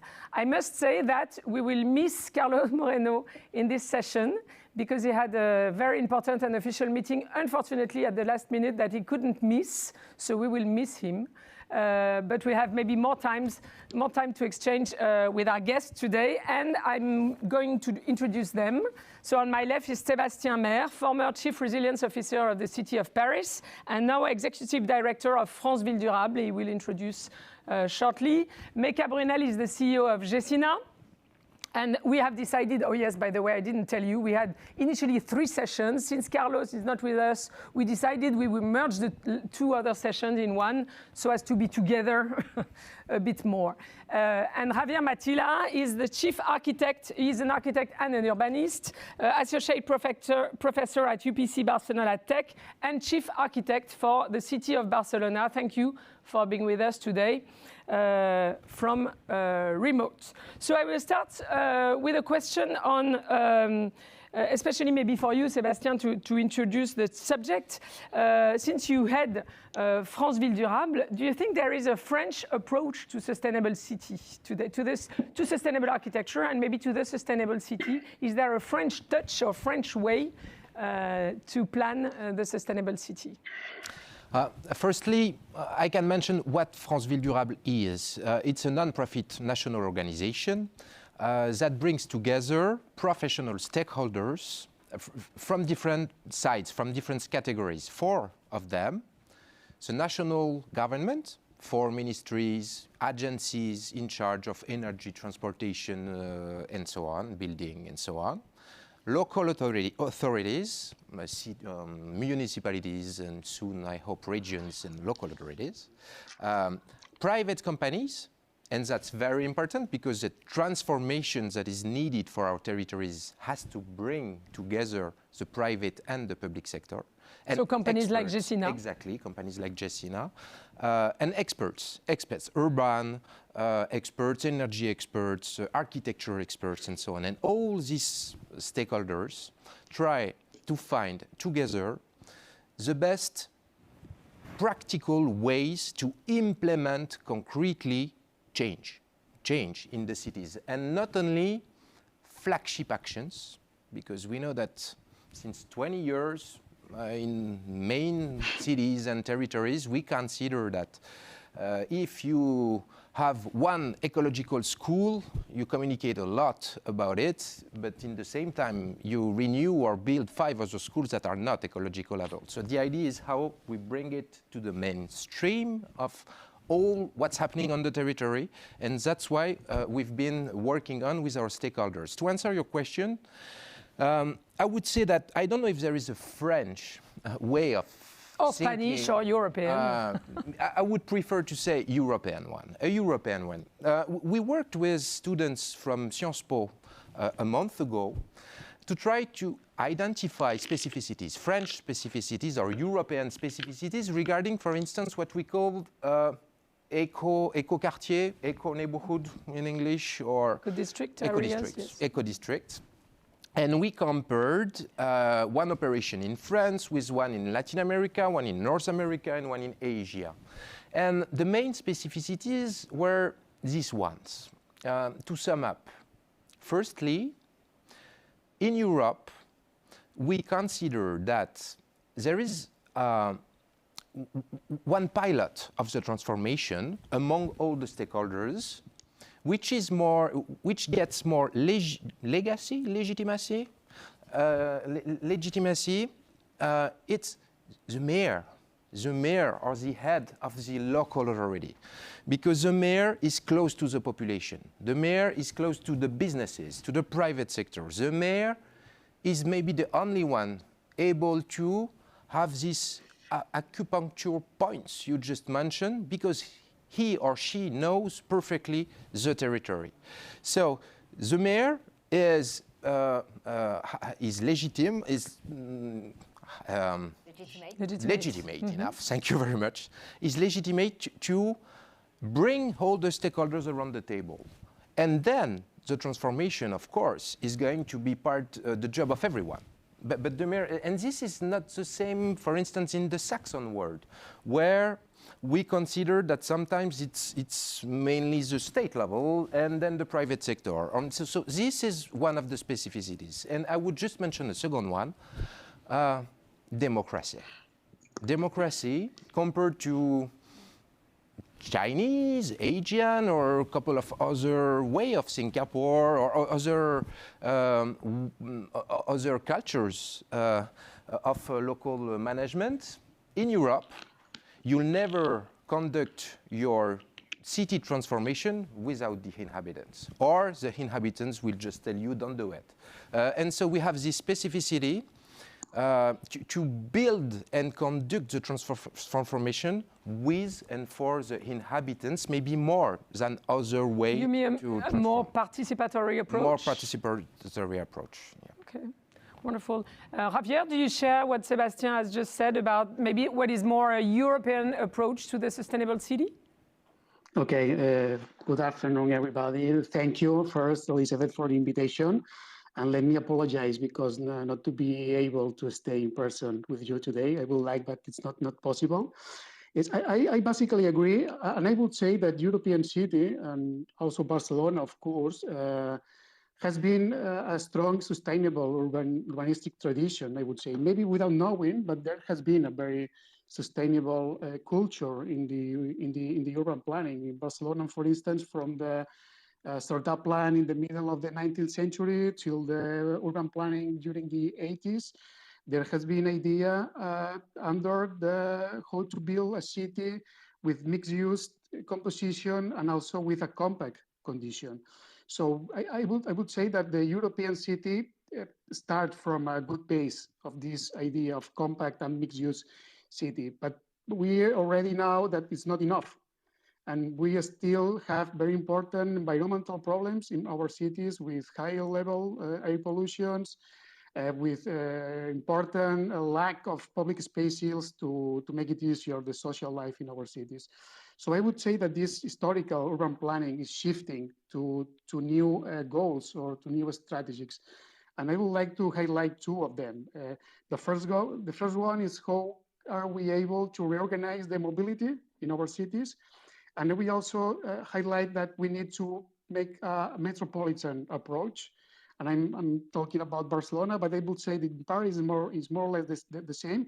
We have an important problem with the mobility between residents and work in our metropolitan areas. So I think it's a very important challenge. How are we able to reduce the distances between residents and work?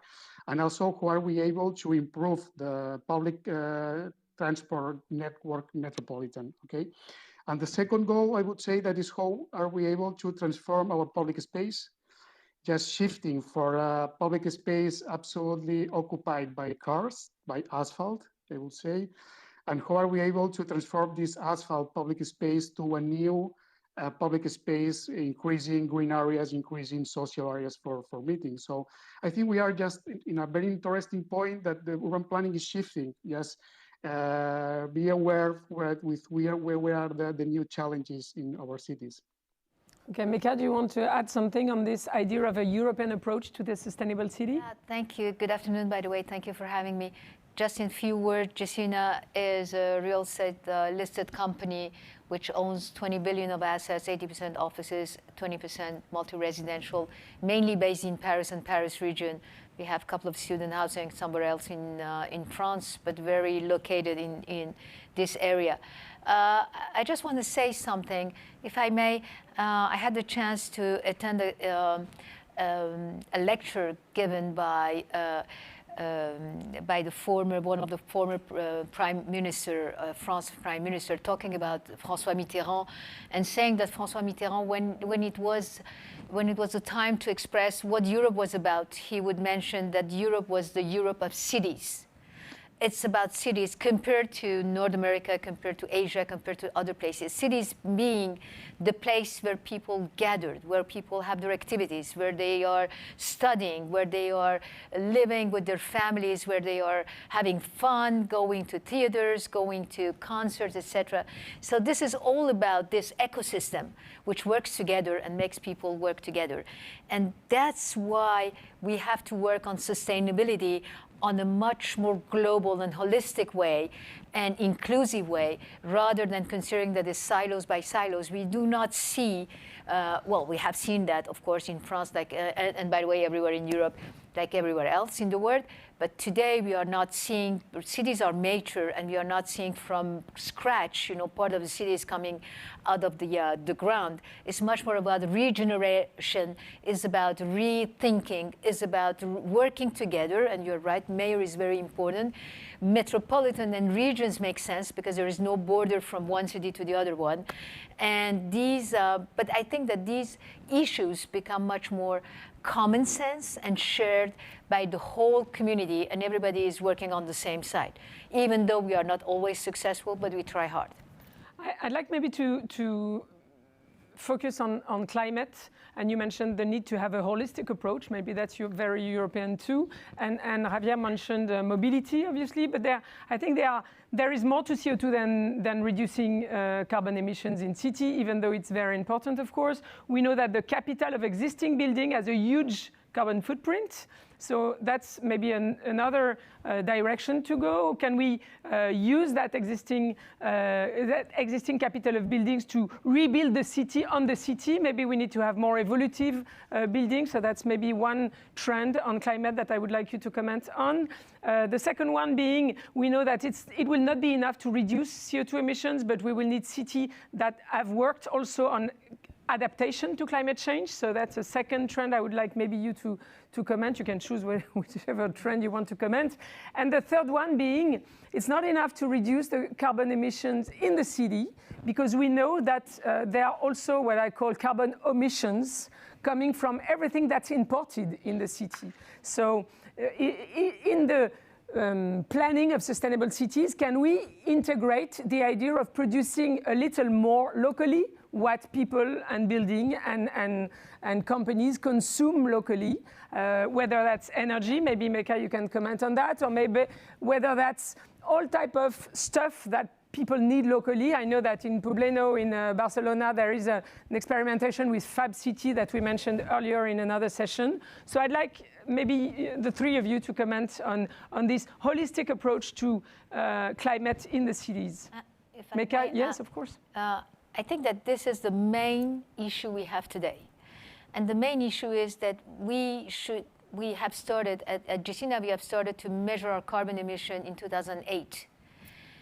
But at that time, we didn't have all the good tools. So we are improving each year. But you have to start by measuring what you're doing and what the scope of what you're talking about and what are the real impacts. And you're talking about, yes, all these movements going back and forth. importing, materials from Asia, from South America, from everywhere else, rather than using local people, or having, using, people coming from all over the world, bringing you the type of needs you can have, and you can find people around you. And I think that this is something we are working on very hard.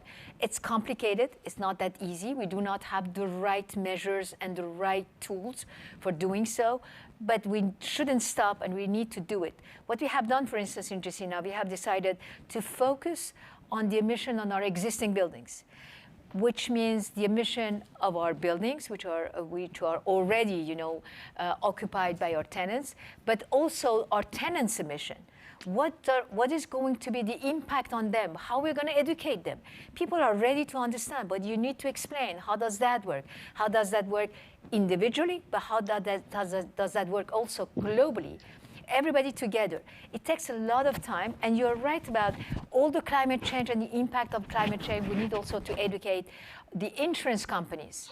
If you want to do reuse of materials, these are not, these are not under the scope of insurers. You need to educate them and say, okay, if I'm reusing the materials, how you can accept to insure to have the right insurance, program, where compared to new materials. How you can think it differently. You can stop, tearing down buildings. By the way, we started to tear down buildings, and you were talking about mayors.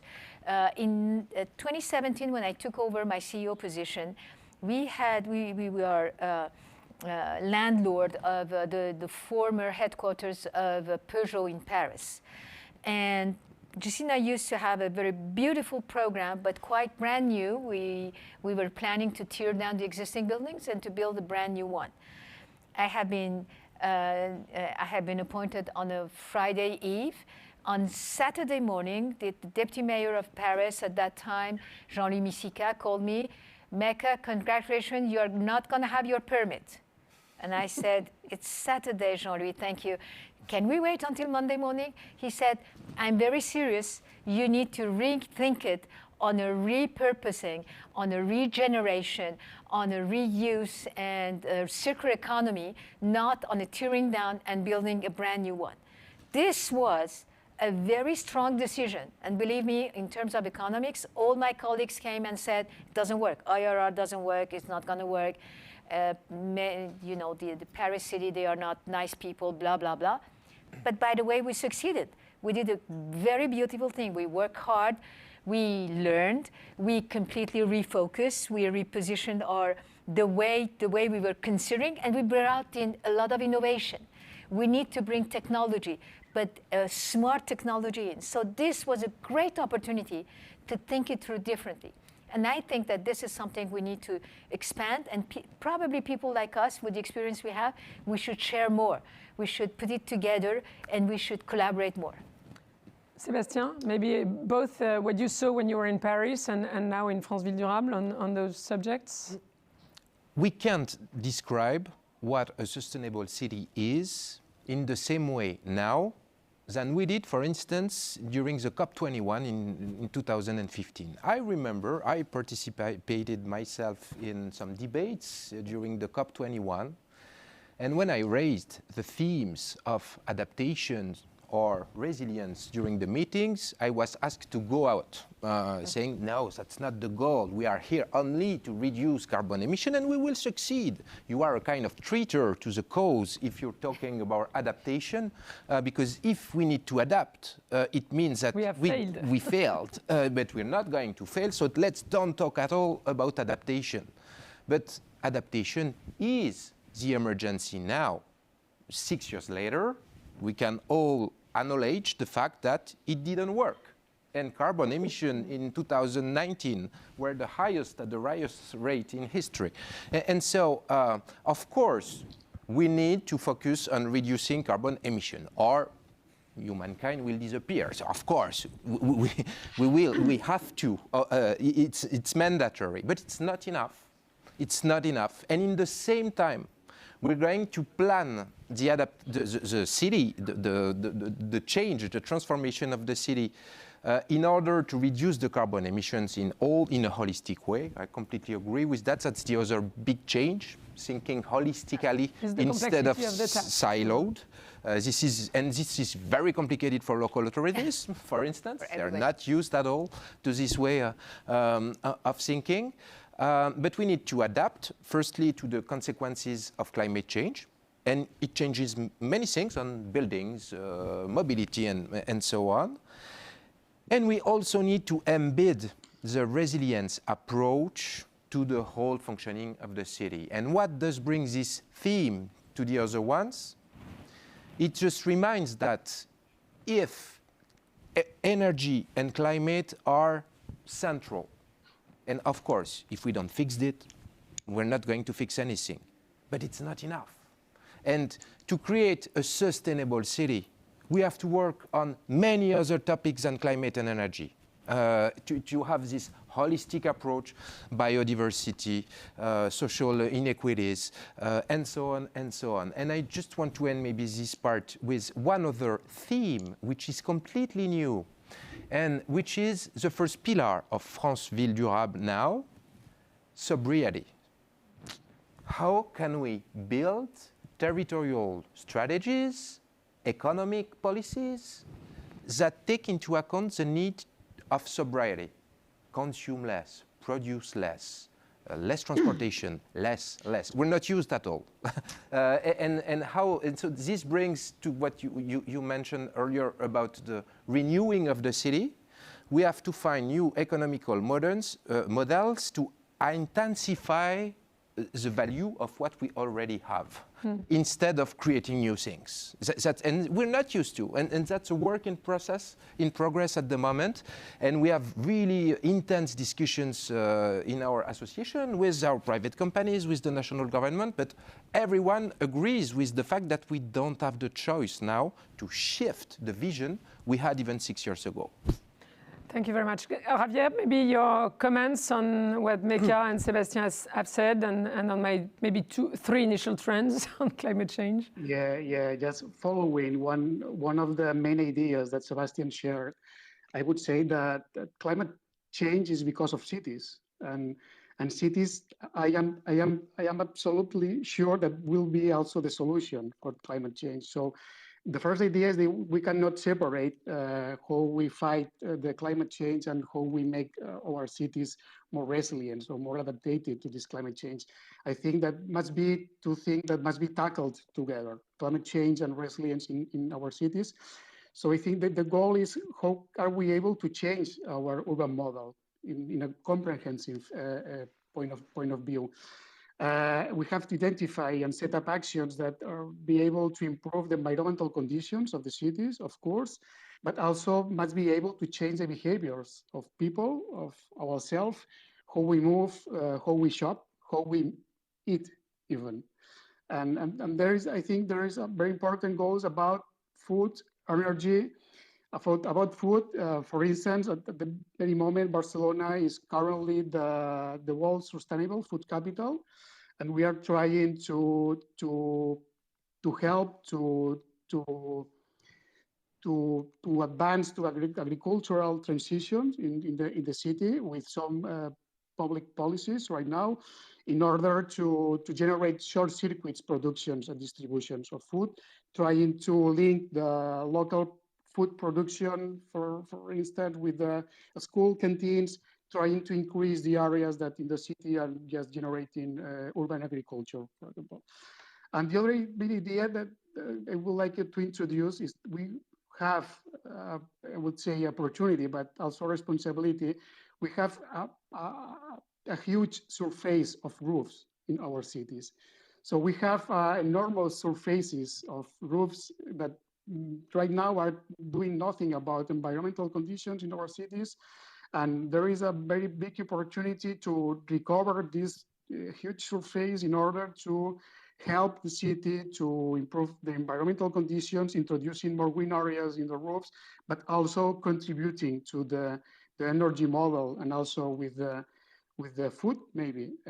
So we are trying also to launch some initiatives to help neighborhood communities to introduce new self-sufficient energy panels in their roofs, also converting the roofs in green areas, in order to start a huge transformation of this, we'll say, high-level surface of our cities.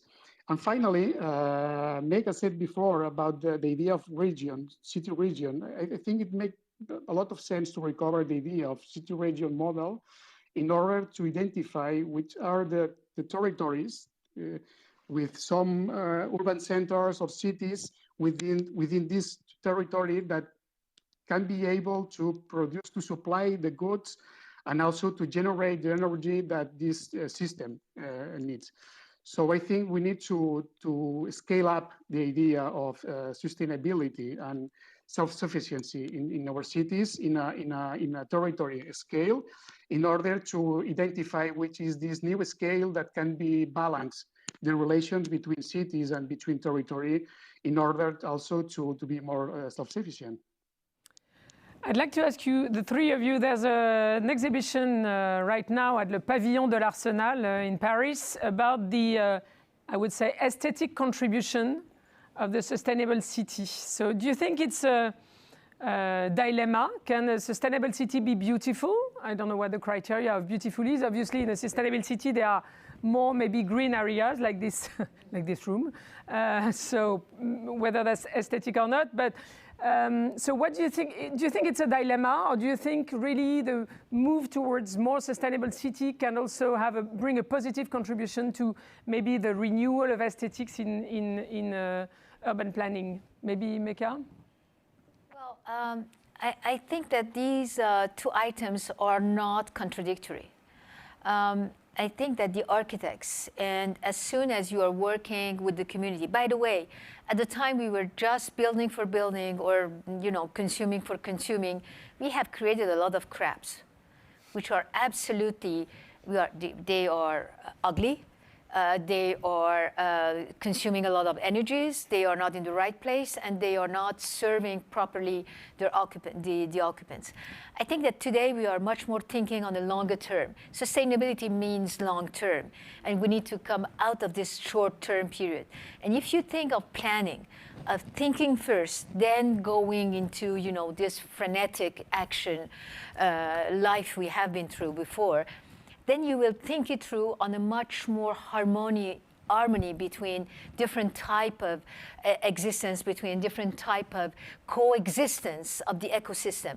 And when you are giving revival to an old building, giving it a new life, a new birth, this is absolutely a rejoiceful attitude. And I think that this is something we need to work on, and it's going to be beautiful.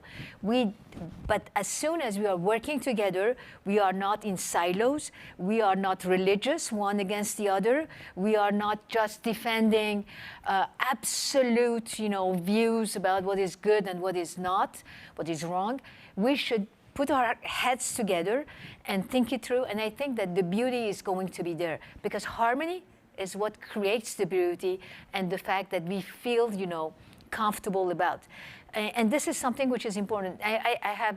I'm used to talk to architects, even the biggest architects in the world, and when talking to them about their design, I always ask them, how do you clean this window? How do you clean here? How do you maintain? How can we replace, some areas? And this is something we have to take into account. What we can consider as the beauty of all these old buildings which have been built, when you are talking about the Haussmannian buildings, is all about standards, thoughtful, and creation of something which is sustainable. Those stones are sustainable. Bricks are sustainable. Some of the ugly things we have put together are absolutely crap, and we should forget about them and not, keep them as an example of the bad past, but not keep them forever. So I think that sustainability is about beauty. Even though when you have, by the way, gray hair, you can have a kind of, attractive, view on something which is old. Look at Notre Dame. Javier, Sébastien, quick answer, because I'd like to ask you a last question before we end. Yes. Sorry. I completely agree. That's not contradictory, especially regarding adaptation. to adapt a city consists mainly in bringing back water and nature into the city, which is compatible, which matches with high aesthetic. But if sometimes, in some point, it's contradictory, my choice is done. We're talking about death. We're not talking, heat waves kill. I remember when I was working in Paris, one of the ideas in the city of Paris, one of the ideas brings by the services into the municipality was to paint the roof in white, you know, the roofs, which is efficient regarding heat. So what was the first reaction of some association? To apply to be UNESCO classified for the roofs in order to never change them, never, never. But do these people realize that climate change is something real, that kills and is going to kill more and more people? So between aesthetic and life, I choose life. I don't hesitate 1 second. I just want to raise this last number. It's mainly in the southern hemisphere, all right, but the last numbers we get about the consequences of heat waves is that by 2050, not 2100, 2050, which is tomorrow, 60% of the world population will live in areas where more than 20 days a year, outside temperature will be little. So if you don't have aircon, you die. You just die. 60% of the world population. So that's what we're talking about. So aesthetic. Javier, quick comments so that I have time to ask my last questions about pinpoints. We cannot hear you. You're on mute. Yes. No, I was saying that, of course, I also agree. If we are transforming our cities, what is to say we are changing the people behaviors, we need to be seductive. I will say even we need to be able to set up sexy actions in the city in order to help people to shift from one behaviors to the new ones. And this is very also important to be aware that, in my opinion, beauty, urban beauty or beauty in our cities appears when shape or aesthetics are able to explain how we live and mainly how a society understands the urban development. So I think we already don't know how will be this new contemporary aesthetic in our cities. So at this very moment, we are just trying to identify which will be the new contemporary aesthetics in our cities, what will be the new urban landscape in our cities. I think that the challenge right now is trying to identify which will be the new beauty canons in our cities. We are not trying to recover the historical canons in our cities. We are not trying to recover only the historical beauty canons in our cities. We need to discover which will be this new idea of beauty in the city, which will be the new materials, the new solution, the new spaces, the new idea of spaces. And I think it's a very important challenge because we have been used to see and live in a public space in our cities, just dominated by cars, by a kind of public space that we are changing. So I think it's of course, beauty is important, but okay, we will need to discover which will be this new idea of beauty in the city. Okay, thank you very much. We are coming to the end of our discussion, and I would like to come back to my initial point, which was about the Jaime learners pinpoint, maybe 2 or 3 for each of you, pinpoints in that post-COVID era to accelerate the change towards sustainable cities. I don't know who wants to start. Mecca? Well, keep an eye on the time. Yeah, so okay. I will not be too stressed. I'm going to be very short. It's probably transportation, the fact that people are moving from one part to the other, and linked to the fact that this is the transformation of the civilization of car civilization going to the civilization of what the movement stands for. Energy, and how, if you want to have sober buildings, we need not to have the construction linked to the type of energies. You know, one day you have the oil, which is very good, you know, type of energy. The next day you have electricity, then you have the hydrogen, then the hydrogen is not good. You need to have the buildings completely disconnected and be sober, disconnected from the type of energy, and we need to continue to research on that. And the third thing is the mixity of usage. You need to have the copy of villages in the cities. The quarter of an hour city absolutely. That we couldn't discuss with Carlo Morano.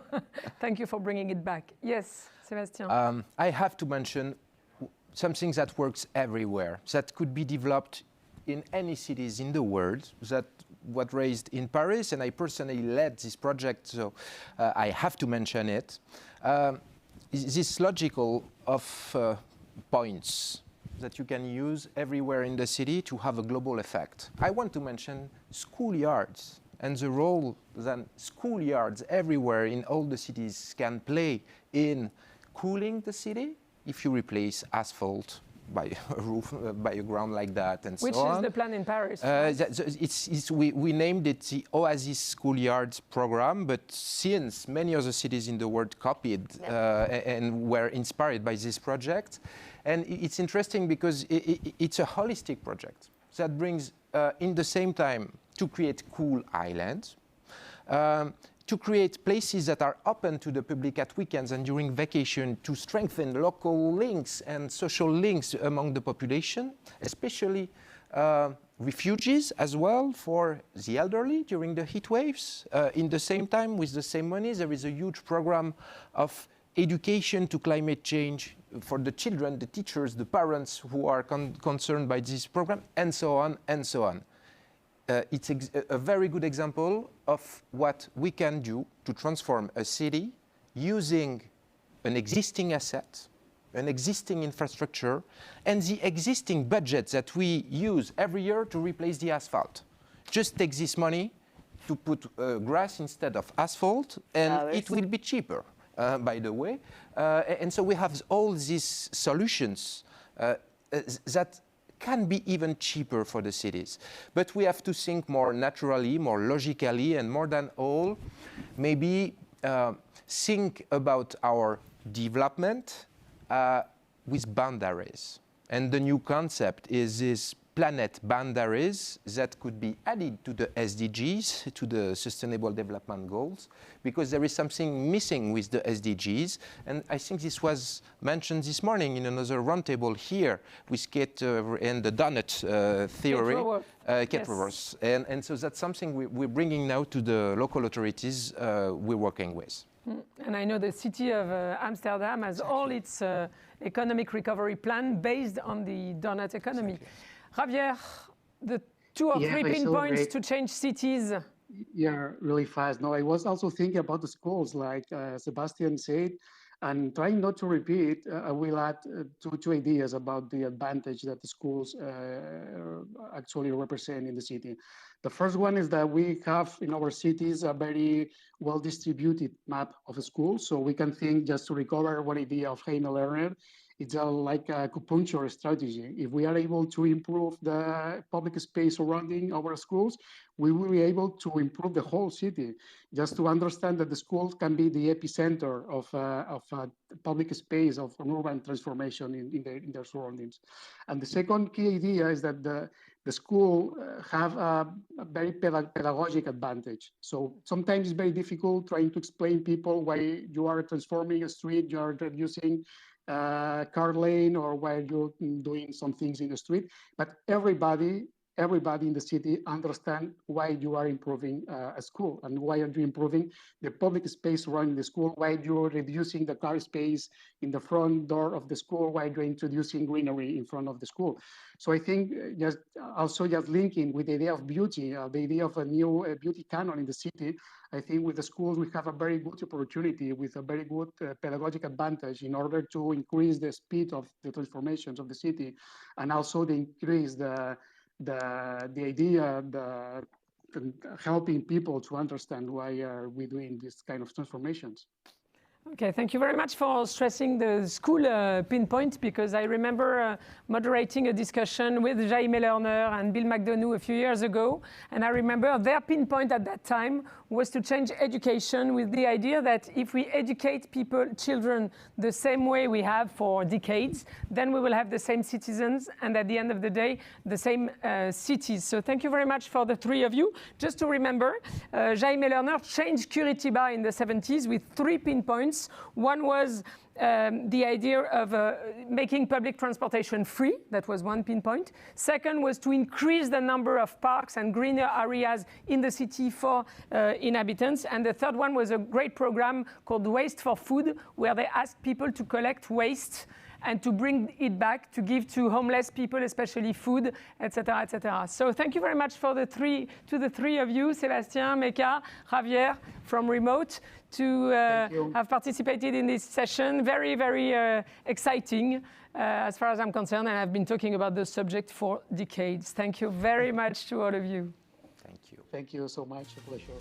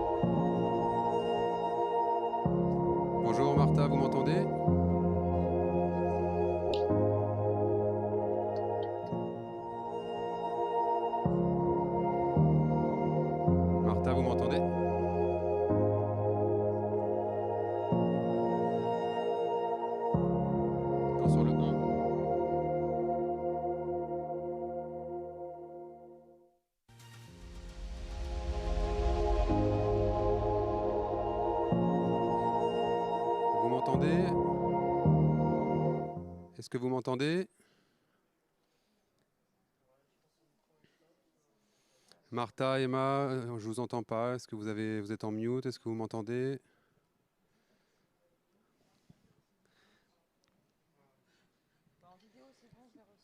Martha, Emma, est-ce que vous m'entendez? Faites-moi un petit pouce si vous m'entendez. Moi, je vous entends pas en tout cas.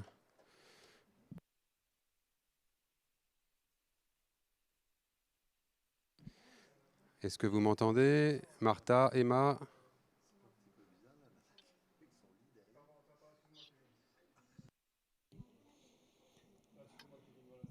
Martha, Emma, est-ce que vous m'entendez? Oui, moi je Oui. t'entends. Martha, c'est bon. Emma, vous m'entendez? Oui, vous êtes en mute, non? Non, on n'entend pas Emma du coup. Le duplex 2. Oui, vous pouvez réessayer, Emma? Can you hear me? Oui, on vous entend, super. Donc là, on est sur une session qui est enregistrée. Donc on va faire partir un petit jingle vidéo.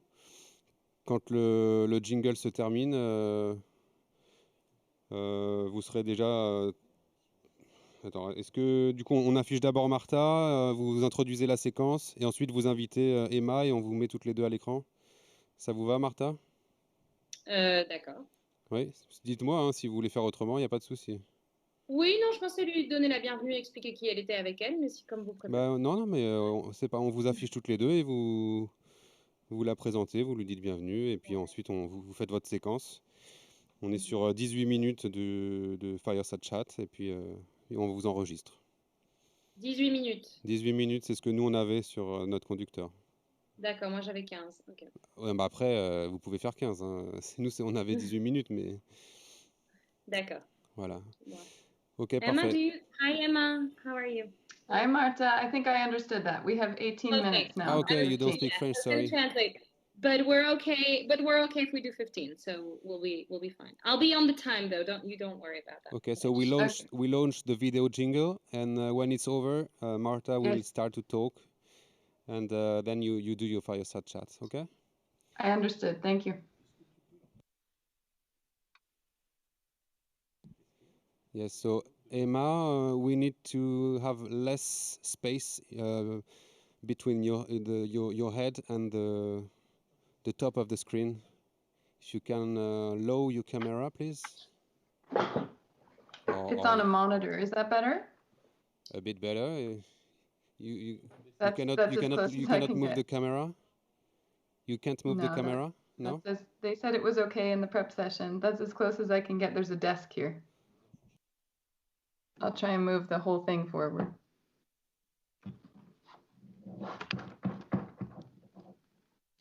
Is that better? Okay, it's good. So be ready. We launch the video jingle.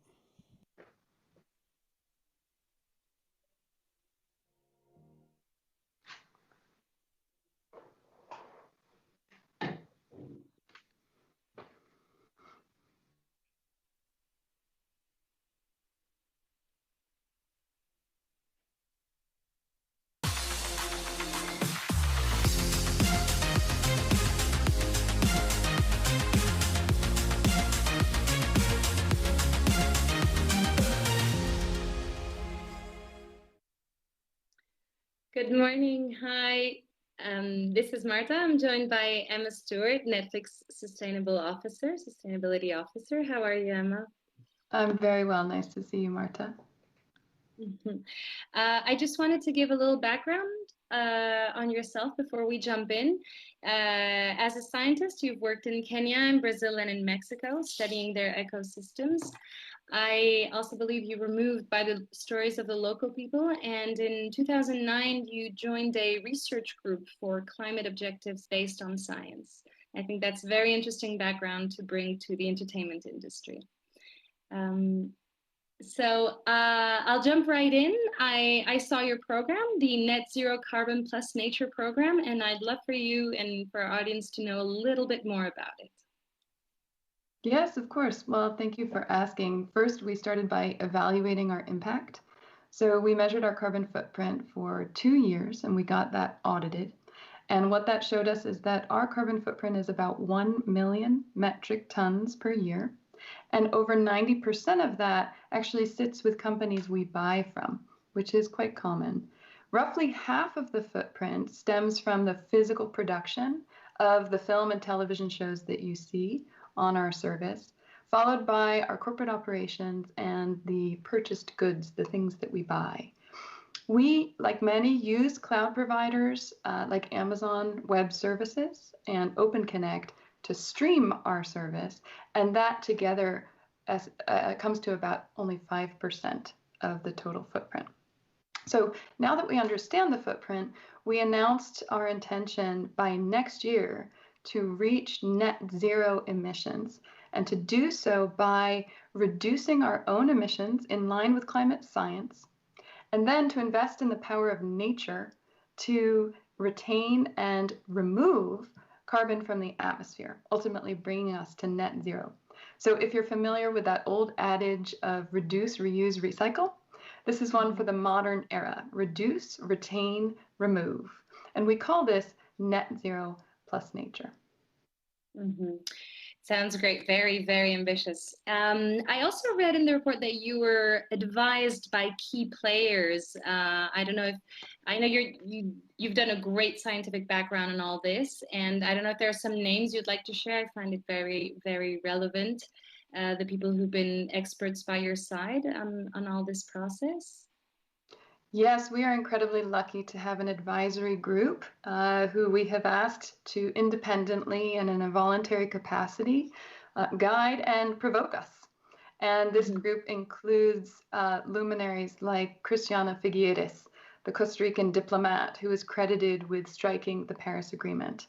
It includes the head of climate at World Wildlife Fund, the head of climate at Environmental Defense Fund, Dr. Johan Rockström from the Potsdam Institute for Climate Research, and in fact, we'll be talking later about a film featuring his work that will launch on June 4th, and he will be speaking to you all later today. We're also joined by Xille Bastida, who is a young climate activist, indigenous, Chilean, Mexican, incredible woman, and she really helps us tap into the next generation and what they're looking for from our generations. And then we have Tom Rivett-Carnac, who wrote a wonderful book called The Future We Choose, about two different possible futures, one with a stable climate and in which the planet continues to be the friend to humanity that it has been for our entire existence, and one with a warming of about 4 degrees Celsius, which is what we're currently, unfortunately, on track for, that will really not be an enjoyable experience for anyone. Absolutely. No, I found it very interesting to see who you're surrounded by. I think there's a saying in Spain that tell me who you hang out and I'll tell you who you are. So I find it very, very interesting who you've surrounded yourself by. Stepping a little bit further into your net zero plan, as you mentioned before, about half of your emissions come from the productions, the audiovisual productions. And I'm really interested to know, how are you passing along your goals to both internal productions and external productions? I believe you obviously buy a lot of content as well. So if you could tell us more about that. Yeah, this part is very exciting. So if you'll indulge me a minute, one of the things my team uses as a mantra is a 3-word mantra of optimize, electrify, decarbonize. Now, what do I mean by that? Optimize means eliminating energy that you don't need, essentially waste. And electrifying means shifting from largely fossil-based fuels to electricity, which is much easier to clean and also is cheaper typically. And then decarbonize, the remaining power.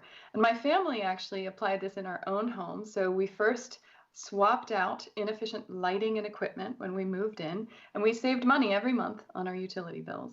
Then we changed our hybrid car to an electric car. My children actually charged the electric car, which is a side benefit I didn't anticipate. And then we decarbonized the remaining power that we needed, and that additional power we needed from the electric vehicle, by leasing solar on our roof and buying green power from our utility. That same mantra of optimize, electrify, decarbonize applies equally well to Netflix, and in particular our productions. So when it comes to optimizing with our productions, we try and hire local crews wherever possible. That, of course, avoids unnecessary travel. It creates local jobs. We donate excess food from our catering. Turns out that food waste is a very potent greenhouse gas. And we use things like LED lighting, which is highly efficient, 75% less energy used than conventional lighting. It also creates less heat, which means we have to do less cooling in our facilities, and it doesn't melt the makeup quite so much, which is a win-win-win. Now, when you move to electrification, we're really looking to swap out diesel generators that are so prevalent in the entertainment industry and look instead towards mobile batteries and eventually towards fuel cells. We also already provide free electrical vehicle charging for our employees, and we're now on the market for electrical vehicles that serve our different production needs. And then lastly, decarbonizing. While we do lease most of our studio space and corporate facilities, we, wherever possible, source green energy through the utility, working with the landlord, and also purchase renewable energy credits where that's not available locally. So we actually attained 99.9% renewable electricity in 2020 through those channels. Now, when it comes to supporting our productions, we're providing them with things like carbon calculation tools so that we can really help them understand where the fuel and electricity in particular sits within their operations and how we can together decarbonize that.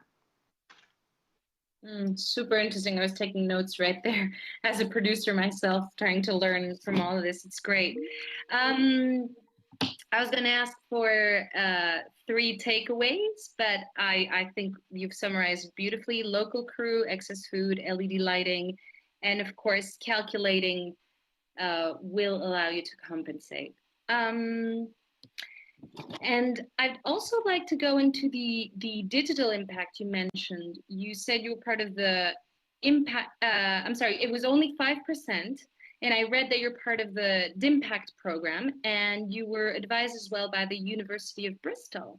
And the number that came out, which is an hour, is about a little less than 100 grams of CO2. Martha, on a perdu Emma. Yes, okay. So du coup, Martha, can you hear me? Voilà, elle est revenue, donc est-ce que vous pouvez refaire la question? Ouais, fait un stop rec. Vous reprenez cette question-là et on fera au montage, on refera le bout à bout. Ok? Parfait. Donc Emma, I'm gonna. Yes, I heard. Ah oui, sorry. I'm gonna. Okay. So she's gonna re-ask the question. We record again, so up to you. So you mentioned before, continuing on your CO2 breakdown, that your digital impact, the web services and streaming services, was a little, a very small amount, a 5% amount. I read that you have been able to calculate this thanks to the DIMPACT program and the support of the Bristol University, correct me if I'm wrong. And the result was that it was about an hour is a little less than 100 grams of CO2. And I'm fascinated by this. Measuring digital impact, I think, is in high demand. I think people are wondering how can we do that. So without too many technical specifics, but if you could give us a little bit of what that looks like and how it's done. Sure, of course. So streaming involves really 3 steps.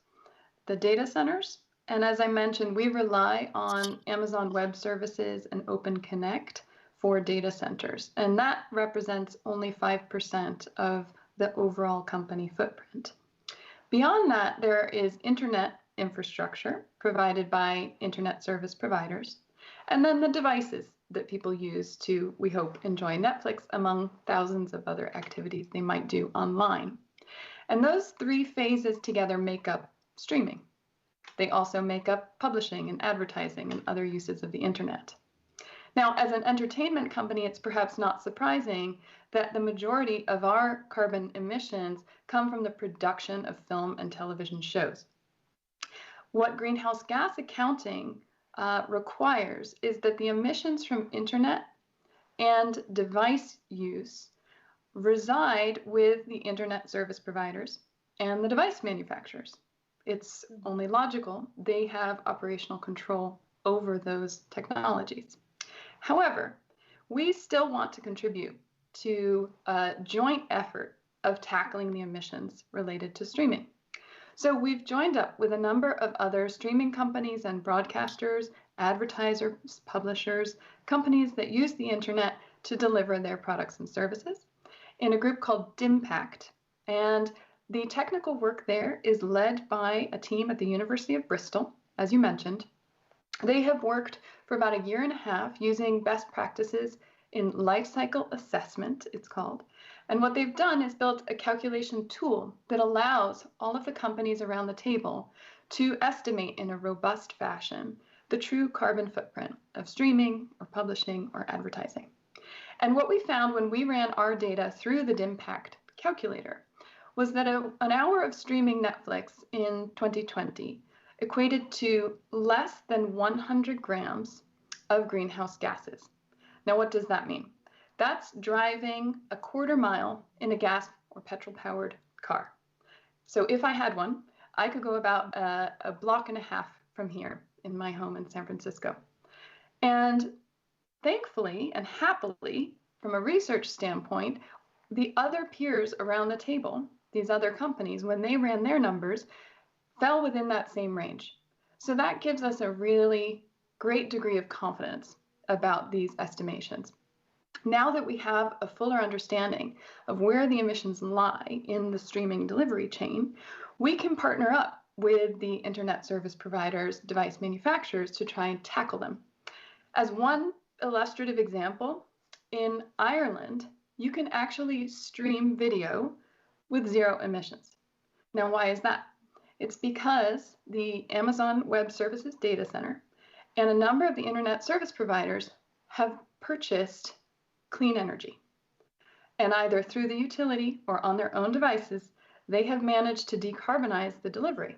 Now, what we would love to see is other data center, other internet service providers demanding clean energy from those local utilities so that everyone can stream at 0 carbon. Of course, the higher the demand, the better service we'll all get. It sounds lovely. We have only a few minutes left, but I really wouldn't like to miss out on what you mentioned before. I believe you call it sustainable storytelling, and I think it has a big part to play in all this as well. So I'd love to know what you're doing what are you intending to do? I know you've also done some actions in this sense, but how can we use, Netflix is about entertainment, so how do we best use storytelling in this seek for change? Yeah, we like to use the phrase entertain to sustain. And as a scientist, I can't help but share one of my favorite quotes, which is from a famous evolutionary biologist at Harvard University called Stephen Jay Gould. And he said, humans are primates who tell stories. It's a defining and differentiating feature for our species. And indeed, the creatives with whom we have the pleasure of working at Netflix are already telling sustainability stories. Climate change in particular is arguably the most epic story of our time. And so as we work to make storytelling more sustainable, as we've talked about, we are supporting them in their efforts to tell more of these stories more effectively. I am delighted to share that when we dug into the numbers, in 2020 alone, we found that 160 million households around the world chose to watch at least one title on Netflix that overtly shone a spotlight on sustainability. 160 million. Now, these titles can include Netflix originals that deepen our appreciation for the planet, like, for example, Our Planet, the series, which we made available for free also during the pandemic. Or My Octopus Teacher, which recently won an Oscar and really shows the deep connection between humans and other living creatures. On June 4th, you're in for a treat. We released Breaking Boundaries, in which globally recognized scientist Dr. Johan Rockström, we affectionately call him Johan Rockstar, and Sir David Attenborough explain the science of our planet and the dangerous tipping points we will trigger if we don't cut emissions in half by 2030 and protect a third of our natural ecosystems.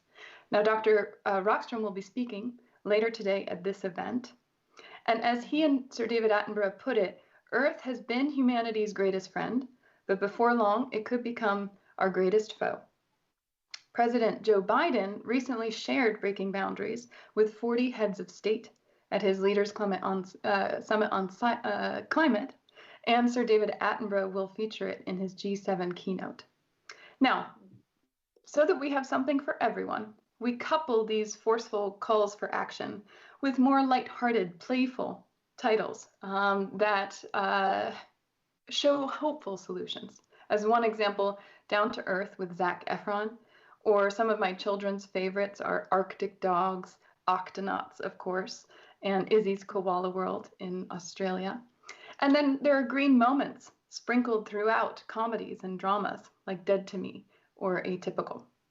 So we are excited to support our creative partners in telling these climate-savvy stories, and every day our content team brings us opportunities to do just that. Absolutely.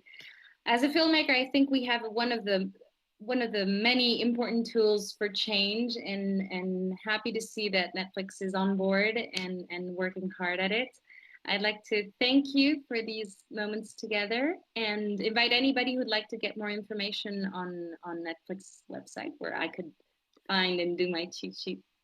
And let's leave everybody for a morning of filmmaking, of impact documentaries, and much more. Thank you so much, Emma. Thank you, Marta.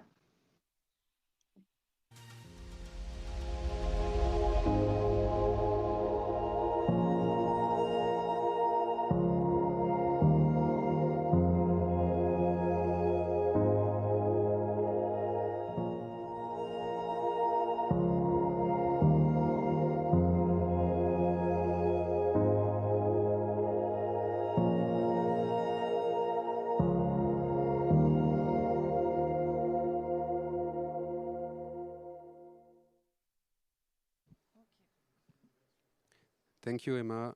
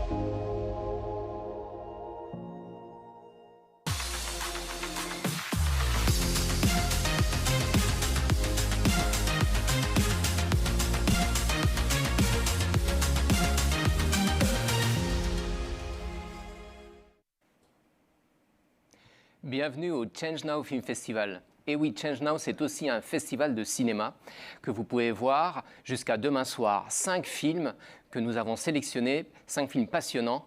Et parmi ces films, nous avons le film Kiss the Ground de Rebecca Harrell et Josh Tickel. Alors, nous avons un invité spécial qui apparaît d'ailleurs dans ce film. Et je vais appeler Monsieur Stéphane Le Foll. Bonsoir Monsieur Stéphane, Monsieur Le Foll, excusez-moi. Bienvenue au Change Now Film Festival. Bonsoir, bonsoir. Alors, je suis très heureux que vous ayez accepté notre invitation au Film Festival. Pendant la durée de ces 3 jours, les gens vont pouvoir voir Kiss the Ground sur la plateforme de Change Now. Et nous avions pensé que, voilà, que ce moment, cet échange avec vous serait très intéressant parce que vous apparaissez dans le film. Alors, je pense que, bon, on peut faire un petit rappel. Vous avez été ministre de l'Agriculture de 2012 à 2017 et vous êtes actuellement maire de la ville du Mans et vous êtes aussi le fondateur et le président de l'initiative 4 pour 1000. Alors, on va commencer. Moi, je vais vous dire tout de suite, moi, je ne suis pas un féru en la matière. Moi, mon domaine, c'est le cinéma. Mais je suis là pour apprendre.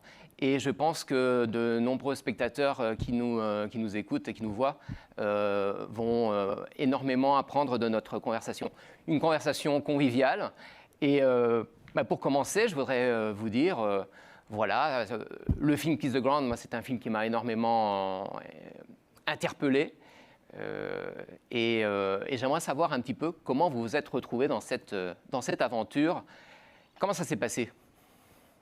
Comment ça s'est passé? D'abord, historiquement, c'est lié à la COP21, puisque l'équipe de Kiss the Ground avait décidé de participer et de faire un film pendant la COP21, et ils étaient bien entendu très attachés à la partie agricole. Et ils sont venus dans cette COP et ont cherché, en fait, peut-être qu'ils l'avaient fait avant, je ne sais pas, mais en tout cas, quand ils sont arrivés, c'était sur la ligne de cette initiative que j'avais prise du 4 pour 1000. Alors, pourquoi 4 pour 1000 ? C'est déjà une énigme, c'est pour ça que j'avais choisi ce slogan, puisque c'était un calcul qui avait été fait par l'INRA, l'Institut national de la recherche agronomique français, dans les années 90-2000, qui consistait à imaginer l'absorption en carbone dans les sols agricoles, avec l'idée que si tous les sols de la Terre ayant un stock de carbone donné, étaient capables d'absorber la totalité des émissions de carbone produites par les hommes sur Terre, qu'est-ce qu'il faudrait ajouter au stock de carbone existant dans les sols? En fait, il faudrait ajouter 4 grammes sur 1000 grammes, soit 0,4%, soit 4 pour 1000. C'est ce chiffre un peu magique qui fait l'initiative que j'ai prise, qui a consisté pendant la COP21 à essayer de faire comprendre que l'agriculture et la forêt, c'est pas simplement des activités de production, mais c'est d'abord une énorme activité photosynthétique.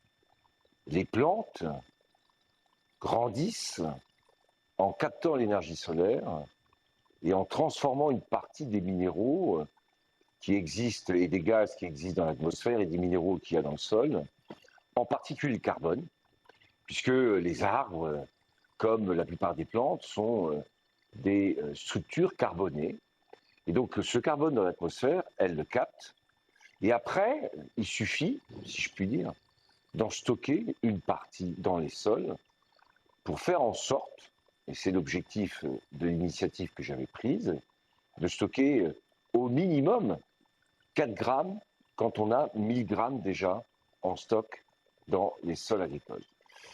Et à partir de cette idée assez simple, bien sûr, il y a derrière tout ça des pratiques agricoles qu'il faut mettre en œuvre et qui ne sont pas si faciles ni à faire accepter par les agriculteurs toujours, ni à faire comprendre, bien sûr, par nos concitoyens, par vous-même. Vous êtes un spécialiste du cinéma et si vous aviez à m'expliquer l'histoire du cinéma ou un certain nombre de films que vous préférez, je suis sûr que vous avez une capacité bien plus grande que la mienne à développer ce que peut être le cinéma dans ce domaine de l'agriculture pour arriver à capter cette énergie solaire, à développer la photosynthèse, en récupérer une partie pour la stocker. C'est toutes les stratégies, tous les itinéraires techniques qui vont utiliser les racines du sol, d'abord, parce que ça, c'est du carbone, qui vont ensuite utiliser les plantes qui sont sur le sol et qui vont permettre, si on en laisse une partie dans le sol, eh bien, de stocker une partie du carbone que les plantes auront fixé au moment où elles auront grandi.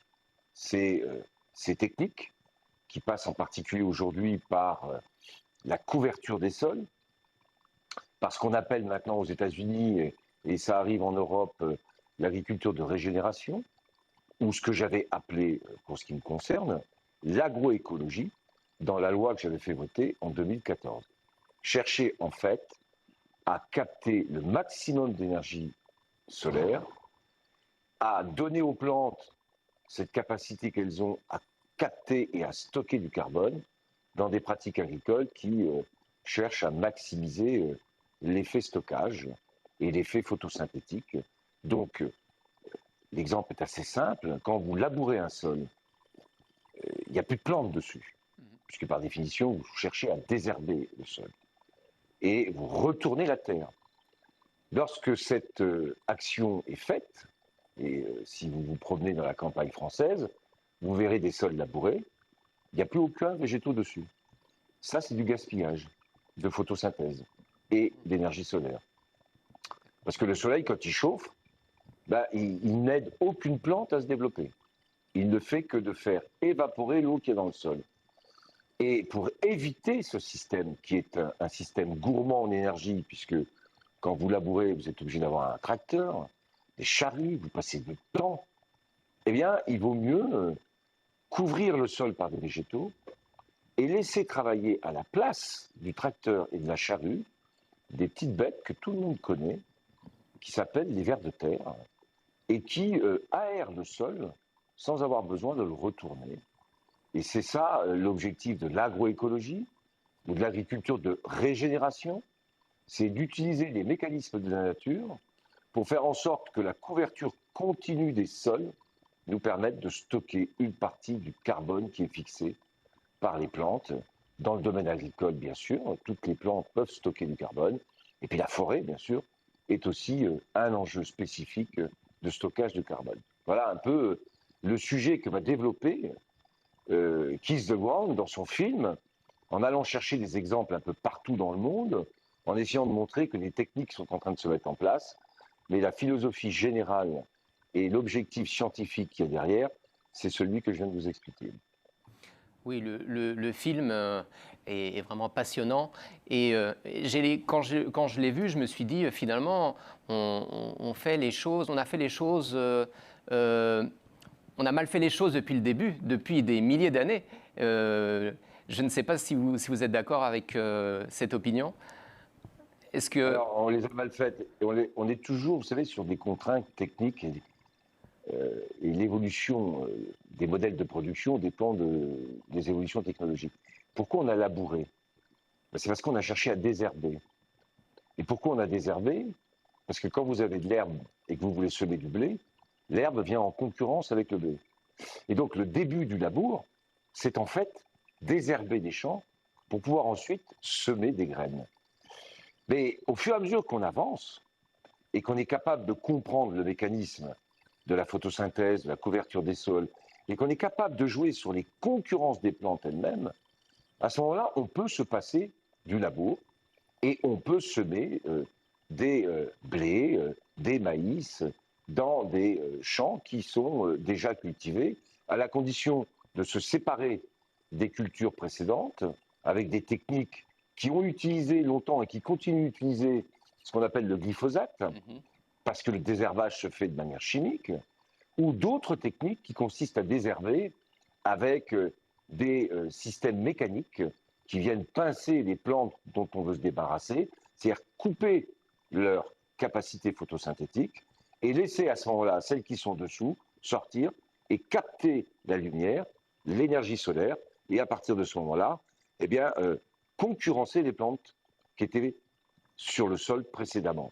Toutes ces techniques, vous voyez que c'est des sujets, quand je les évoque comme ça, on peut comprendre, mais pour le mettre en œuvre, c'est des sujets qui demandent des pratiques, des technologies qui s'affinent maintenant et qui vont nous permettre de ne plus avoir, comme ça a été depuis longtemps, des siècles et des siècles, être obligés de labourer pour désherber. Oui, j'imagine que ce changement est un changement difficile, un changement systémique. Il va falloir changer énormément d'habitudes, un changement. Il va falloir aussi avoir l'appui des pouvoirs politiques, de l'économie. Il va falloir rejoindre, on va dire, toutes ces forces pour pouvoir faire ce changement et couper ce cercle infernal, non on a l'impression que plus on met des pesticides, plus les bactéries sont résistantes et on en rajoute et c'est un cercle vicieux. Et il va falloir couper ça complètement. Et je pense que c'est vraiment compliqué, mais depuis 2015, dites-moi, est-ce que vous avez vu une évolution? Quels sont les résultats? Comment a évolué l'initiative depuis 2015? D'abord, elle évolue plutôt très bien, puisque si je me réfère dans les souvenirs récents encore, on doit avoir plus de 80 pays qui ont rejoint cette initiative, une 150 têtes d'organisations qui sont avec nous. On a un conseil scientifique et on ne cesse d'avoir aussi, dans le cadre d'un consortium qu'on a organisé, des partenariats avec en particulier des grandes entreprises, des ONG qui souhaitent rejoindre ou qui souhaitent utiliser le label du 4 pour 1000. Donc cette initiative, elle prend forme. On a participé d'ailleurs il y a très peu de temps à la Green Week qui a été organisée à l'échelle européenne et on a été capable de mettre à la télé, sur le web, une journée complète, 2 jours même, avec des expériences partout dans le monde. Donc ce qu'on est en train de faire maintenant, c'est qu'on a répertorié scientifiquement les critères et les techniques qui nous permettent de stocker du carbone dans les sols. Et tout l'enjeu maintenant, c'est que ces techniques et ces technologies, il faut qu'on soit capable de les diffuser. Ça existe, ça s'est développé en France, ça s'est développé d'abord aux États-Unis, aussi en Amérique latine, puisque les sols en Amérique latine, comme aux États-Unis, étaient extrêmement légers, et que quand vous labourez, vous avez à ce moment-là une érosion éolienne qui était extrêmement forte, et en Amérique latine, des risques d'érosion hydraulique aussi très forts, donc vous avez tous vos sols qui s'en vont. Donc très tôt, ils ont été obligés d'éviter de labourer. Donc il y a eu déjà des couvertures de sol et des techniques de ce qu'on appelle les techniques culturales simplifiées, qui cherchaient justement à éviter d'utiliser le labour. Mais l'évolution qui a suivi, c'est ce que je vous disais tout à l'heure, c'est-à-dire c'est arriver au-delà même de la question du labour et du fait de rester avec des couvertures de sol de manière continue, c'est d'arriver à construire des itinéraires techniques sophistiqués qui utilisent les mécanismes de la nature à la place de l'énergie fossile nécessaire pour faire tourner un tracteur, par exemple, et qui utilisent au maximum les énergies, les mécanismes de la nature pour se passer aussi, par exemple, de la chimie, c'est ce que je vous disais tout à l'heure, par rapport à la couverture des sols et à la question du glyphosate. Mais tout ça, c'est des processus dynamiques. Et maintenant, notre enjeu, c'est de s'engager pleinement dans cette dynamique et de fournir des itinéraires techniques adaptés à chaque sol, à chaque climat. C'est ce qu'on appelle les conditions pédoclimatiques, sol plus climat, chaque fois pour trouver les bonnes plantes, pour avoir les bonnes couvertures, pour avoir les bonnes rotations des cultures sur les sols, afin de les couvrir de manière continue et en même temps de maximiser leur potentiel photosynthétique et en même temps de maximiser leur capacité à stocker du carbone dans les sols. J'ajoute un point pour les agronomes et ceux que ça intéresse, c'est quand vous stockez du carbone dans les sols, en fait, vous stockez de la matière organique. Et c'est ça l'enjeu aussi du 4 pour 1000, c'est qu'en stockant de la matière organique dans les sols, vous améliorez la fertilité des sols, la structure des sols. Améliorant la fertilité et la structure des sols, vous êtes capable de développer des productions avec des rendements plus élevés partout dans le monde. Donc c'est un processus qui non seulement nous permet de réduire le carbone dans l'atmosphère et donc de lutter contre le réchauffement climatique, mais c'est un processus, plus vous intégrez et vous stockez du carbone dans les sols, plus vous avez de la matière organique et plus vos sols sont fertiles.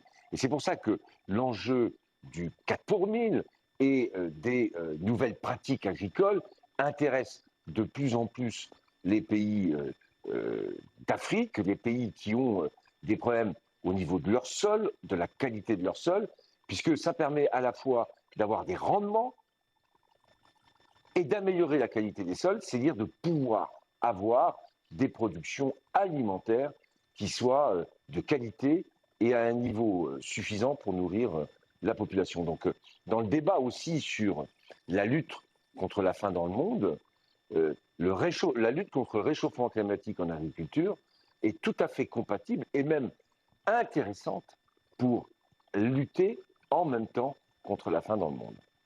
Alors, et participer au développement. J'imagine donc qu'il y a tout un programme d'accompagnement de la part de 4 pour 1000 pour tous ceux qui veulent rejoindre cette initiative. Oui. Alors en fait, ce sont les États aussi, puis les organismes qui sur place, parce que le 4 pour 1000, on n'est pas une administration, on n'est pas non plus une ONG. Ce qu'on essaye d'être, c'est une référence dans le domaine que j'évoquais, le stockage de carbone, la fertilité des sols, des pratiques et des itinéraires techniques nouveaux, l'agroécologie que nous promouvons. Et en même temps, on s'appuie sur des acteurs qui, dans chaque pays, dans chaque continent, travaillent aussi sur ces techniques nouvelles pour pouvoir promouvoir un ensemble cohérent de pratiques, d'itinéraires techniques adaptés à l'échelle de la planète. Puisque si je reviens à mon idée de départ, le 4 pour 1000, c'est à l'échelle de toute la planète. Oui, oui. Et moi, je pense que on a besoin d'aller dans cette direction. C'est peut-être une lueur d'espoir. Moi, je garde aussi ce message optimiste, parce que dans le film, on a toute une première partie où l'on parle de désertification. On dit par exemple qu'en 2050, il y aura plus d'1 milliard de réfugiés dus à la désertification. Beaucoup d'autres exemples. Et dans le scénario du film, on va dire que vous arrivez pour donner un peu une lueur d'espoir. Et d'autres exemples positifs sont montrés ensuite dans le film, comme par exemple le professeur John D. Liu, qui dans les plateaux de Laos en Chine a fait un travail remarquable de reforestation en 15 ans. D'ailleurs, on a un film qui s'appelle Everslow Green dans le film festival, où on voit aussi un autre exemple de reforestation en Inde, à Auroville. Je ne sais pas si vous connaissez cette ville. Et ils ont fait aussi un travail formidable. Et finalement, on s'aperçoit que la solution, enfin je ne sais pas s'il parlait de solution, mais peut-être, elle est avec nous, elle est sous nos pieds. Et c'est notre premier outil. On a toujours pensé qu'il fallait des outils pour travailler la terre, et puis finalement, la terre est notre premier outil. Et je crois que ça, c'est un des apprentissages peut-être qu'il faut retirer de Kiss the Ground. Moi, je voulais vous demander, est-ce que vous êtes optimiste ? Écoutez, je suis en tout cas résolu à faire en sorte que les choses changent. Oui, je suis assez optimiste. Je pense que les choses peuvent changer et plus rapidement qu'on ne le pense. Et en tout cas, je suis assez convaincu que dans le débat qui vous anime, et c'est très important que vous ayez choisi ces films, et ce film en particulier, parce que il est à la fois pédagogique, et il donne, et vous l'avez rappelé, il rappelle plutôt que la terre et les sols agricoles et forestiers ne sont pas un problème, mais sont au contraire une partie de la solution. Parce qu'il y a d'autres enjeux en termes de mobilité et en termes de décarbonation de l'ensemble de notre économie. Mais l'agriculture et la forêt, grâce à la photosynthèse, sont une partie de la solution qui doit nous permettre de résoudre la question du réchauffement climatique. Et ça, c'était très important au moment de la COP21, parce que souvent, l'agriculture était surtout présentée sous l'aspect de l'élevage comme une des grandes causes du réchauffement climatique. Et ce que j'avais voulu comme ministre, c'est dire, mais attendez, ne soyez pas pessimiste comme ça. Ne voyez pas tout en noir. Au contraire, il y a du potentiel. Et les sols peuvent être utiles, non seulement pour produire des produits alimentaires, mais pour être un acteur de la lutte contre le réchauffement climatique.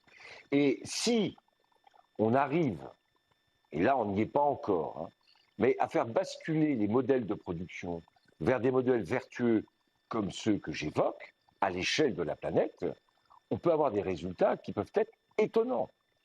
Moi, je me suis déplacé au Sénégal, je suis allé le long de la muraille verte qui a été construite avec des arbres, hein, pour essayer de bloquer l'avancée du désert, dans lesquels d'ailleurs il y a des systèmes agroforestiers qui sont très intéressants, qui permettent à la fois d'avoir des arbres, d'avoir des fruits, d'avoir de l'ombre.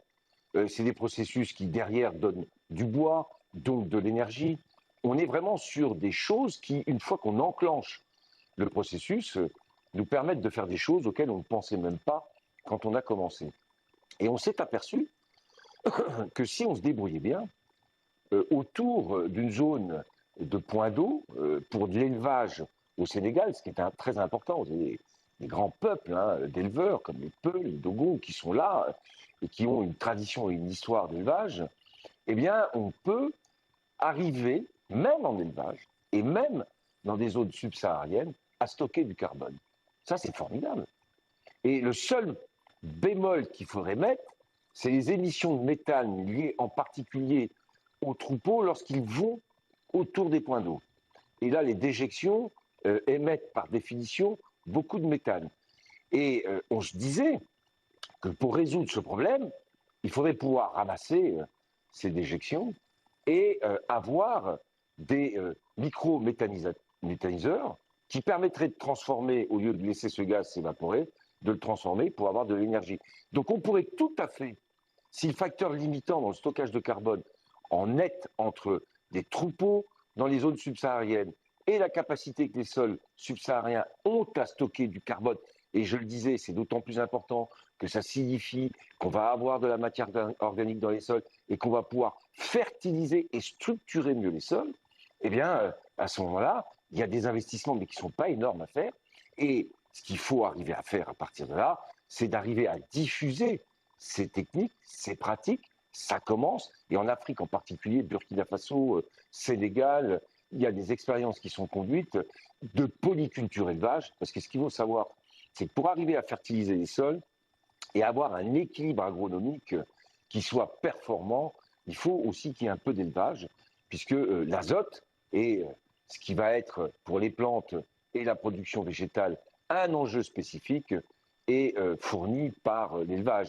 Donc, par rapport au début de la conversation sur le moment de la COP21, où il était souvent désigné comme problème l'élevage, et l'élevage industriel bien sûr, mais on a besoin de retrouver des équilibres en polyculture et élevage, et ce qui m'avait frappé à l'époque, c'était une étude du CIRAD, et je vais aller d'ailleurs rencontrer le CIRAD bientôt. Cette étude montrait qu'on pouvait stocker du carbone même en zone subsaharienne. Ça, c'est formidable. Est-ce que vous pensez que la pandémie, que tout ce qui nous est arrivé va accélérer le changement de mentalité? Est-ce que vous pensez qu'on aura appris quelque chose de tout ça? Je pense qu'il y avait la pandémie, en fait, c'était un moment de rupture qui est indépendant comment dirais-je, des cycles qui étaient engagés sur les grands changements. Mais je pense que cette rupture a laissé du temps pour que derrière, il y ait effectivement, je l'espère, et on fait tout pour, mais on le voit et on le sent quand même. Même, je vais prendre cet exemple de la finance. Il n'y a pas très longtemps, on a été contacté par des jeunes financiers français qui sont dans la finance verte et qui sont venus m'interroger justement pour savoir comment ils pourraient participer au financement de projets, parce que eux, ils s'intéressent et ils avaient regardé, je vous dis, Kiss the Ground. C'est comme ça qu'ils sont arrivés. Voilà, donc comme quoi, c'est très utile et on va travailler avec eux et on va commencer à faire en sorte que ce cycle qui est là, avec des techniques, des pratiques, des chercheurs, des ONG et certains pays qui ont envie de faire, eh bien, qu'on puisse entraîner derrière nous tous les acteurs, qu'ils soient politiques, qu'ils soient surtout financiers, parce que ça, c'est une vraie question, pour pouvoir aller beaucoup plus vite et beaucoup plus loin et le plus rapidement possible. Et on sent qu'après cette pandémie, ben, par exemple, ces jeunes financiers, ben, ils cherchent et ils ont envie de trouver. Bon, et donc, j'étais très heureux de pouvoir leur répondre et de les aider dans ce domaine d'ailleurs. Oui, et je pense que Change Now a un rôle à jouer aussi dans ce catalyseur de talents, de solutions, de créativité, d'échanges. C'est ce que nous sommes en train de vivre cette année d'une manière différente. Le digital permet des rencontres inespérées parce que peut-être certaines personnes qui ne pouvaient pas venir sont ici avec nous. Et c'est un lieu d'échange incroyable. J'espère que voilà, l'année prochaine, vous pourrez être ici avec nous en personne. Pour le mot de la fin, écoutez, ça a été un vrai plaisir de vous avoir avec nous ce soir ici à Change Now. J'espère que vous nous suivez de près, que vous avez vu les différents invités, le programme. Moi, j'invite... En tout cas, des conseillers qui suivent tout ça de très très près et qui me conseillent tous les jours et qui me disent qu'il faut que je suive tout ça de très près. Je vous le confirme. Eh bien, écoutez, merci beaucoup. Moi, je vais inviter tous les spectateurs à voir le film Kiss the Ground, à regarder aussi sur Internet l'initiative 4 pour 1000 et à apprendre, comme j'espère que vous avez pu apprendre avec cette conversation. Voilà. Merci beaucoup, Monsieur Le Foll. Au revoir. À bientôt. À bientôt.